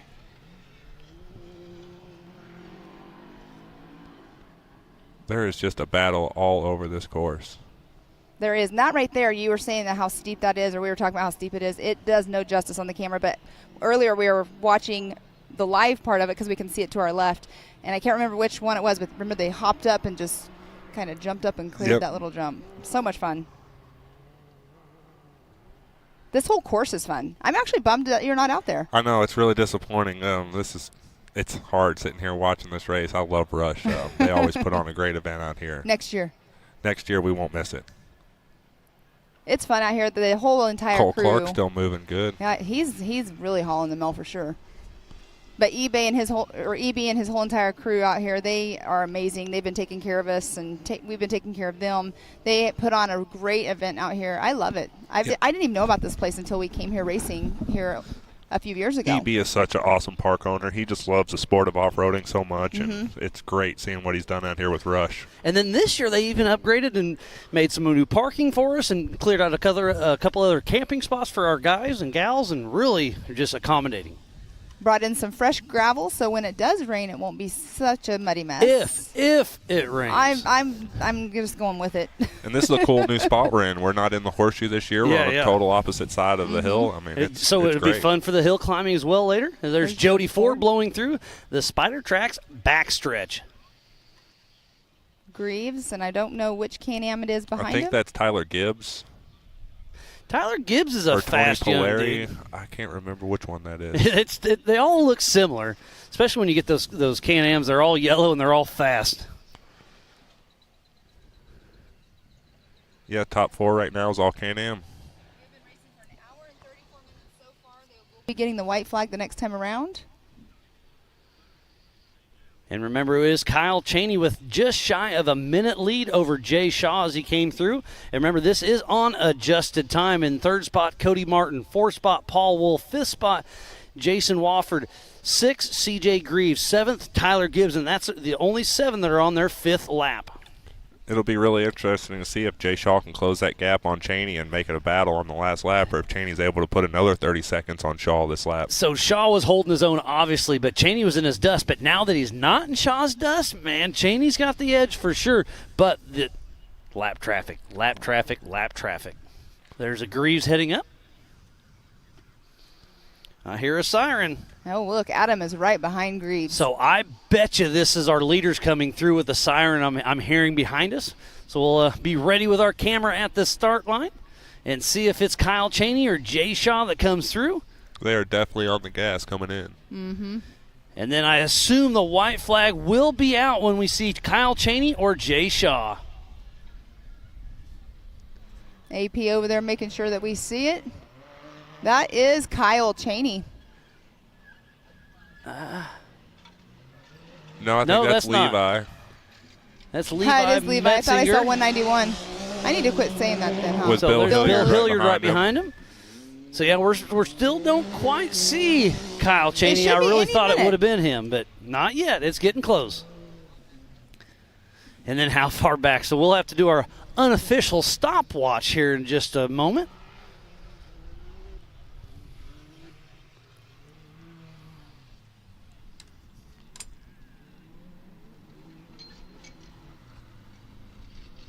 There's Tony There we go. Polari. There's Tony. That new CA technology car is looking great still. That is a beautiful car. Mm-hmm. Eric is out here. He walked by us earlier. Said a quick hi as he was going into the hot pits. Jeremy Dickinson, part of his team, was out here running around. He's been a part of the Ultra 4 family for a long time as well. Looks like that may be Mike Park. You can or hear sirens Byron again Sterrett. back there Like we behind said, us. those cars look almost identical. Has it got 4 numbers or 3? It's 4, so that's Mike Park. Out of Callahan, Florida with Team 904. Used to done a lot of mud racing. Oh, here's a loud siren. Here's Cheney. So this is Corey No, Willis. that's Corey Willis coming down. And behind Corey is going to be Cole Clark. So, remember we heard Cole Clark earlier with the siren I on, wonder so if it it's may going just the be whole lap. stuck. So Cole Clark's siren's been on for an entire lap, if I'm not mistaken. Dustin Robbins. Dustin Robbins, 311, out of Decatur, Alabama, with all things UTV. He did buy a 4400 car, but I haven't seen it leave the trailer yet. So I'm not sure if he's saving it in case it rains or if they're having a mechanical issue. I am not sure. He's having a mechanical issue. Unfortunately, I hate to see that, but hey, I'll do a little pray and hope he can get it out there. But you definitely don't want to take a brand new car that you're not comfortable with and just tear it up. No, I'd love to see Robbins in that car. I'm sure he'll do just fine in the 4400 class. There's Cam Zollers coming through.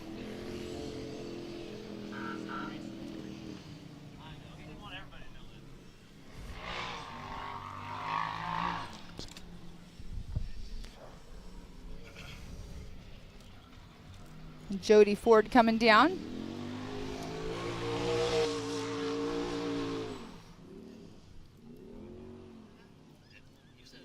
Jody Ford is sitting in that number 13 spot. His last lap was at 18:50, so he's moved up some positions.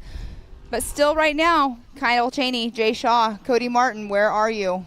And speaking of Kyle Cheney, I believe I see him coming down the hill as we speak. Yes, it is. The white flag is out for Kyle Cheney and the rest of the field. So Kyle Cheney out front. How far back is Jay Shaw? So remember, once the white flag comes out for our leader, it's out for the rest of the field. So Kyle Cheney's last lap was a 16:15, so he slowed down a little bit or ended up in some lap traffic. 35 seconds over his fast lap.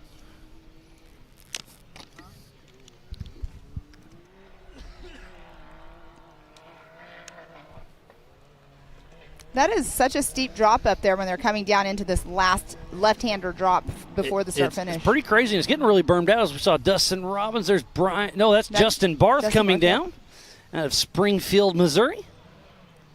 Justin Barth will be racing tomorrow and Jimmy's car in the 4800 Brannick Motorsports Legends class. And like we said, once the white flag comes out for the leader, everybody else gets the white flag. So we should see Kyle Cheney in here about 15 minutes or so. And is that Jay Cutts. Shaw? That's Adam Cutts. No, that's Adam Cutts. He has really made up a lot of time. He's really picked up the pace these last couple laps. And look at the dust flying out here. Like, he's made up a lot of time.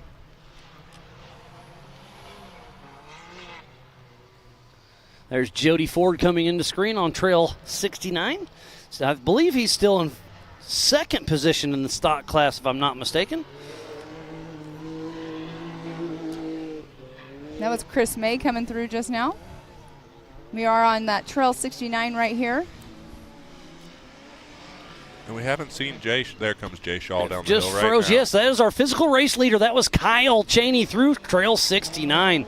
And did you just say we haven't seen Jay Shaw? There's Jay Shaw coming down the hill right now. So Jay Shaw is, what's that? That's a full minute and a half, maybe 2 minutes off. Yeah, it's right at 2 minutes. So 2 minutes off the pace, or is Kyle Cheney stepping up that much? I think it's a little bit of both. I agree, Miles. I think it's a little bit of both. We're getting to the end of the race, and everybody's kind of sorting out their positions and getting to the finish line. But Jay Shaw still has a great race under his hands. on Jay Shaw. Wow, Paul Wolf's starting to step it up. And you know that Chris Hickman's on the radio saying, hey, last lap, give it all you got. He's now sitting right now in that number 3 position unofficially. And he's 23 seconds behind Jay Shaw, so he's got a good shot at catching Jay for second place. I think that, yeah, Jay Shaw's going to have to battle for it to get that 2 and 3 position is going to be really down to the wire. And that's Paul Wolf right there that the drone is following behind. So Paul Wolf started 20 seconds in front of Jay Shaw. So Jay Shaw has to actually, Paul Wolf actually has to pass Jay Shaw and then get 20 seconds in front of him. So Paul Wolf's got his hands full if he wants to get around Shaw Look on at Adam's adjusted on a time. mission. But Adam Cutts, yeah, he's got a great run. Got a little plastic hanging off there. It's a given. I believe Adam Cutts is a lap down, correct? Yes.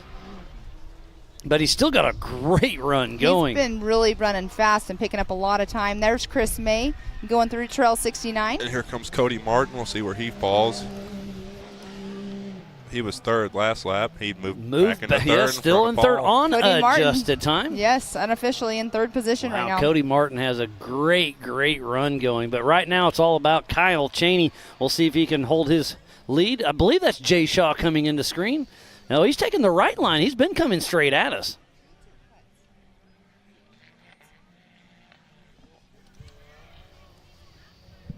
That is Gilbert right there with his light bar on. Not sure the number behind him. I think that's Paul Wolf. So Paul Wolf Yep. had a little bit of lap traffic, but he'll go, there's a great shot of an either or. Aiden Gilbert goes right. Paul Wolf goes right up the gut and makes a pass. But Aiden Gilbert is lap traffic. There's Jeff Donda coming through. I believe he's a lap down as well, but he's still pushing strong. It's so crazy. I feel like I've seen these guys all the same time, and it doesn't. I don't realize they're a lap down.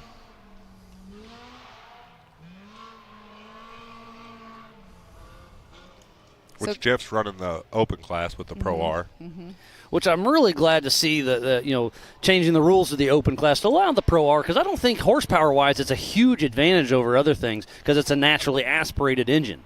I've actually driven one, and comparative to my Turbo Razor, it's about equal power-wise. They feel really the same power. I 100% agree with you. I actually own one, and yeah, they feel the same. Yeah, But it's just a cool ride. They're big. The suspension really works. It's fun to see the different aspects as we see Cody Martin on adjusted time in third place on screen as See he that comes little pop bouncing. up? Yeah. Yep. It's really getting dug out right there.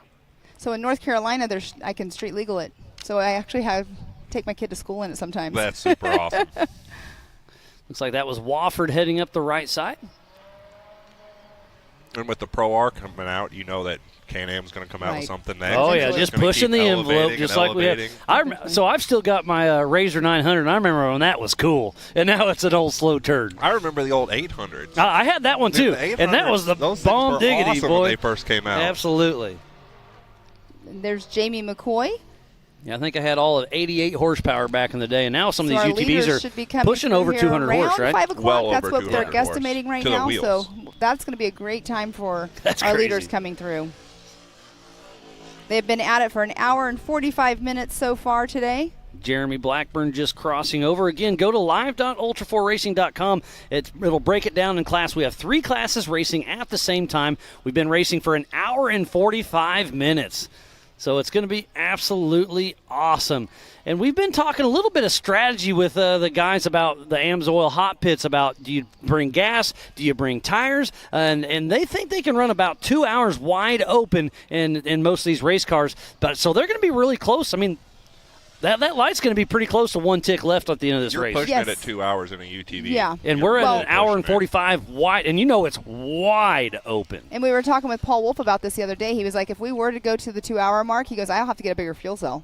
Yeah, with 12 gallons, you're pushing right at Exactly. 2 hours. Yep. That's about all you get out of these cars. Exactly. It's great to see him pushing all the way to the end. I mean, we're pushing the limits here at Ultra 4 USA, and it's really great to see everything the way it's shaking out. All right. But Kyle Cheney, it's his race to lose. Can he keep it together? Man, it'd be so awesome Oh, it's seeing getting tough. Kyle get another win.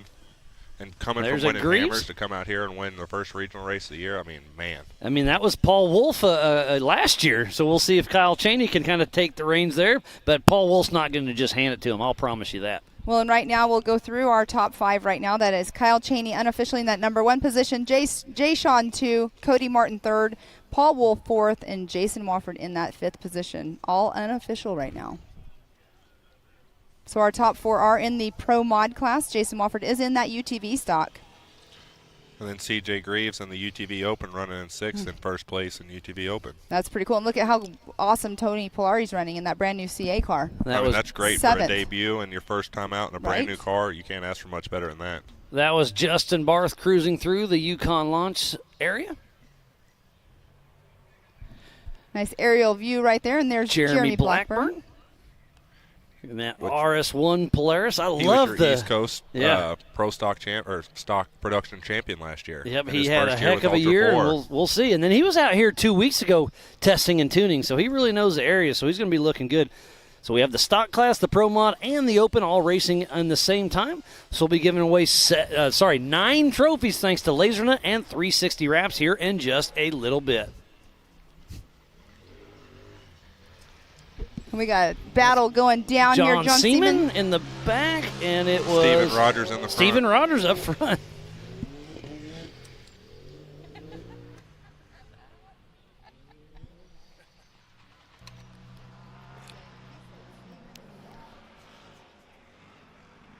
So Steven Rogers with John Seaman right behind him, pushing hard. We'll see if he can get that pass up the Brannock Hill.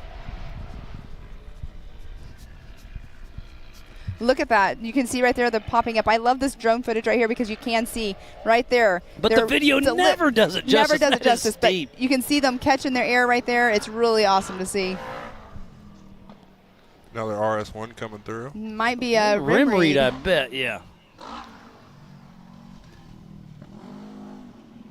Turbo that's Hunt. Todd rim read. That's Caden Hunt. That's Hunt. Yeah. I can't tell. They're all looking the same. Well, and they both have green on their cars. Yep, and they're both brown. So, yep, that is absolutely Caden Hunt because Chad Hunt is bringing them on in, saying, hey, settle down, come on in, check her out. We got the 430 that just went through. Wofford. Jason Wofford running Yep. 5th place.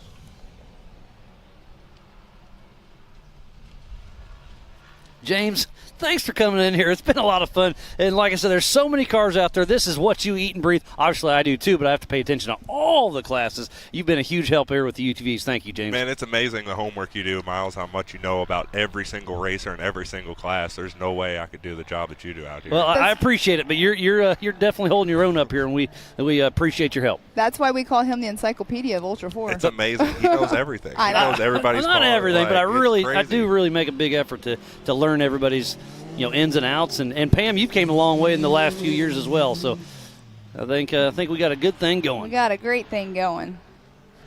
We wouldn't still be here if we didn't.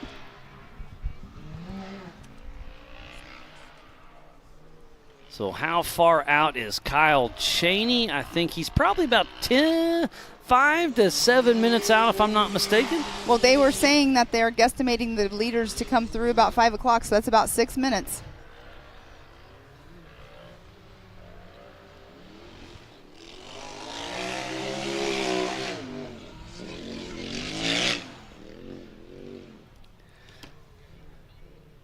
That Getting was a little Ryan slideways Dunham. on the course. And the 206 of Ryan Dunham doing that little Still looking running, sliding. running strong. It's going to be interesting because it's so dusty today, and if we get that rain we were talking about, what if it soaked in overnight and then tomorrow could be beautiful? I don't know. It's just going to, time will tell.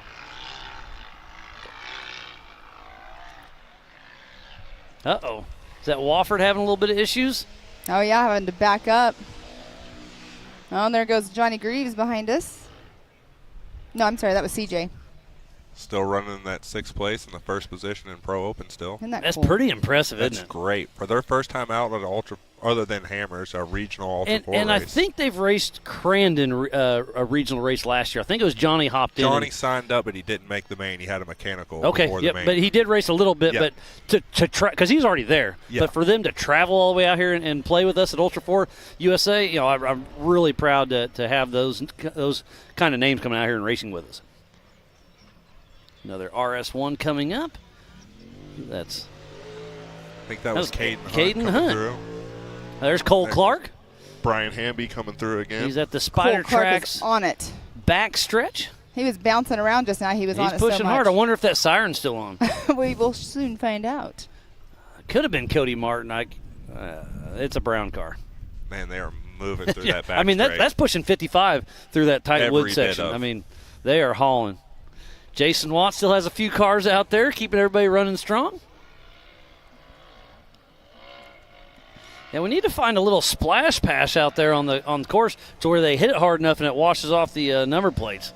One about in the middle of the race course and then right here at the end. It'd be handy. Yeah, it's crazy how much mud they're still finding as dry and dusty as it is. Well, there are some big holes up there with water. Oh, in he them. knows. Yeah, it never dries out Well, here. he hasn't been out on the Oh, course. no, I'm that's just what saying he's a mud womper at heart. I hate mud. I do too. But you have to, hey, sometimes you got to go through it. Just part of the game.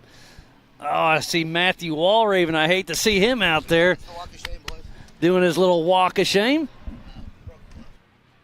It sounds like it was a broken clutch. Such a bummer. He was running so strong out there. He's definitely one of the fast ones out there as Jody Ford comes in the screen. But hey, he's still got a smile. He'll watch his son Xander race here in just a little while. We I'm do have the excited youth, for that youth race. The youth race will kick off here in about an hour. So we'll do some awards here pretty soon. Looks like here's Todd Rimreed coming through, catching the white flag.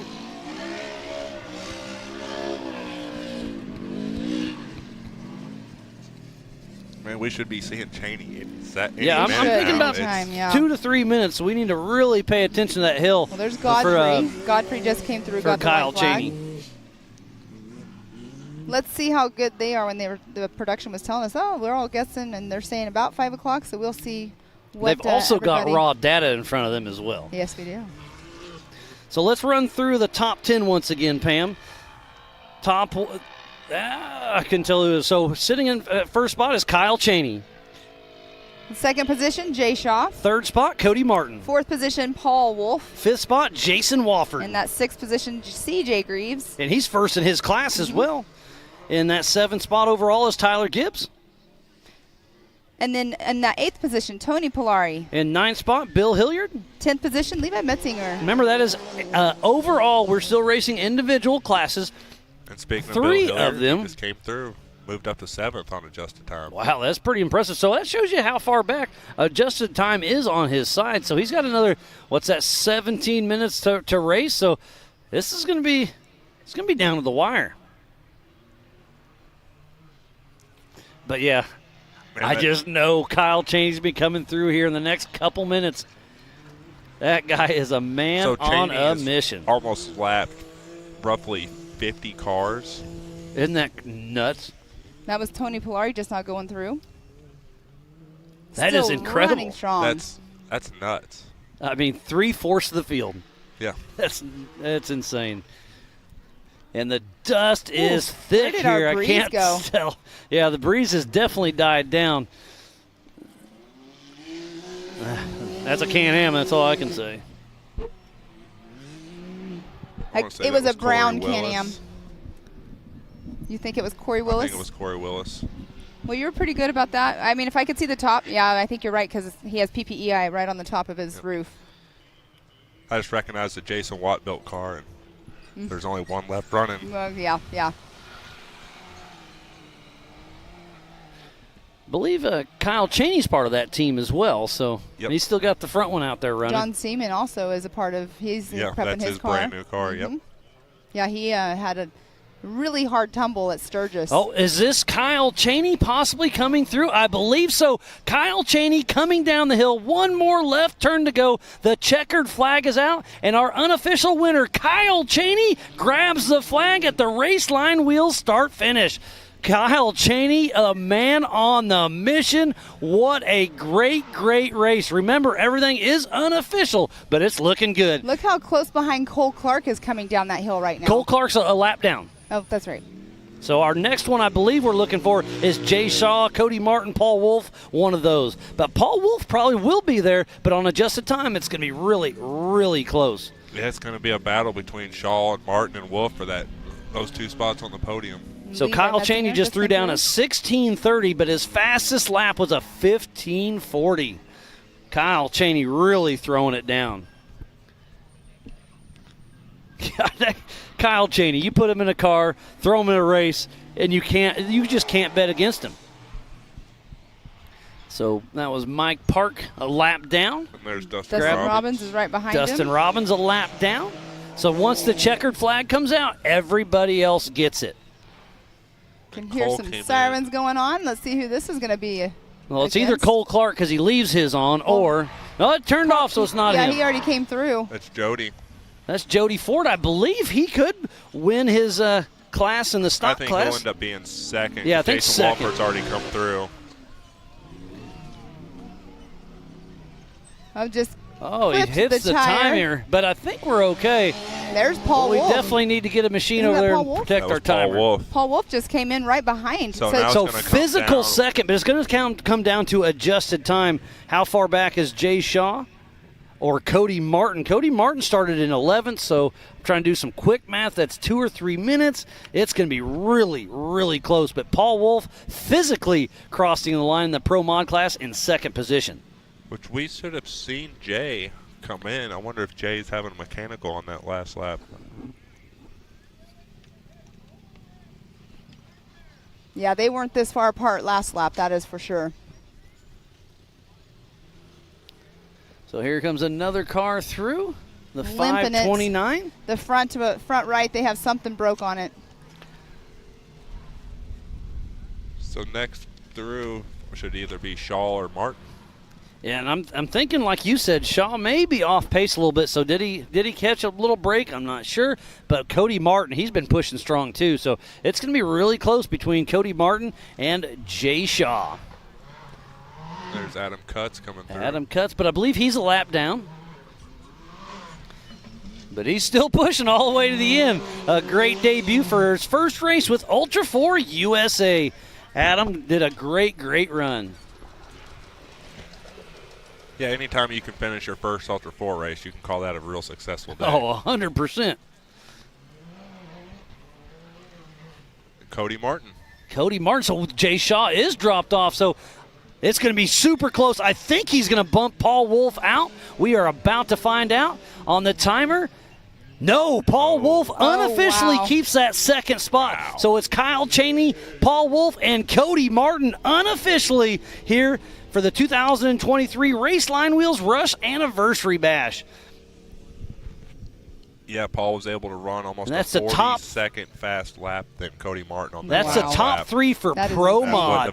That's what got him that second place. That's insane. Because he was down, what, 23 Mhm. seconds roughly going into that last So lap? 3 seconds splits them? Is that the math we're doing? Yeah, I think it's only 3 seconds that splits Paul Wolf and Cody Martin. Wow, talk about down to the wire. Man, what a race. Again, everything Yeah, 3 is seconds. unofficial right now, yeah. but And Kyle Cheney officially has the fastest time right now at 15:40, 5:35. so racing for an hour and 57 minutes, and it comes down to 3 seconds. Paul insane? Wolf, Cody Martin, what a show they just put on. But talking about a show, Kyle Cheney put on a clinic. Yeah, and Paul Wolf on that last lap did a 15:41, which was only a second off Cheney's fast lap. So Yeah, Paul so was Paul definitely Wolf on really a heater stepped it that on. last lap. But, man, what about Cheney? And look at Cheney. He's right now telling his story, saying what he did here and there, and reliving the race. And he had a relatively smooth race. He got out front, and There is Jay Shaw. He just now Jay did Shaw. come through. So Jay Shaw physically in that 4th position. So we'll see how it sticks. So something had to happen to put him off pace just a little bit. But Jay Shaw had such a great run all day long. Just about, let's see, a minute 45 seconds off the pace from 3rd to 4th. Man, And look what a at Paul close Wolf race. and Kyle Cheney telling their war stories out on course. after 2 hours of racing to only be less than 2 minutes apart, that's a close race. That was a very close race. There's Greaves coming through. That is Johnny Greaves just came through that finish line. Well, it's been a pleasure having you in the Project X booth, James. I hate seeing you in the booth, I'll be honest. You were a great help. I wish you were out on track, but we'll see you out there once again. But again, you were such a huge help here in the booth. I thoroughly appreciate our friendship and your help here for the show. Yeah, thanks for having me, Pam and Miles. I had a great time hanging out with you all in the booth. It'd have been a lot more fun to be on the track, but I mean, it was a great day either way. I completely It was understand. Awesome racing. Yep, it was a great race, and I'm sure you'll stick around the next day and see some more. Yeah, we got more racing coming tomorrow with the EMC and the 4400 class. Absolutely. Well, James, always a pleasure. Good to see you, and we'll see you. We'll see you around tonight. So there's Kyle Cheney. Kyle Cheney on screen there chatting up. We'll try to drag him over here and have a quick little chat because remember, it's a half hour before these results get a little more official. Everything still is unofficial as of right now, but I've got my hands tied that it's probably going to be Kyle Cheney, Paul Wolf, and then Cody Martin as it looks like. But we still have two other classes out there on course still battling. We still have the stock class and the pro mod. So in the stock, it's Jason Wofford in first. Second is Jody Ford. Third is Chris May for the stock class. In the open class, it's CJ Greaves, Bill Hilliard, and then Johnny Greaves in the open class. Again, unofficial, but we'll see how all that shakes out. But that's going to be fun to watch as they come on because the pro mod, that's the pro mod, but we still have two other great races yet to come. That was Aiden Gilbert just now that you saw go through the race line start finish. Great to see that young man out there with such a great run. And that was a great way for, there's no pre-running like pre-running at race pace. So Casey Gilbert with a great run out there.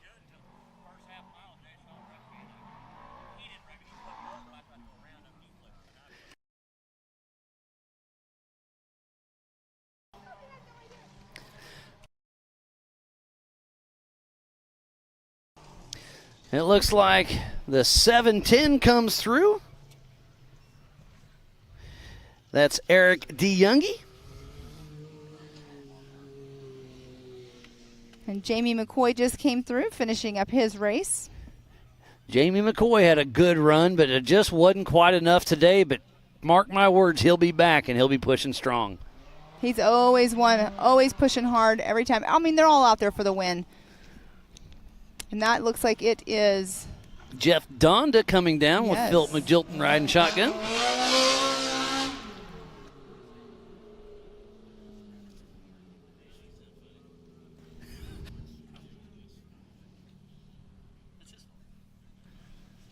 So Jeff Donda in that brand new Pro R build machine.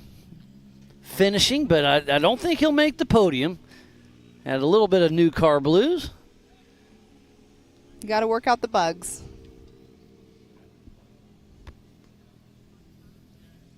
So I just saw Chris May pulled off, so they may be a lap down. So he is off course. We'll see if he can get that time to stick or not.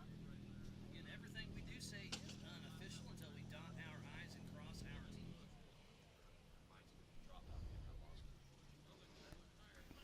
T's. There's a great shot of Kyle Cheney. He's got his Raceline Wheels hat on. Again, if you're just joining us, we're just wrapping up the Pro Mod. We still have the stock and the open out there. But right now, for the 2023 Raceline Wheels Rush Off-Road Anniversary Bash, Kyle Cheney looks like he's the one that took it all. We'll see how it shakes out.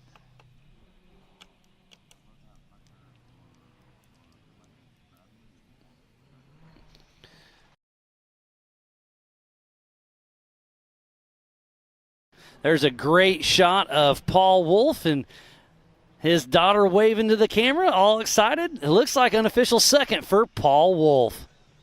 We'll try to drag a few of those racers over here, have some chats with them as we're finishing up everything else.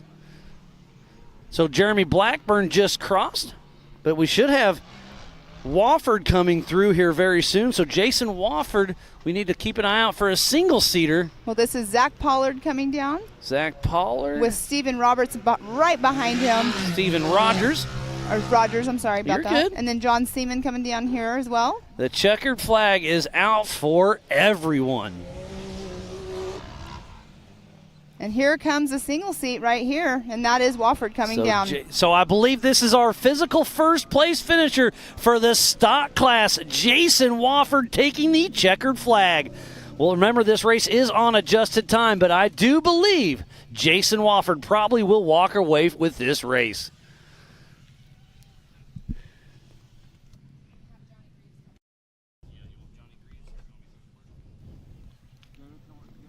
So we're going to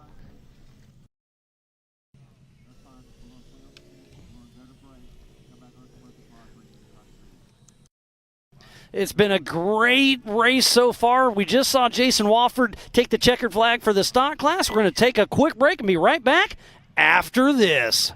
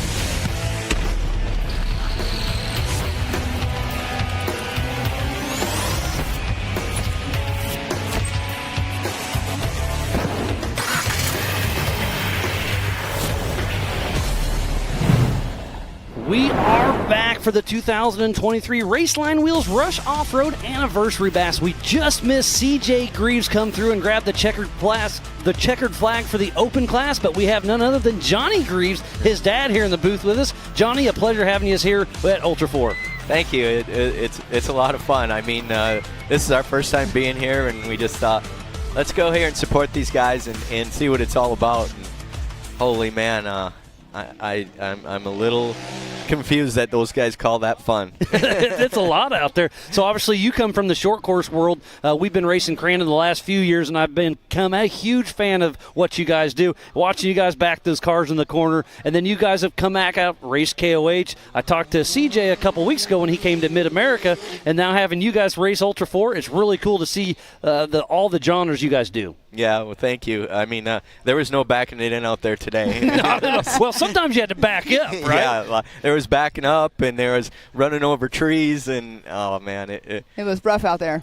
Not what you're normally used to. Like I hope the camera caught 1/3 of some of the stuff I ran into and saw because I want to replay it. I mean, I've never seen it before, and now to really be in it and experience it, and then to see all the carnage and guys flipping and a trail blocked, there's a guy upside down, and then so you take the alternate. And then the alternate was blocked, and so I'm just sitting there kind of waiting my turn, and a bunch of these guys that finally catch up to you, they just send it into the woods, and they're like up on trees, balancing and falling off of over. trees. Yeah, remember it's 50 feet from center line of course, so that's part of it. Well, but they made a lot of new courses out there, but it was pretty cool. Take your chances, right? Yeah. So it's great to have you and your son out here racing in those brand new Polaris Pro Rs. Do you think you'll come back later on in the season, or what? Do you have any game plan? Yeah, we'd really like to come back. After our season is over, we're getting close to that where we're starting to test and because then you got to really gear into your main short gig. course. But my whole thing is I just want to stay driving and stay fresh and keep my mind sharp. And I said, there's nothing better than seat time. Yeah, let's just keep racing all winter long. So we've been doing, the Red Bull ice races, and then we had this little lull, and I'm like, well, let's go check out that Ultra 4 and Rush. And did you have any favorite parts of the course? Yeah, that uphill's pretty cool. You get to the top, and there's some rocks, and you actually bunny hop up there. It feels like, moto or off-road or whatever. But and it's pretty steep. That hill's steep right there. Yeah, it really, really shows you what these cars are capable of. But once you make a lap around this course and you drive it hard, you think there should be nothing left of it, and then you just keep on going and going, and so pretty impressive. You did amazing out there. So welcome to the Ultra 4 USA Regionals. Yeah, we had a good time, and when time permits, we'll definitely be back. For sure. Are you guys sticking around to watch the rest of the races, or are you guys going to head back home? CJ's sticking around. I'm going to take off. I've been kind of on vacation a little bit, and he actually picked me up at the airport. We landed at 4 o'clock on Tuesday or Wednesday, and he picked me up at the airport, and I jumped in there, and we rode 10 hours here, and good thing he had everything loaded and ready to go. And so I need to get back to the shop and get things ready. And awesome. We'll. I think he heads to the MAO race at Wheatland next weekend. He's gonna debut a Pro Light, which he hasn't done in like 15 years. Yeah, so. I've heard rumor of that. Yeah, I'd really like to go. I'm gonna see how my schedule is, but how it shakes out. Yeah, we'll see what happens. Have you raced at Wheatland yourself ever? Before they had that track they have now. Okay. There was a earlier Lucas Series, and they didn't have that track done yet. Okay. So I raced there then, but I haven't been on that new track. I really want to, but nobody races there. Next time. Yeah. If we do have a next time there. Well, it was a pleasure having you up here for sure. Yeah, absolutely. I mean, an absolute legend in the short course world. And Race King of the Hammers with us, race here at Ultra 4. Johnny, a thorough pleasure having you out here. You and CJ, it's great. Yeah, thanks for everything. Thank you. So the one and only Johnny Greaves out here racing with us at Ultra 4. So we're going to switch things up a little bit. We're going to take a quick break and be right back with more racing action.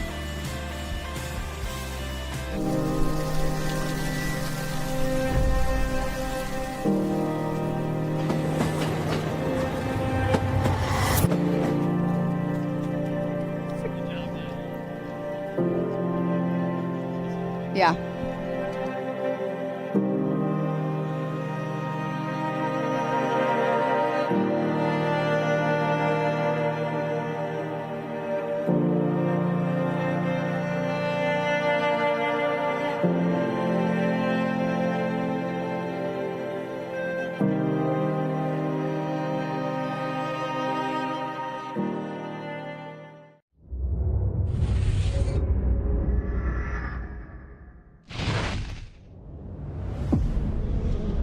no matter what, it's never an easy event, and it never will be, and that's what makes King of the Hammers King of the Hammers. Tire choice is everything. I mean, to have a tire that's reliable and consistent and drives well out in the desert, but yet when we get to these crazy rock sections, still has grip and performs, and we can hit these sharp, jagged edge rocks and not have a problem, is what we need. And the Rockzillas definitely are second to none when it comes to the UTV tires. And it just speaks traction. It's got big lugs hanging off the side. It's got big lugs down the side of the sidewall of the tire. If you're gonna look for something that makes traction and is gonna grip in rocks and dirt and everything, you look at a Rockzilla and go, man, that thing looks like it's gonna do the job right there.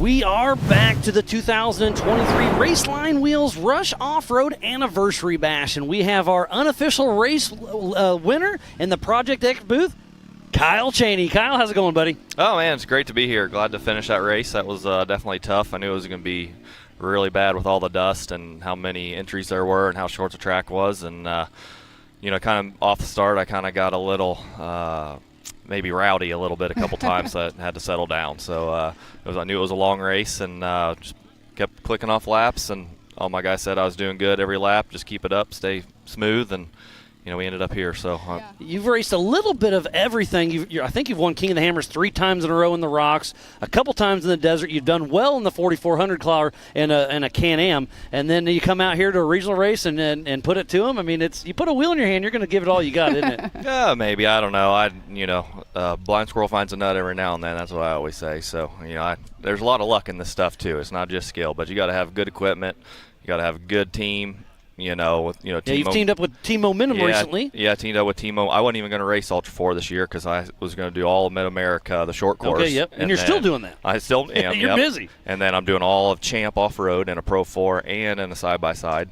And it was just kind of like too much to do the Ultra 4 thing too. And, you know, Brian Fulcher, called me right after Hammers, and we just started talking, and he wanted me to race Ultra 4 with him and Robert. And like, man, I don't know. It's just a lot to do. I told him no a bunch of times, and then, after you just couldn't stay away. Well, then, unfortunate situation. Yeah, definitely an unfortunate situation, and now I'm glad I took his offer and came here to race and help his kids out and help Robert's kid out, and hopefully me and him will be on the podium together here sometime this year. Yeah, well, it's great to see you have out here. I mean, like I said, we've raced King of the Hammers quite a bit. It's great to see what you'll do with Champ, now with MAO, and here at Ultra 4. I mean, you're giving it all you got. It's great to see. Yeah, no, I couldn't do it without my team. I got a great group of guys behind me, so without them, I couldn't do it. I may be able to race one series, but with all the guys at home and all the guys behind the scenes and everybody that does everything for me, I just sit back and work cattle.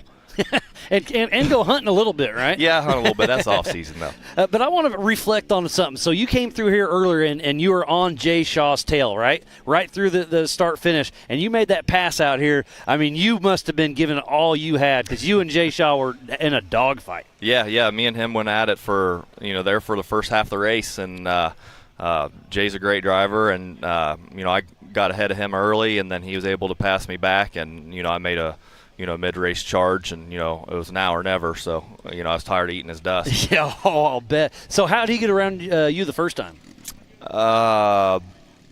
Either or? No, I don't really want to talk about it. Okay, I get you. No worries. Yeah.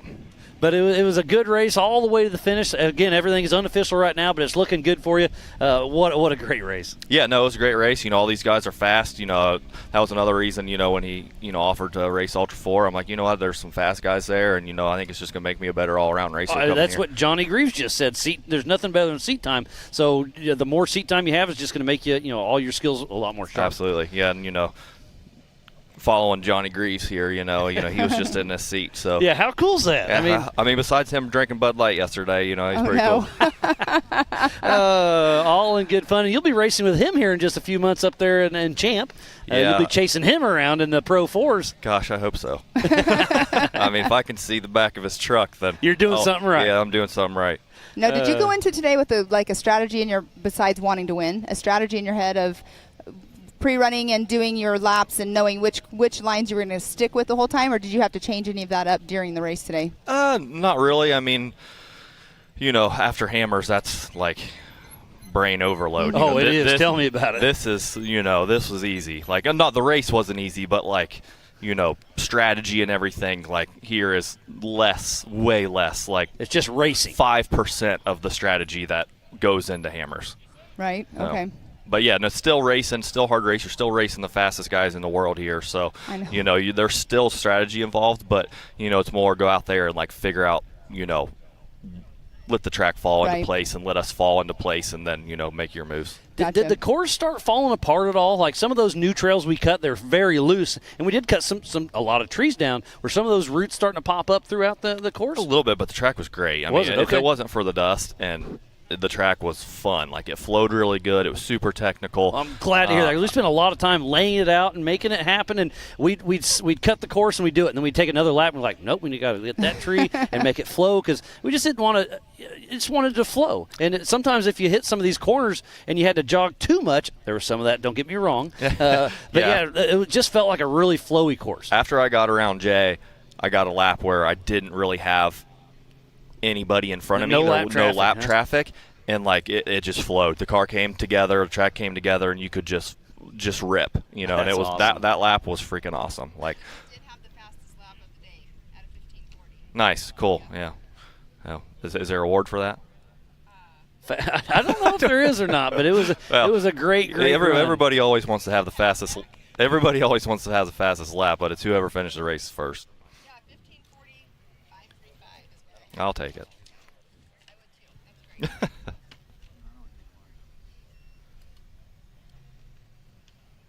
But, yeah, it's been a great day of racing. We still have the Youth 170s coming up tonight here in about a half hour. So I think we're going to push the awards to after the Youth 170 race. And then we'll be giving away some awards tonight thanks to LaserNut and 360 Wrap. But what a great, great race.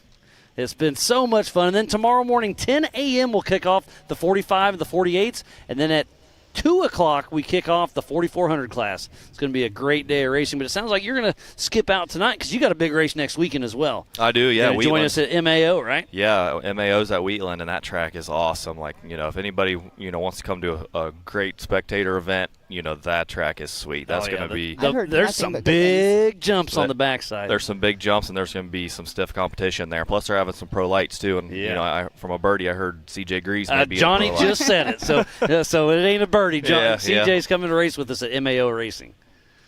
It's going to be it's going to be awesome. I can't wait. Year. I've never been to Wheatland. Oh, it's awesome. Been around the short course world. I've never been there. It's super exciting. Did you go do the test? I had did, some testing days? Yep. It was awesome. Drove all the way there. Yeah, that's a pretty good haul just for a test and tune day. Yeah, and we only got maybe 20 minutes of track time, but it was worth it. It's worth it. Yeah, I went there and I put in my time. You got to put in your time. 100%, and that's what you do. I mean, you're all the time out there testing and tuning, and you do a lot of your own work on the cars, right? Yeah, Jason Watt helps for sure. I'm not saying that by any means. Jason helps. I've got you're a very involved. Full-time mechanic, Jib.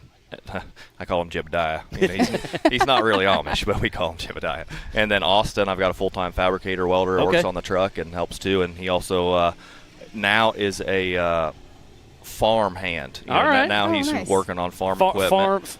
A farm Can-Am and a farm tractor. The farm tractor, yeah. I mean, we took the the MIG or TIG out of his hand, put old stick welder in his hand. And that's all it means, huh? Yep. All right, well, Kyle Chaney, we'll see how it all shakes out, but it's looking really, really good for you. Congratulations for your unofficial win. Lots of fun watching you. Always enjoy watching a wheel in your hand, and we'll see you next weekend at MAO. So we're going to take a quick break and be right back after this.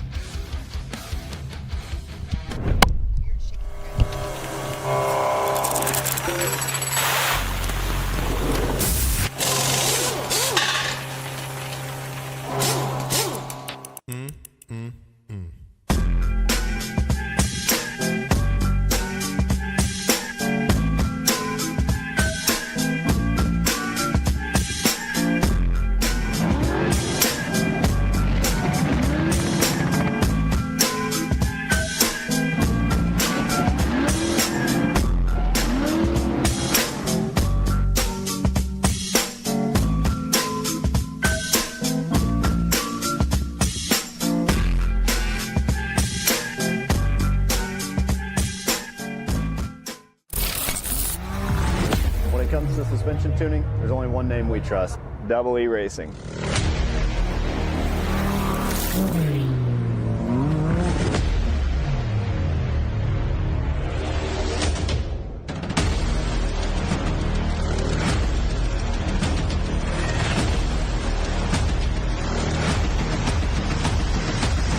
W Racing.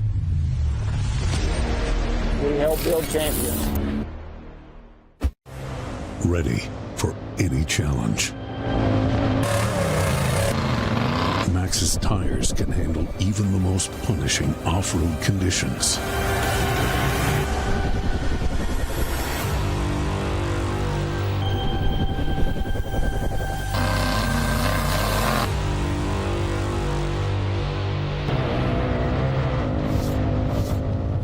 Maxxis tires. Tread victoriously. We are back for the Raceline Wheels Rush Off-Road Anniversary Bash, and we have Zach Pollard in here in the Project X booth, and you're missing part of your race suit. What's going on, buddy? Yeah, it's hanging down here behind me. Man, we had a wild race. You were fast, too, for a little while until you weren't. Yeah, I hope I was fast because I was pushing it. You were definitely fast. Yeah. So what happened? To be completely honest with you, I don't really know. I was passing a guy. I guess he was in a RZR and passed him to his right. And then there was a tree that didn't want to move. Just smoked a tree, huh? Well, that's what the guy that walked over to me said I did. And he was like, hey, man, you hit that pretty hard. And He's like, are you all right? Well, the car was off. And my only instinct was to hit the start button. And I was trying to crank the car, and it wouldn't crank, and it wouldn't crank. So we got out. And, yeah, so it broke the seat off. So you took a hard hit. Yeah, it broke the seat. It didn't break the mounts for the seat. You know, on the bottom, it broke the 18-inch long mounts. Wow, it that's broke crazy. them all the way down the sides. Bent the steering wheel like a fishbowl, both hands just straight through it, down to the dash. Broke the frame down the center. So when I'm hitting jumps now, it's opening up like a butterfly. So you're going to be done with it for a little bit. Well, yeah, I think it's time for a chassis. Yeah. He's not going to be able to race. Well, I don't know. You just said that you did 2 laps with a broken arm. Yeah. How did you do that? Well, he said, is it broken? I said, man, I think so, because I couldn't feel my hands. But I bet I had an adrenaline rush. Hands or hand? Hand. Yeah. And I was starting to come back mentally a little bit as to what had happened. And I guess my first thought was, I got to finish this race. Right. So I went back over, figured out the issue. A wire had ripped in half along the frame and the harness, and stripped it with my teeth, twisted it back together, got in the car, got it running again. Got on down the track just one-handed, and I guess he called in and said, hey, we think he broke his arm. He's coming. And I come down this hill into the area down here, and I thought to myself, should I stop or should I just keep going? And I was like, I can drive one-handed. So one more lap, yeah, huh? I don't know if it was 1, 2, or 3, to be honest with you. It's kind of a daze from when it happened to now. But can't imagine. You're a madman. That's crazy. Finished out the race, pulled in. Right when I pulled down here to the pits to see the team, the car just stopped steering and one tire so splayed it's one hurt. way, one split. Oh yeah, it's totaled out, man. Oh, it's bummer. totaled. So did your Walmart blower make it through all the way? Oh yeah. All right. I had clean air the whole time. You know? That was so funny. so I'm giving him a hard time, but his pumpers quit working the other day, and then he puts on Facebook and tags us and said, hey, I'm at Walmart and I got one of those air mattress blower uppers, and he's wires it up, puts a air filter on it, and he had a blower hooked up, and that's probably $18 compared to a $300 pumper, probably. Yeah, $300 to $400, something like that. If it worked, you'll just keep with it then, right? For sure. That's what I was saying earlier. The redneck way. When in doubt, figure it out. And old Zach Pollard got it done. And it's funny you say that. We blew a belt. Oh, I blew a belt. Probably one more lap after, because I think I did a lap and a half since the wreck. And I blew. So with a broken shoulder, you changed the belt? I changed the belt without a belt tool. The belt tool flew out of the car during the wreck. Oh my goodness! And I couldn't find it, so I went looking for it. Came back, and wow. I thought I was out of the race. That's and why, there it is, right there. There's pieces of belt left in that secondary and primary. And you wow. And you were telling me how pretty impressive your clutching is, right? Mm-hmm. I love it. Do 130 miles an hour. KWI and other companies have really worked with us to get that car dialed in for high speed stuff. And we didn't really set it up for this kind of racing, and it kind of hurt us a little bit. But the car still performed really well in high all the way through the course. Never really had to put it in low. But But like I said, I had to change that belt without a belt tool. So basically what I did is walked on the primary, walked as far as I could on the secondary, started the car. So kind of like a bicycle chain, Yep. just kind of Yep. roll it up? And what people don't know is there are fins on the secondary make it very hard to get that belt on, even with the tool, with a belt box liner in. But I walked it on, then used my foot and pushed the belt against the primary. And there's your steering wheel all bent up. Oh, yeah. But you can see the dash, where the white, the red on the left. Oh, and it's the right, completely the black, off. Where Yep. it's separated. Yep, That's that because frame your is broken frame underneath. is separating. Yeah, it's broken in half. Wow, I if there's hate- a I hate that perseverance for award, you. you get it for sure for finishing out this race today. I don't want to let our guys down. I don't want to let my best friend Kyle, who does all this stuff with me, our sponsors. If we can finish the race, I really wanted a podium today, and I know we got what it takes. That tree just didn't want to move. Your bumper looks good. Oh yeah, hitting so the tree. What did you hit it bumper. with? I hit it on the left A-arms, the driver's side A-arms. And that's just a testament to how strong the Texera Tech Yeah. arms are. They're That is absolutely impressive. They're crazy strong. Yeah, it broke the frame. It's stronger around than your shoulder. Yeah. You're wrong for that. Yeah, His shoulder's okay. It's right here in his arm. Yeah. But Wow, I tough cannot break believe that. there. yeah, tough break. No pun intended, huh? Yeah. Well, multi-intended. Yeah. You are one tough man because I would not finish out a race with a broken arm. I can tell you that much right now. Yeah. We had to finish one way or another. So hey, what did I come in? I'm Unofficially. not sure exactly I'm trying right to now. think. I'm trying to look at the timing to see exactly where you were, but you were a little off pace. Yeah, something off pace. Sorry, Yeah, we're my- staring over here at a leaderboard. Try, Not sure exactly where you're at on that, but wow, awesome job though finishing. And like you said, you're trying to finish out for your sponsors and everything. Looks like which makes overall sense. in 32nd and 15th in class, so that's not bad. Not bad for a broken arm. It's a finish. Hey, remember you took a nap for a little bit. Yeah. There's no telling. I don't know where the guy came didn't- from. hey, did he just anybody- walked up on me. Well, we have people all over the race course. Yeah, I probably blew past him. But was it a fellow racer that came to check on you? I don't remember. Well, I know he's a guy.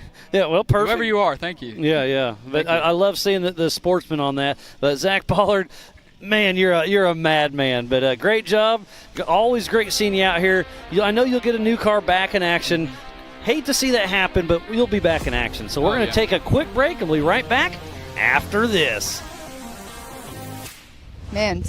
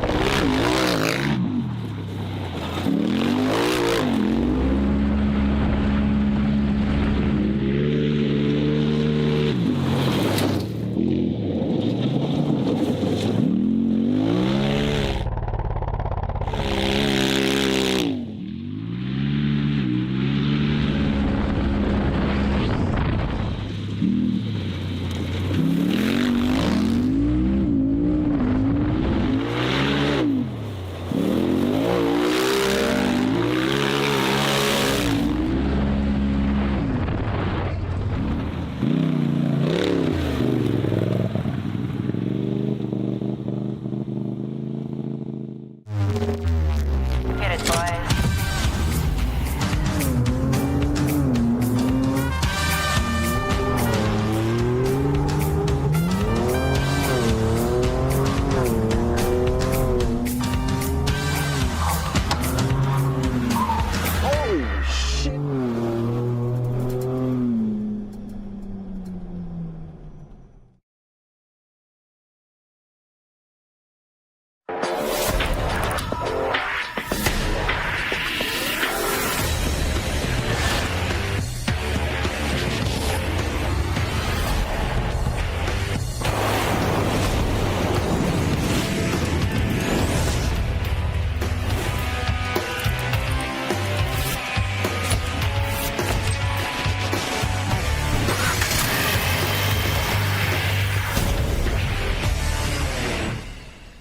We are back for the Raceline Wheels Rush Off-Road Anniversary Backs, and we are here in the Project X booth. And once again, Paul Wolf is joining us. What's up? Unofficially second place, and you pushed on that last lap.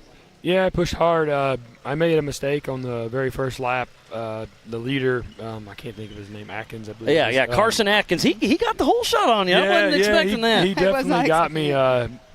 he pulled me pretty hard. That turbo on that thing looked pretty It good. ripped, didn't it? And then you were instantly in his dust. But yeah, and I was running in his dust, and I tried an option line early in the race. They get around him, and I actually let Kyle open the door for Kyle to get around me. Oh, okay. Well, I was wondering what happened because it wasn't like you to There drop was an back. option line. I liked the left line, and everybody apparently did. And so you took the right, and it wasn't I the took right the one. right, and Kyle got around me there. And then I was in both of their dust really bad, and I actually went the wrong way. There's a section up there you got to turn right, and I drove straight, and I turned around.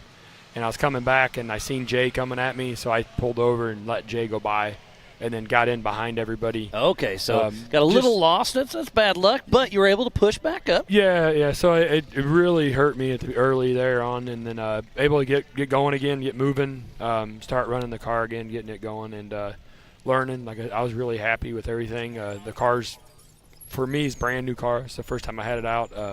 Literally put it together right before we came Wednesday. We were putting exhaust on it and the shocks on it Wednesday. So you're working on a Can-Am last minute. You're working on your big car last minute. You're down to the wire. Very hectic. You Cantrelled us, didn't you? Yes, I was did. gonna say- It was. James was in full spirit there.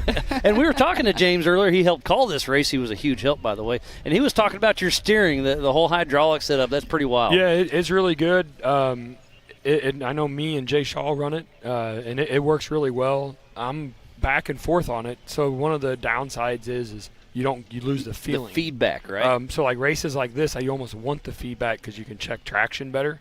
And you can feel the ruts and which way. Yeah, you can feel where the car is. But like when you get into the big rocks, like running up the rock valley there, I like to have the hydraulic steering because I can power through it if I have to. Yeah, it's not ripping the hand out. You're pushing the rocks. The rocks aren't pushing you. Yeah, exactly. So it gives and takes. Depending on what style of racing we go to is what I favor it or when I don't favor it. How hard? It'd be pretty hard to swap back and forth, correct? Yeah. I mean, it's way too much built work. into the car.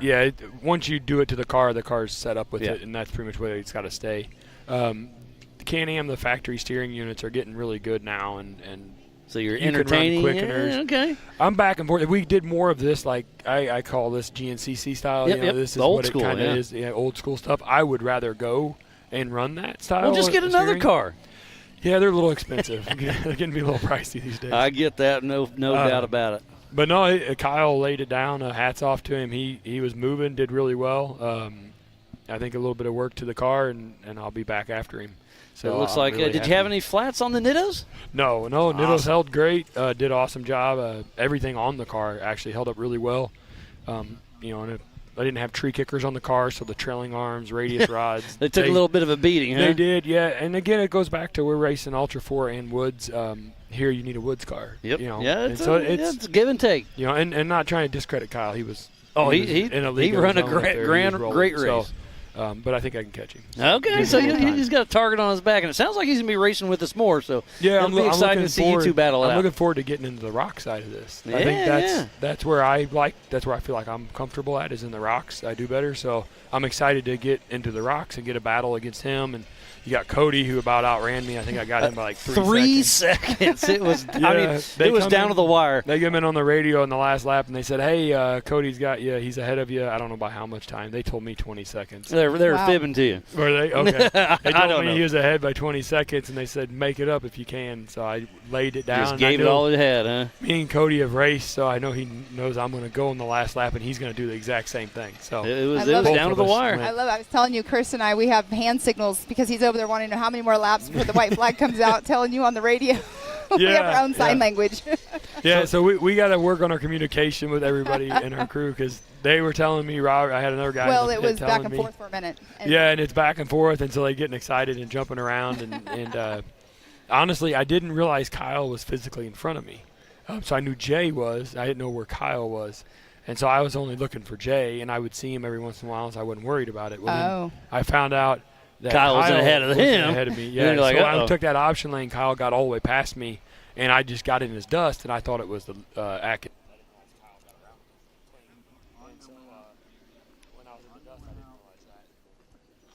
Behold, they told me, hey, he's physically in front of you. I was like, oh, wow. Yeah, you're like, Way uh-oh, too here long we go, now. huh? Yeah, I should have started pushing sooner, but the car held together. We finished, got second. I'm happy with that. I mean, that's what it's all about. I mean, it's kind of cool to see Can-Am take over the podium again. Right. So once again, yeah, top 3, 1, 2, 3 Can-Am once again. yeah, definitely. And it was awesome battle, and really happy the car held up great. A lot of good companies on there, a lot of good parts in that car.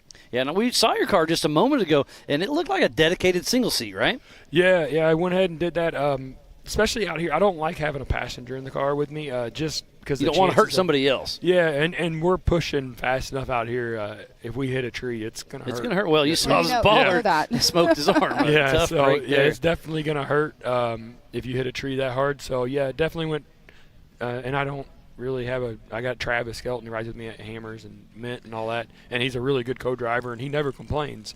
But it's just one of the things I cannot risk. Yeah, no, I 100% agree with it. But, hey, a great run. We'll see how it all shakes out. Unofficial second place. Paul Wolf, a man on the mission. I can't wait to watch you in the 4,400 race tomorrow. Yeah. Looks like we are going to go to the youth race here in a little bit, but we're going to take a quick break and have some more racing action coming up here in just a moment. So we'll be right back.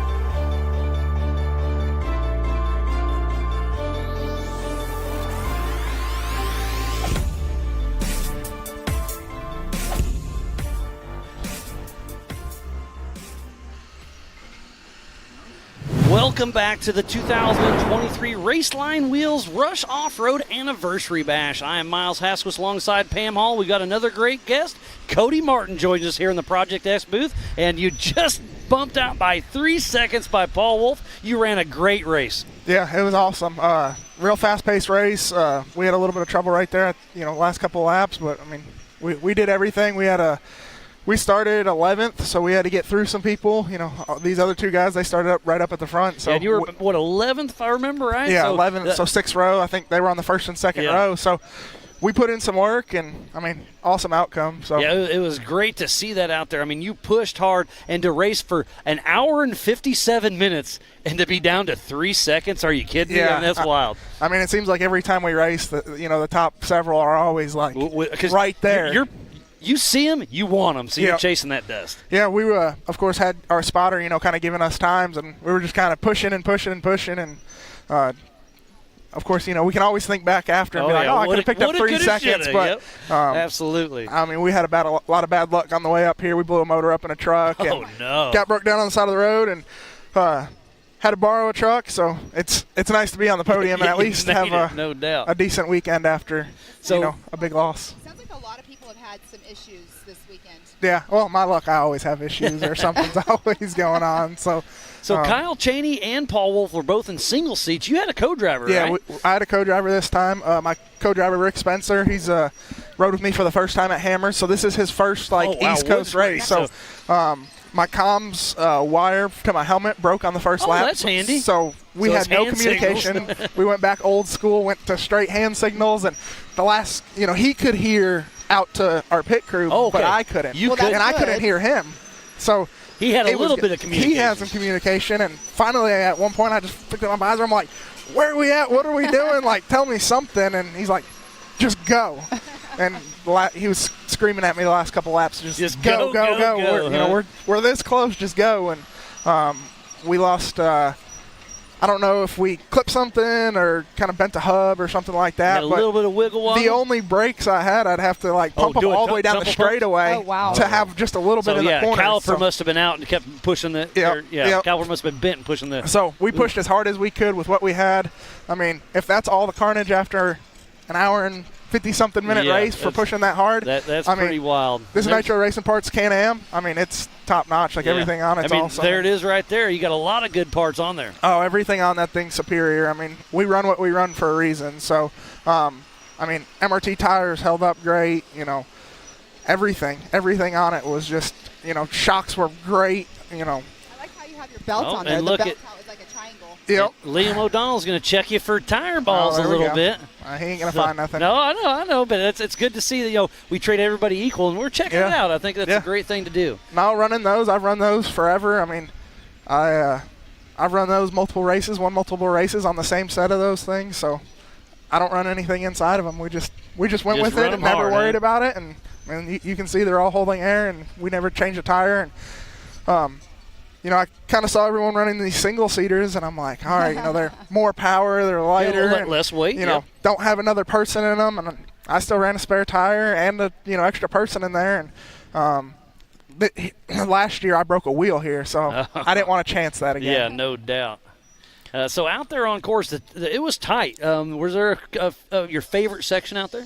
Or your least favorite? Either or. It kind of seems like every section was different every time you went through. Sometimes it'd be clear, sometimes it'd be dust, sometimes you'd be in, so right it's the on elements somebody. You're talking about. But just overall, I've always the course here at Rush. It's a fast-paced race. It's through a the woods. sprint. It's my type of track. Well, and Greaves was saying, he was going to go down one line, and there's somebody, it was all clogged, and he went down the other line, and that one was clogged as well. And it's just like, what do you do? So he had to try to make his own trail. I always try to do my homework a little bit.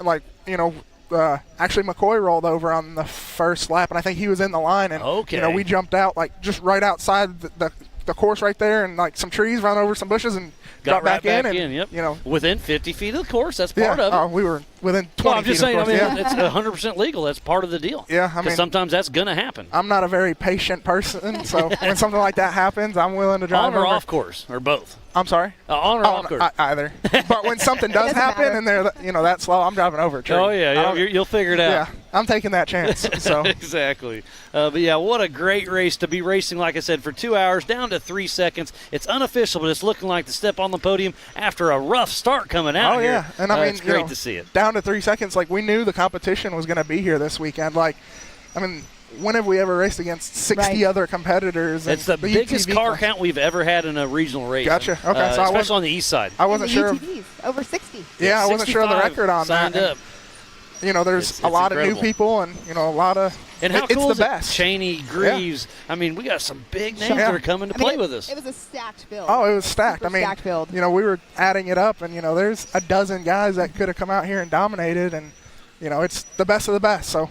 That's awesome. And that's what you want. Right. The better or the more competition you race against makes you better as well. 100%. And it pushes us more, and you get to thinking. You think outside the box. Exactly. I'm on all down and for off it. course. Well, and, we're competitive. That's why we race. You want to race against the best. I don't want to come out here and race against just lap anybody. Everybody. Yeah. That's no fun. No, I want to race against the best. Absolutely. It looks like we're It only makes you better. Oh, yeah. Right? If Yeah. there's people that are out there better than you and you're trying to push to be like that, you're only going to push yourself to get that much Right. better. Better prep, better everything. Everything. It looks like we're about 10 minutes or so away from sending out the Youth 170, so that'll be Gotcha. fun to watch. And then after that, we'll do the awards. So definitely stick around and think cheer that- on these little guys and gals. I think that's really going to cool be my see. next build. I got a 170 sitting in the shop. I've got a 3.5-year-old little girl. All right, I like it. It's I going to like be time coming soon. Heck yeah, bring the whole family affair, and that's what we push with Ultra 4 USA Yeah. is the family affair, and everybody brings their wife and kids, and now you can bring your kids out to watch you and race. Well, and the sportsmanship too. We're all here competing against each other, and we all want to win. But off the track, everyone's helping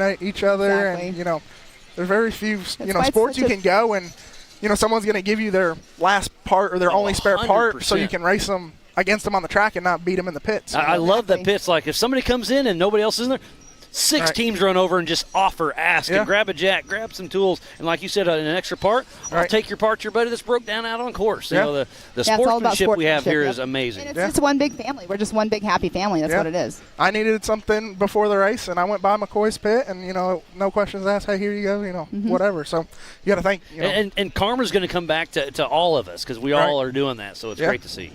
For sure. So it's been a great race, Cody. Martin, great run, unofficial third. We'll see how it shakes out, but we will give away those Laser Nut awards here in just a minute, wrapped by 360 Wraps. We'll take a quick break, and we'll do some youth racing coming up here very shortly. Awesome. Thanks, guys.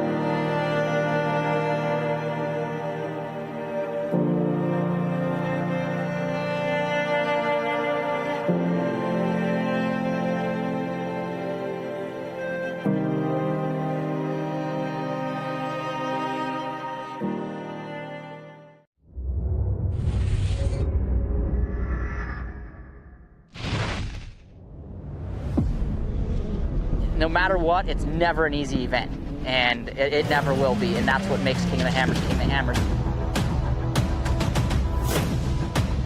Tire choice is everything. I mean, to have a tire that's reliable and consistent and drives well out in the desert, but yet when we get to these crazy rock sections, still has grip and performs, and we can hit these sharp, jagged edge rocks and not have a problem.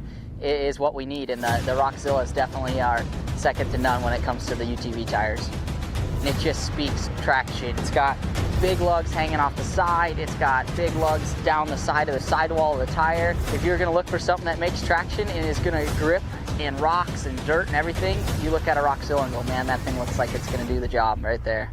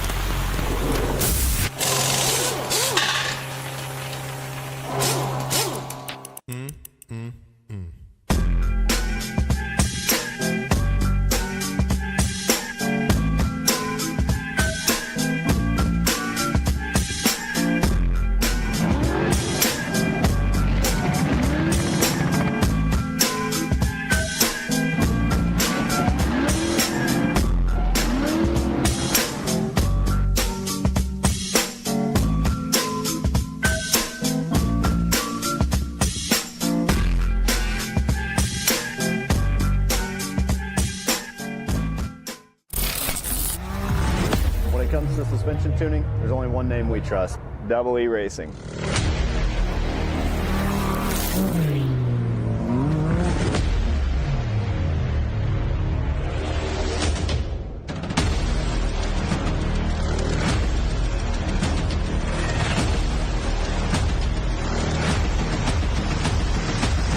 Double E Racing. We help build champions. Ready for any challenge. Maxxis tires can handle even the most punishing off-road conditions.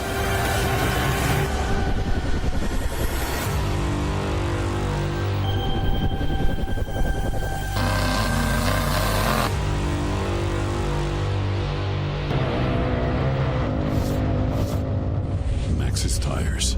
Tread victoriously. We are back for the 2023 Raceline Wheels Rush Off-Road Anniversary Bash. We are about to kick off the Youth 170 race. This is going to be a points race all year long. It'll be really exciting to see. It's going to be just right here at the Raceline start-finish line. I'm going to say it's probably a 300-yard little kidney bean-looking race, and they're going to be raced for 15 minutes, and these guys and gals are going to just give it their all, and I love seeing this, the future of our sport. What do you like calling them, the Tiny Tots? I call them the Tiny Tots. This is my favorite class because I love it. Yeah, it's great. So we have Mason Dowker, Xander Walraven in the number 118. Brian Fulcher. Brian Fulcher is in the unlimited class. And then we have Raleigh May in the unlimited class. Xander Walraven is the only one that's in our limited class here, and Mason is also in that unlimited. They're getting a sight lap right now from the one and only Mr. JT Taylor. So Brian Fulcher, Peanut, number 180 out of Fayetteville, North Carolina with Team Momentum Racing. He's in the 4900 170 unlimited class. He's in Polaris Performance East, Wheel Pros, Fuel Wheels, KMC, Mr. RPM, Air Dam Clutches, Super ATV, PCF, and CT Raceworks. Side by side is going to be Mason Dowker out of Michigan. That's Tad Dowker's son with North Shore Wasteworks in the unlimited class, and mom and dad are helping him out. We still have Xander Walraven out of Oak Ridge, North Carolina with 118 off-road in the limited class. PPEI, JW Performance, CT Raceworks, Simpson, Stylo Helmets, Double E Suspension, Murray Power Sports, Extreme Machine FB, Elka UTV Race Shop. And then we have Raleigh Hurricane May out of Townsville, South Carolina. This is Chris May's daughter. I believe he just got third in his UTV race with May Motorsports in the unlimited class. May Motorsports single seat, Maxxis Barnes 4-wheel drive, Brannick Motorsports crawl off-road, full throttle battery. So we have 4 of these young guys and gals out there getting ready to run around. JT Taylor's talking to all the moms and dads, getting everything going, but I'm getting some thumbs up. We should be racing here very shortly. So it looks like Brian Fulcher and Mason Dowker out front, and then Xander Walraven and Hurricane Raleigh May. This is going to be an exciting class. Raleigh May, she is one that will definitely not let up. She had some issues at our Legends of the Fall, and she said, no, let me go. And it was just like a little bit of a break on her car, and she kept going on. Oh, yeah. I love these it. young guys and gals out there having fun. Their parents are here racing already, so they're bringing the entire family, and that's what Ultra 4 racing is all about. Looks like Dowker is having a little bit of an issue right now. Trying to get the little 170 moving once again. Such a fun little race course for them. They just now groomed the track a little bit because our bigger cars have been tearing it up today. Absolutely. I say bigger cars, and our bigger cars really haven't gone off the line, but when you have 65 UTVs racing out here, it definitely gets torn up. So having a little bit of issue with Mason Dowker. Tough luck there. We'll see if they can get it figured out. Hurricane Riley May and Xander Walraven patiently awaiting. And then Brian Fulcher, Peanut is out front. He followed JT. Not sure what's going on, but it sounds like every time they put the gas down, it's not going anywhere.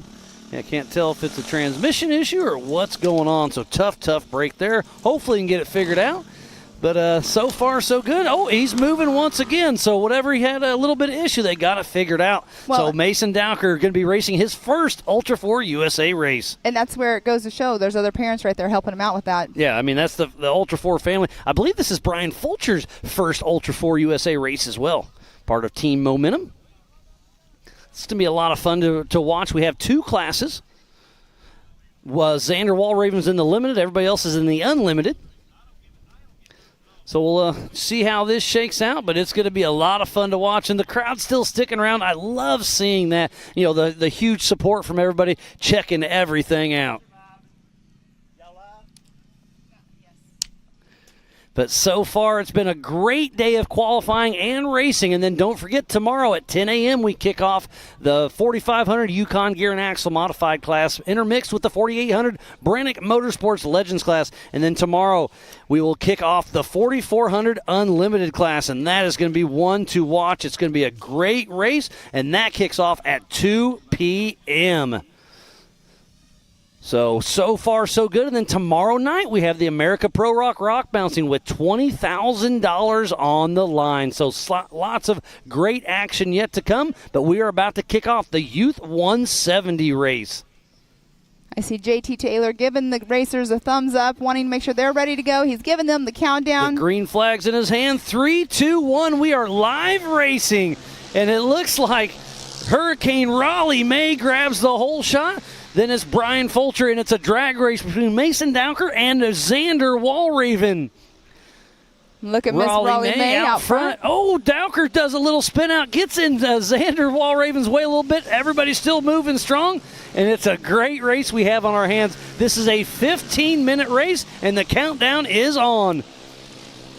What a fun race we have. Oh, it looks like Xander takes it a little wide and gives the advantage to Mason Dowker, but Hurricane Raleigh May still out front, pushing strong, but Brian Fulcher's not trying to let her out of his sight. I don't know if she really ever lifts whenever she's going into any of these corners. It's wide open all of the time.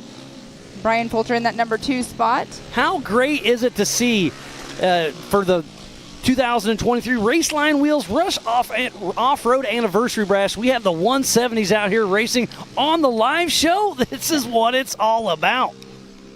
100% agree, Miles. You know those kids are out there having a blast. Having the time of their life. The parents are out here checking everything out. They're all smiles, excited, nervous. Tad's over there laughing. They're having some fun. How can you not be smiling when you see these little kids out here on race course? Having a blast. It's kind of like a circle track. You said like a kidney bean, like a jelly bean shape. Yeah, just all inside, a couple hundred yards long, but they're working the wheel.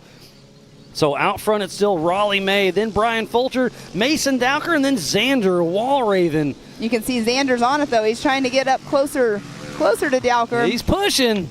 He's going wide on that corner. He needs to keep her a little inside, and maybe he's trying for the momentum. But Hurricane Raleigh May gets the whole shot and has stayed out front. We are out on lap 4 out of a 15-minute race. We're down to 13 minutes. We're 2 minutes in, so still lots of racing yet to come. But Mason Dowker and Xander Walraven are battling out front, and then Raleigh May and Brian Fulcher out front. So it's kind of a 2x2 battle. Great watch out here. Definitely pedal down for these little kids. I love it, the little tiny tots. So the fastest lap of the day right now goes to Hurricane Raleigh May with a 26.304. Raleigh? And then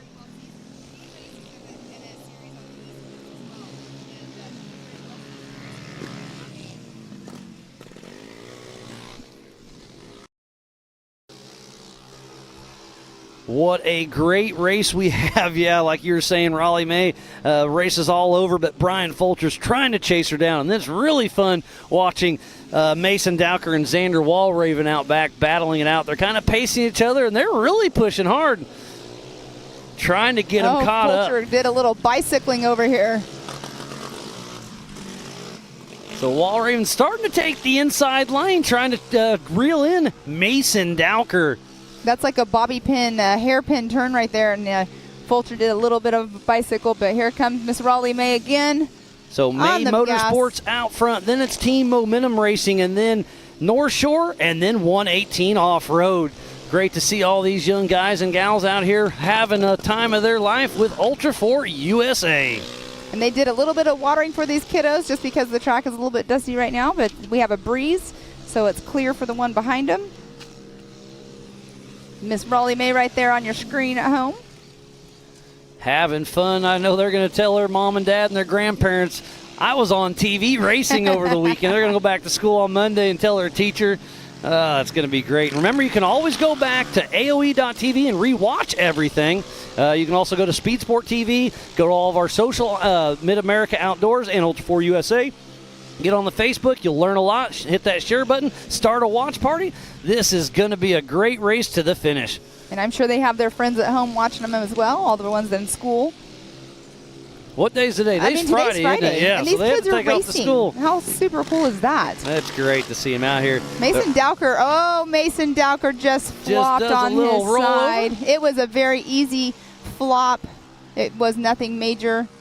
So Mason Dowker was pushing hard. It looks like he's got him on all fours. They're going to get him checked out, make sure he is okay. Raleigh May. Look, he's probably just saying, let me go. I'm ready to go. They're going to make sure the car is okay. They're pushing him off course, double checking everything. So Mason Dowker has to He was having it sounded like checked a out. little bit of throttle issues again on his car, so I'm not sure if it's doing it and he's not going to be able to keep moving forward or not. Oh, he was having so much fun and doing so well. But Xander Walraven was all over his door, putting the pressure on, and old Mason Dowker took a little bicycle and tipped her over. But I think he's okay. We got him checked out. Everything's looking good. And there's Xander right there, going right around the yellow flag. They are letting up and going easier when they go to that little bit of an area. There he goes. Mason Dowker back out on course. Like you said, it took a little tumble, but he is okay, and they're putting him back out there. And Dad's got a huge smile on his face. He went over there after the safety course already got him off. But big old smile on Tad's face. Oh, yeah. You can't get much better than that. And he's going to be, 2 laps down now, so it's going to be hard for him to catch back up. But it's still going to be good enough for a third place. Yes. Yeah, he's got some throttle issues going on with his car. Something's going on. And there you can see Brian Fulcher right there, trailing behind Walraven. And Walraven is in the limited class, only one in the limited, so everybody else is in that unlimited class. We have 15 minutes of racing. We are 8 minutes and 40 seconds in. These kids get a little bit more seat time. Yeah, we're about a minute out from halfway through this race. And there's Hurricane Raleigh May still pushing hard as she crosses the race line start-finish. Got a pretty good crowd watching the 170 youth. I love seeing that. And the future of our sport is out on course. And then right after the 170 youth, we're going to go in and do all of our awards for the day. From our oh no, Raleigh just pulled off look. the course. Raleigh May comes to a complete stop. Not sure what's going on. Tough break, but we still got 3 moves. Oh, now Mason. And Mason also has,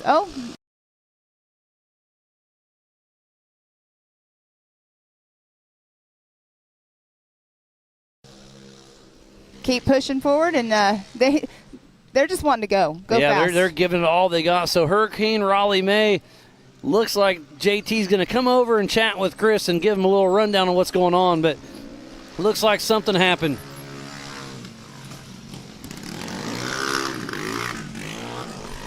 So we're going to run Chris May over there to check out the car. So tough break. She was leading the race from the very beginning, and we are right at the halfway mark.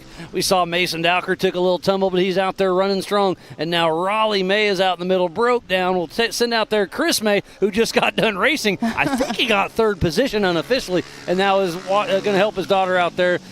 Man, what a bummer. That's such a beautiful built car. I think the only thing that would stop her from continuing on would be a broken chain on that, and those chains don't like to, they're not very friendly sometimes.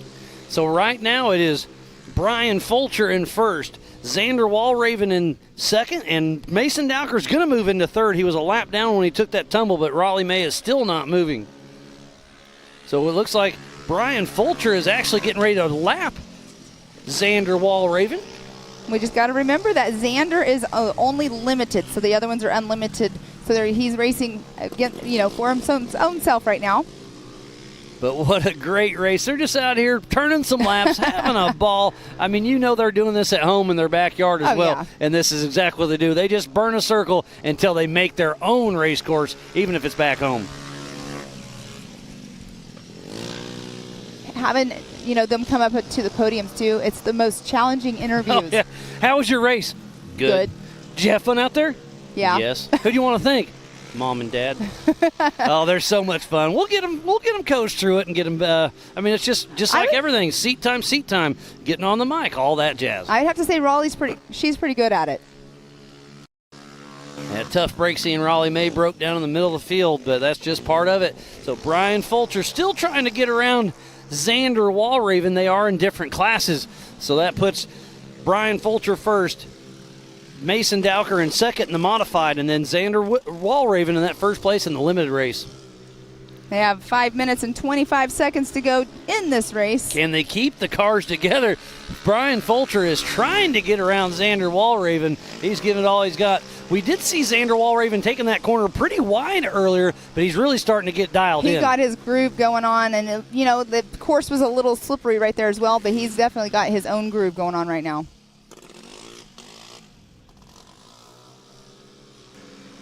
So we still have action out on course. We're following Brian Fulcher, Peanut, trying to chase down Xander Walraven.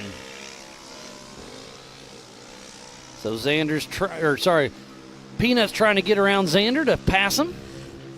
Oh, he's getting a little bit of a jump on that. Yeah, a little bit of air. A little bit of hang time. There isn't much suspension to these little 170s. Remember that too. They're so much fun. I'm so excited that there's actually a class that our kids can come out here and race in. I mean, my son started in a 170 at 5 years old, so it's pretty cool to And now he's racing MAO, and you talked about racing a little Ultra 4. We'll see what happens. Yeah, there's somebody that's volunteered to be his co-driver that's very well seasoned, too, so we'll see what happens. That'd be fun. Yes. And back on screen with Peanut, Brian Fulcher trying to chase down Xander Walraven. Remember, tomorrow morning at 10 a.m. we go live with the 45 and 48s, and then 2 p.m. tomorrow afternoon, the 4400 Unlimited class. And Pam, did you just feel that? Yes, I feel did. the front coming through. It's cooled off about 5 degrees in the last 5 minutes or so. So there is a front coming through. We'll see what happens. They're calling for some rain tonight. We could use a little bit of rain. We really could. We don't want a lot of rain. That breeze, I don't know if it was because it was a cool breeze or if it's because we've been literally sitting in the sun since 7 a.m. this morning. I'm not sure if it's just to give me the goosebumps or a sunburn. I'm not sure. No, it's definitely chilled off a little bit. It gets a little slideways there. There's your word. There's Mason Dowker. We saw him take a tumble earlier, but he's back out there and still pushing strong. And it looks like Chris May's going to have to give up on Raleigh May's car. Tough break. Made it about halfway through. We got about 3 minutes yet to go for this 170 youth race. They're getting a little bit of air on that back stretch over there compared to where we're sitting. But they are going over the jump that all of our larger cars have been going over right at the start. Yeah, it's been a lot of fun watching them out there running around all day long. We still have awards to give out here in just a few minutes, as we're at about 2 minutes, 40 seconds yet to go in the Youth 170 race here for the 2023 Raceline Wheels Rush Off-Road Anniversary Bash. And Xander Walraven, he has a time of a 12:25, I believe is what his lap time is. I can't quite see that exactly. But how cool is this? I love this. I love that these kids are out here racing, having a blast, taking Friday off of school to be out here racing. Raleigh May does have the fastest lap of today in the youth class with a 24.980. And then it goes to Xander Walraven with a 25.412. So Xander and Peanut really putting down the race all the way to the finish. Thanks for the correcting on that, because I obviously need to put my glasses on. It's a little tough to see. No worries. I got the iPad right in front of me I was checking out. And Brian Fulcher he's trying closing to get in around on Walraven. Oh, he's going to stick a nose in up and over the jump, or is he going to be able to get around? Walraven shuts the door. And Brian Mason, Fulcher's going to have to try. Mason's been checked out and all by his lonesome, racing his own race right there. Yeah, we saw him take the little tumble. Glad to see him ride it and keep going. Oh, look at he's trying to close that gap. Trying to do a little inside-outside here, maybe. That's a little bit of circle track stuff right there. 1 minute yet to go, and it looks like it's going to be Brian Fulcher going to take the win if he can hold it together. Xander Walraven will win his class, and then Mason Dowker will get that second. Raleigh May will still get in that third position, I believe. How fun. I'm watching these kids when they great. go by and their hands on the steering wheel. I mean, they're like literally counteracting with the steering. They're racing. They've been coached for sure. We are having a great race right now. It's so fun to watch these little guys and gals out there pushing it. And this little, like I said, basically a little kidney bean they're running, and they're pushing strong as they're blowing by the Amsoil Hot Pits on your left. They'll pass us. They're at the Project X booth right now. And, man, what a great day. We have been racing all day long. We started at 7 a.m. this morning. I'm getting a little burned out, but I've had a great day. Yeah, it's been a long day today, but it's been a fun day. I mean, we have a 12-hour day today. Tomorrow's going to be a little bit shorter. I mean, you say we've been on here since 7. But We've I been love here it. since I wouldn't 5:30 this ask morning. for any more. Yeah. I love this part, and I can't wait to do the racing tomorrow, and then we'll be able to watch the rock bouncing tomorrow night. Yeah, we'll definitely be watching the rock bouncing tomorrow night. It'll be a great one to watch. And the checkered flag is out. So it looks like it's going to go to Brian Fulcher getting that win. 34 laps. That's pretty impressive. What a great time. These guys and gals had such a fun race, and the checkered flag will be out for Mason Dowker. We're going to head on over to do the awards here in just a minute as soon as we get the cue to do so. Wow, what a great race. We got 4 of them out there. Raleigh did have a little hiccup, but that's all in good fun. There's Brian Fulcher. What a great run. But we are going to do awards here very soon. We're going to set up for the UTV race here in a little bit, and then we'll do the youth race as well. Been a great time. So it looks like here comes Walraven. Going to be come in and have a little chat. Their parents are coming to check them all out. And Matthew gave them the number 1, a big old smile. Look at all the parents have the biggest smile out there. I absolutely love it.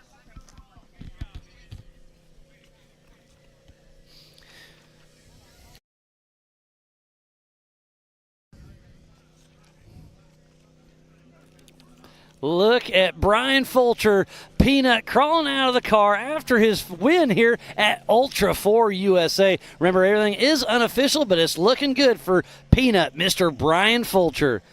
Unofficial winner for the modified class. And then Xander Walraven, the unofficial winner for the limited class. Mason Dowker gets that second place. And Raleigh Mays getting pushed in. She was having fun until she wasn't, but we've heard that story all the time. But it's great to see him out here having fun. Looks like everything's going to be okay with it. Look at the kids all out there giving each other handshakes. I love seeing that. Learn them young, and they'll do the right thing for a long time.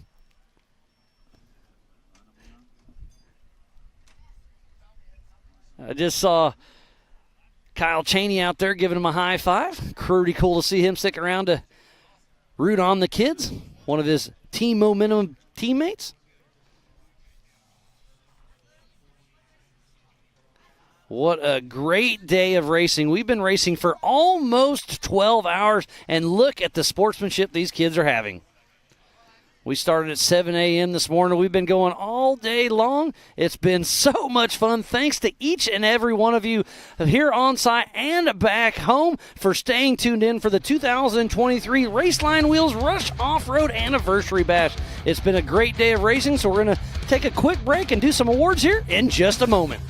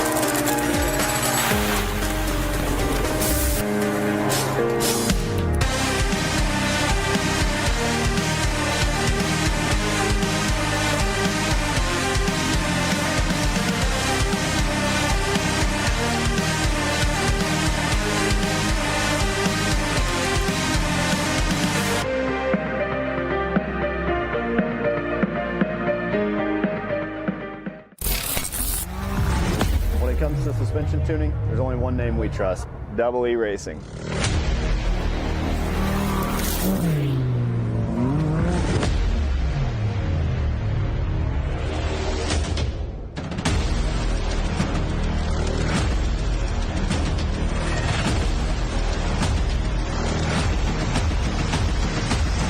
W Racing. True. We help build champions. Correct. Welcome back to the 2023 Raceline Wheels Rush Off-Road Anniversary Bash. We're trying to get everything going up. I think we're going to be doing awards here in just a second. We sent Pam Hall up there. We're trying to round up all the kids. We'll get out some of those Laser Nut 360 wrap awards, hand them out, do another quick break, and they'll be giving away the 4,900 UTV awards as well right after that. So it looks like we're going to try to get everything rounded up. So Pam, I'm going to send it up to you. Take it away, Pam Hall. Thank you.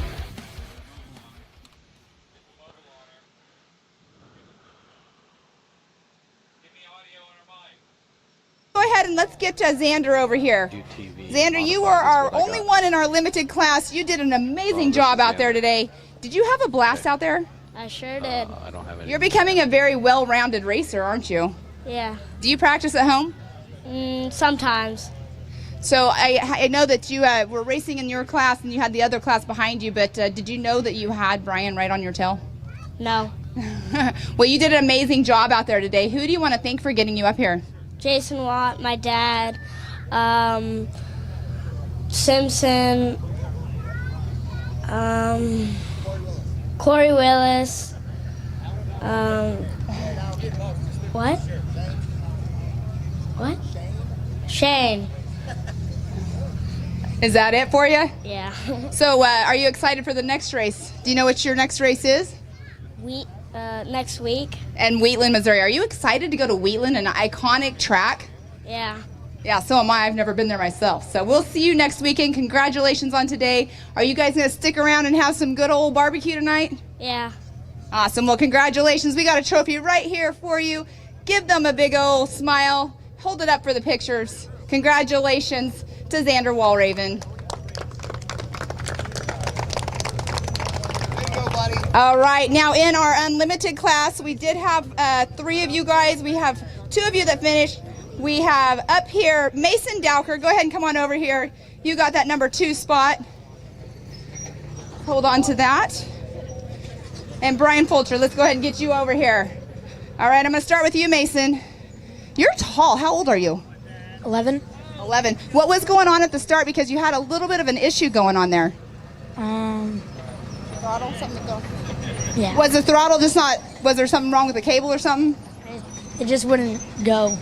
Like, I'd try to drive it and then it just like cut out. Okay, and then you got going and you decided to flop. Was that planned? No. Well, you did amazing out there. Who do you have to thank for getting you up here today? My mom, my dad, my grandpa, all the guys that are helping me and my dad with the race cars. Yeah. Awesome. Well, congratulations on that number 2 spot, Mr. Mason Dowker. You get to stick around because your dad's going to be racing this weekend. Let's go ahead and move on over here. All right. Oh, actually, hold on. We have Miss Raleigh May. Let me get Raleigh May. You stay right there. Raleigh May.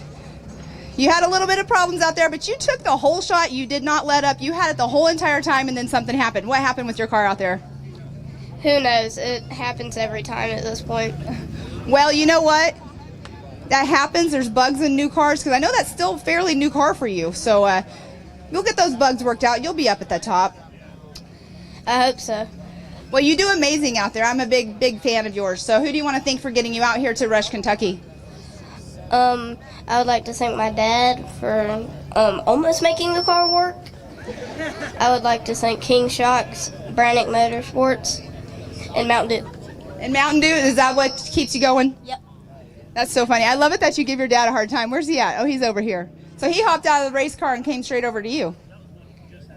Well, I mean, he can't really fix it at this point. It's broken so bad. Well, when are you going to get in his co-driver seat? Hopefully soon. Awesome. Well, congratulations, though. You did amazing out there. Even though you had issues, it's called racing. We all know it. So congratulations, and we'll see you at the next one. Thank you. All right, we're going to move right on over here to this number 1 spot. Mr. Brian Fulcher, you were on it the whole time. Did you have a blast out there or what? Yes, ma'am. I saw that you were trying to get past Mason. You were on his tail the whole time. Was it fun? Were you trying to learn his lines? No, ma'am. No. It was a good day out there, though, wasn't it? Yes, ma'am. Well, you are very polite. Listen to you calling me ma'am. You're making me feel old. Yes, ma'am. I love these little kids. The Tiny Tots are my favorite class. Who do you want to thank for getting you out here today? Performances, Team Momentum, CT Braceworks, my dad, my mom, Casey Parker, Robert Parker, and Nathan Parker. Well, congratulations on that number 1 spot. You have quite the sponsor list there. Let's get a picture for these kiddos. Congratulations. We'll see you guys at the next one.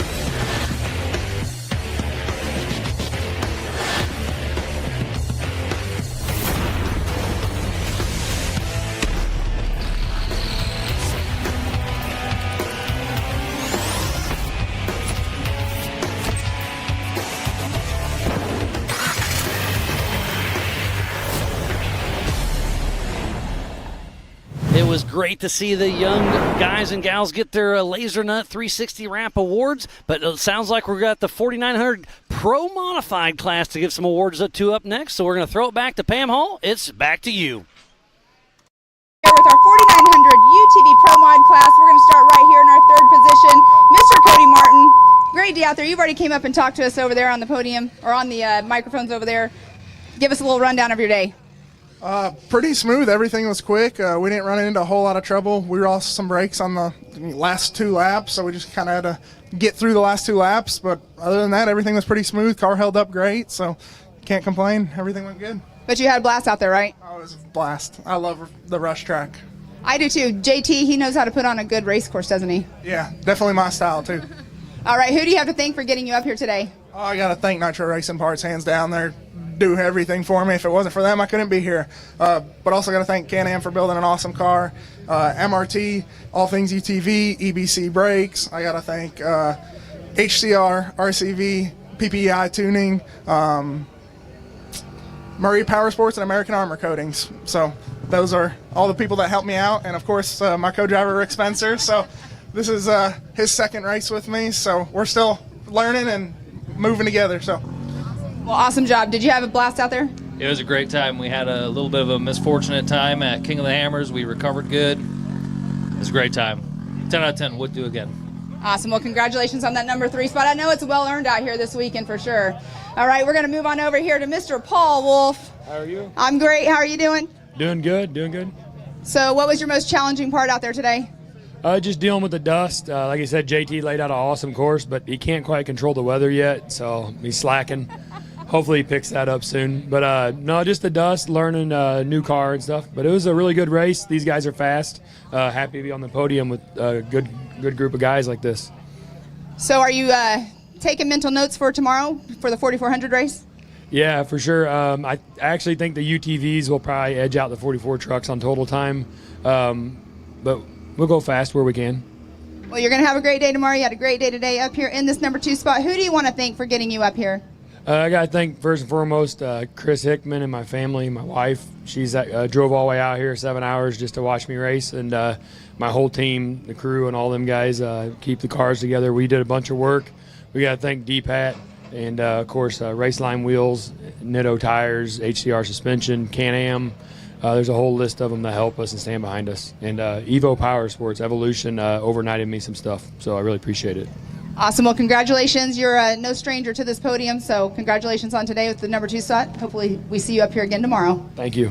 All right, we're going to go over here and top off this podium with Mr. Kyle Cheney. Definitely no stranger as well. You are a 3-time King of the Hammers winner. Now you're up here with your first regional racing with us on top of the box. How do you feel? No, it's awesome. You know, I kind of, everybody thinks I'm a short course racer, but I'm really not. I started racing woods. So, this was right up my alley. Actually, this was, way more open than what we used to race. So, a 72-inch car would never go around the tracks we used to race. So this was awesome. I had fun. The track layout was great.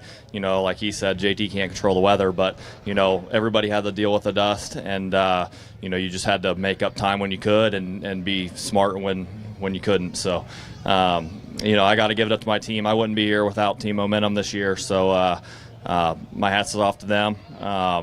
Can-Am swept the podium today. That track was rough on cars, and all three of us, probably no issues. We were all on the wood. My guys were telling me just keep pushing, keep going, and there at the end of the race, we were all pretty close. So it's awesome racing with these guys. That was one of the reasons I wanted to come. Some good competition at these races. I don't just like racing by myself, but pretty much anywhere I go, there's great competition now, especially with all the Mid-America stuff, the short course stuff. There's get all the top guys that come there too. So, it's just great everywhere you go. You can finally now race against the best of the best. It's not like you just go to Hammers and that's where you race against all the fast people. Now, almost everywhere you go, you're racing against top guys. So, that's freaking awesome. And, I got to give it up to, Evo Power Sports, Factory UTV, Raceline Wheels, Yokohama Tires, Jeremy, my mechanic, for putting my car together. And now he's going to have a bunch more cars to put together too. So, he don't sleep. So. Well, congratulations for being up here on top of the box. We'll see you all season out here. Let's give it up one more time for Kyle Cheney, Paul Wolf, and Cody Martin.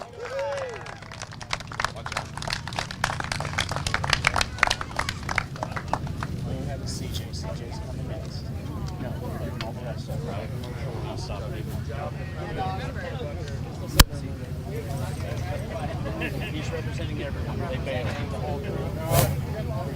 Okay, I will. There you go. I'll hold them all. What a great race we had for the Pro Mod class. We still have the stock and the open class yet to come.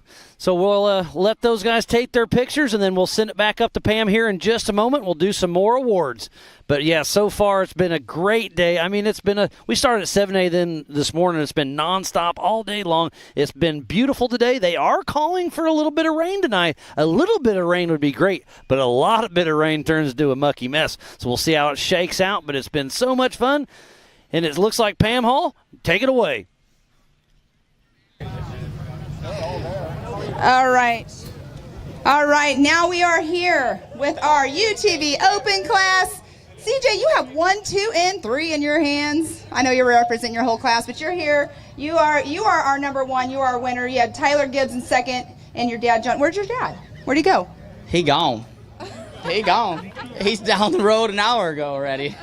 Well, at least we got an interview with him down there early on. Give us a little rundown what you thought about being out here at our first regional race for you.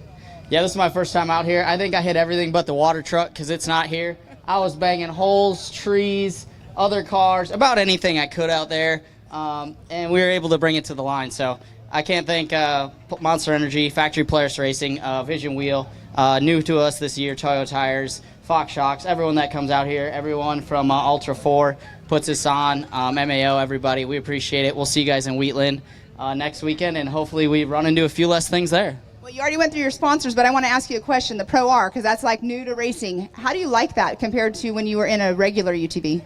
Yeah, for being a car that's about 6 or 7 feet long and shouldn't be going through the woods like that, it does pretty good.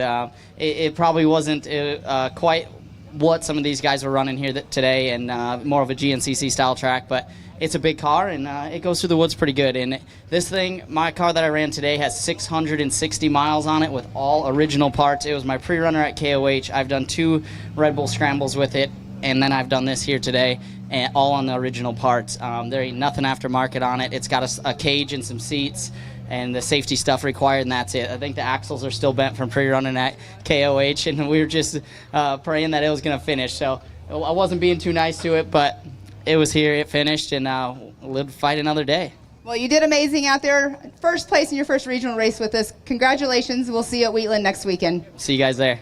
All right, so give it up for CJ Greaves, Tyler Gibbs, and John Greaves. As soon as he's done with his photo op, we're going to bring in our stock class. So Jason Wofford, Jody Ford, and Chris May.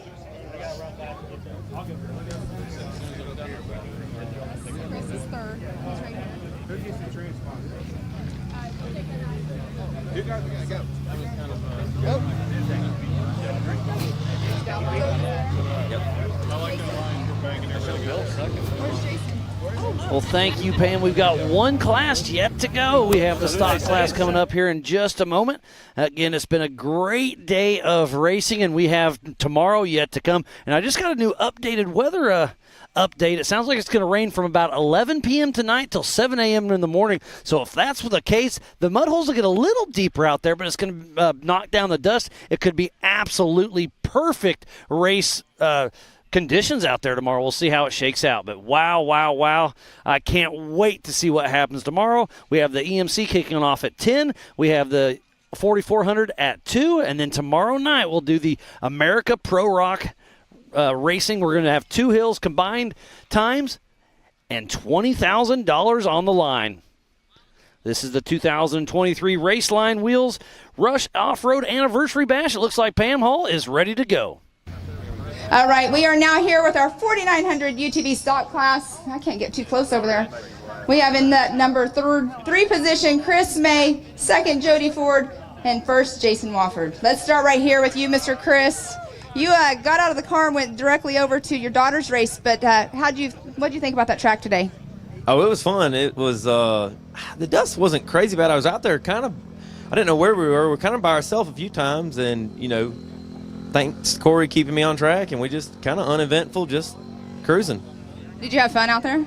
Oh yeah, it was a good time, real good time. So. I'm going to ask your co-driver this question. What was your least favorite part about the track today? Probably just the downhill right here, just because of the hole at the bottom. But honestly, the track was awesome. It was fast, flowy. Chris kept it on all 4 the whole race, so we're thankful. Well, that hole wasn't there till you guys started racing today. Yeah, true. Who do you have? Go ahead. It's Team Mayday. It's Corey Day and Chris May. Team Mayday. So 3rd place. No, thanks Team Indiana, Maxxis Tires, Raceline Wheels, and thanks to my wife and daughter for coming out here and enjoying this. So good weekend. Oh, wait, before we finish up, because your daughter's giving you a hard time every time she's up here on the podium. What happened to her car out there? I don't know. I think it might have been a fuel pump. We've had the worst luck. We drag that thing all over the country. She's usually winning, and it breaks. So it's just bad luck. And my car doesn't break, and believe me, she lets me know that.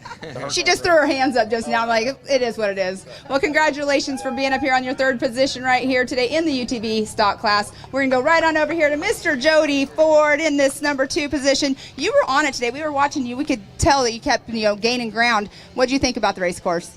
It was a ton of fun. It was fast and flowy, like they said. The dust was bad, but every now and then we'd get out of it and be able to make up some time, and tight, and just it was a lot of fun. We started picking up the pace after lap 3 and gaining some ground and had a blast. Well, you guys were doing awesome out there. What was your favorite part about the race course? The long, high-speed sections that flow and the curves, you can just really fly through there, and it's so smooth and just it's tons of fun flying through there. Yeah, so what did you think? I'm going to ask you about this. Over here we had this Brannick bump over here. What did you think about that uphill? It was good if we made the turn. We always blew that first turn to go left, but we still had a lot of fun. The very top of it was a nice little hop, land, and then get back in the throttle, so it made it smooth and fun. It was a good time.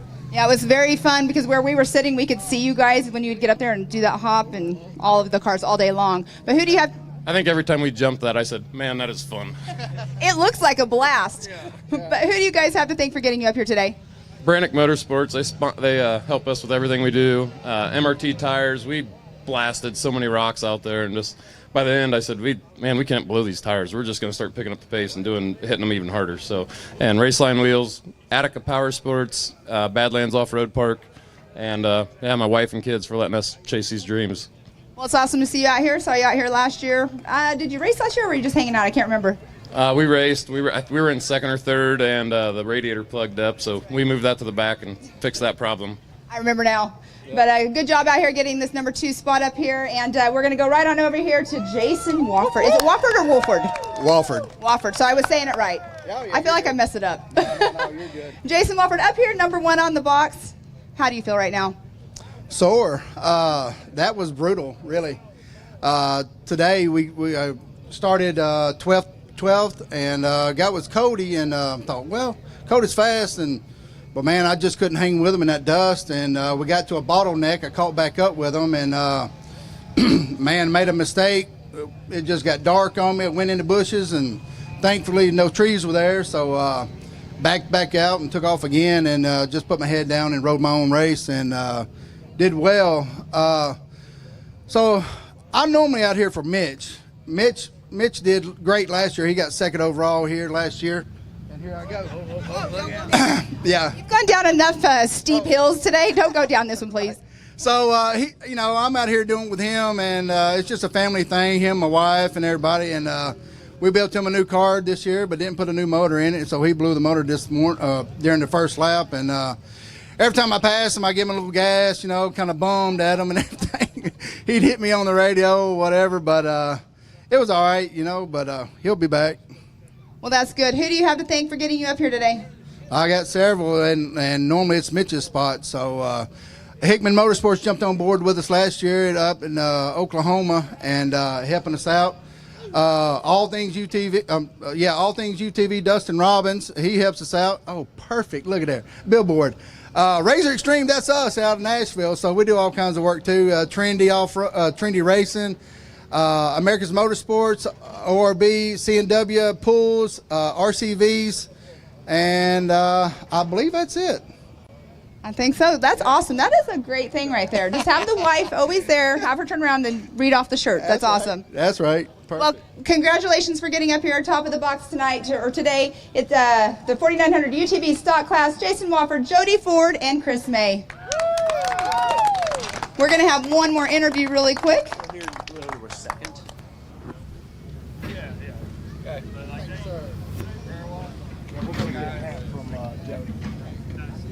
So CJ and then him. When you're done, I'll give him that white shirt.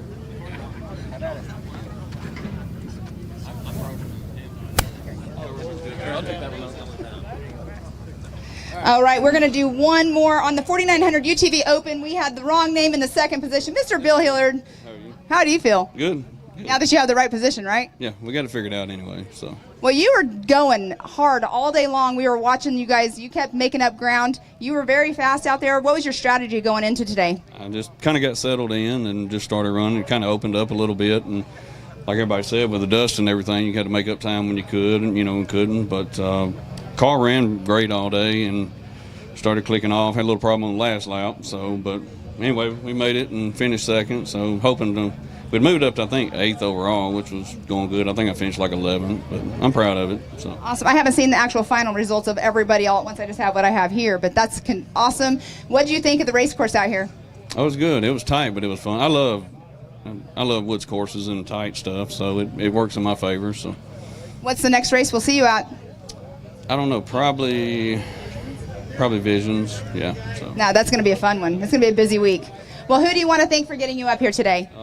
Thank the Lord first, keeping everybody safe. Dustin Robbins, All Things UTV, Seth, Scott, everybody that pitches in helps, and it's like a big family. Everybody jumps in, helps everybody. NRP, MRT tires. I guess that's about it. Awesome. Well, congratulations on that number 2 spot up here for our UTV Open class. And we're going to get a photo op for you really quick, and we're going to go back down to Miles in the booth. Well, thank you, Pam, and congratulations to everybody who made the podium today for the 2023 Raceline Wheels Rush Off-Road Anniversary Bash. It was a great day of racing. We started at 7 a.m. We've been live for 12 hours. It's been great, but tomorrow is another great day of racing. Tomorrow morning, remember, everything is Eastern Time at 10 a.m. The 4500 Yukon Gear and Axle Modified class, along with the 4800 Brannick Motorsports Legends class, will be racing at the same time. And then at 2 p.m., the 4400 Unlimited class will do a 2-hour race. So you do not want to miss a thing. So make sure you set your time. We will be going live tomorrow at 10 a.m. Again, on half of the entire broadcast team, I am Miles Haskell alongside with Pam Hall. We were going to sign off and see you tomorrow morning.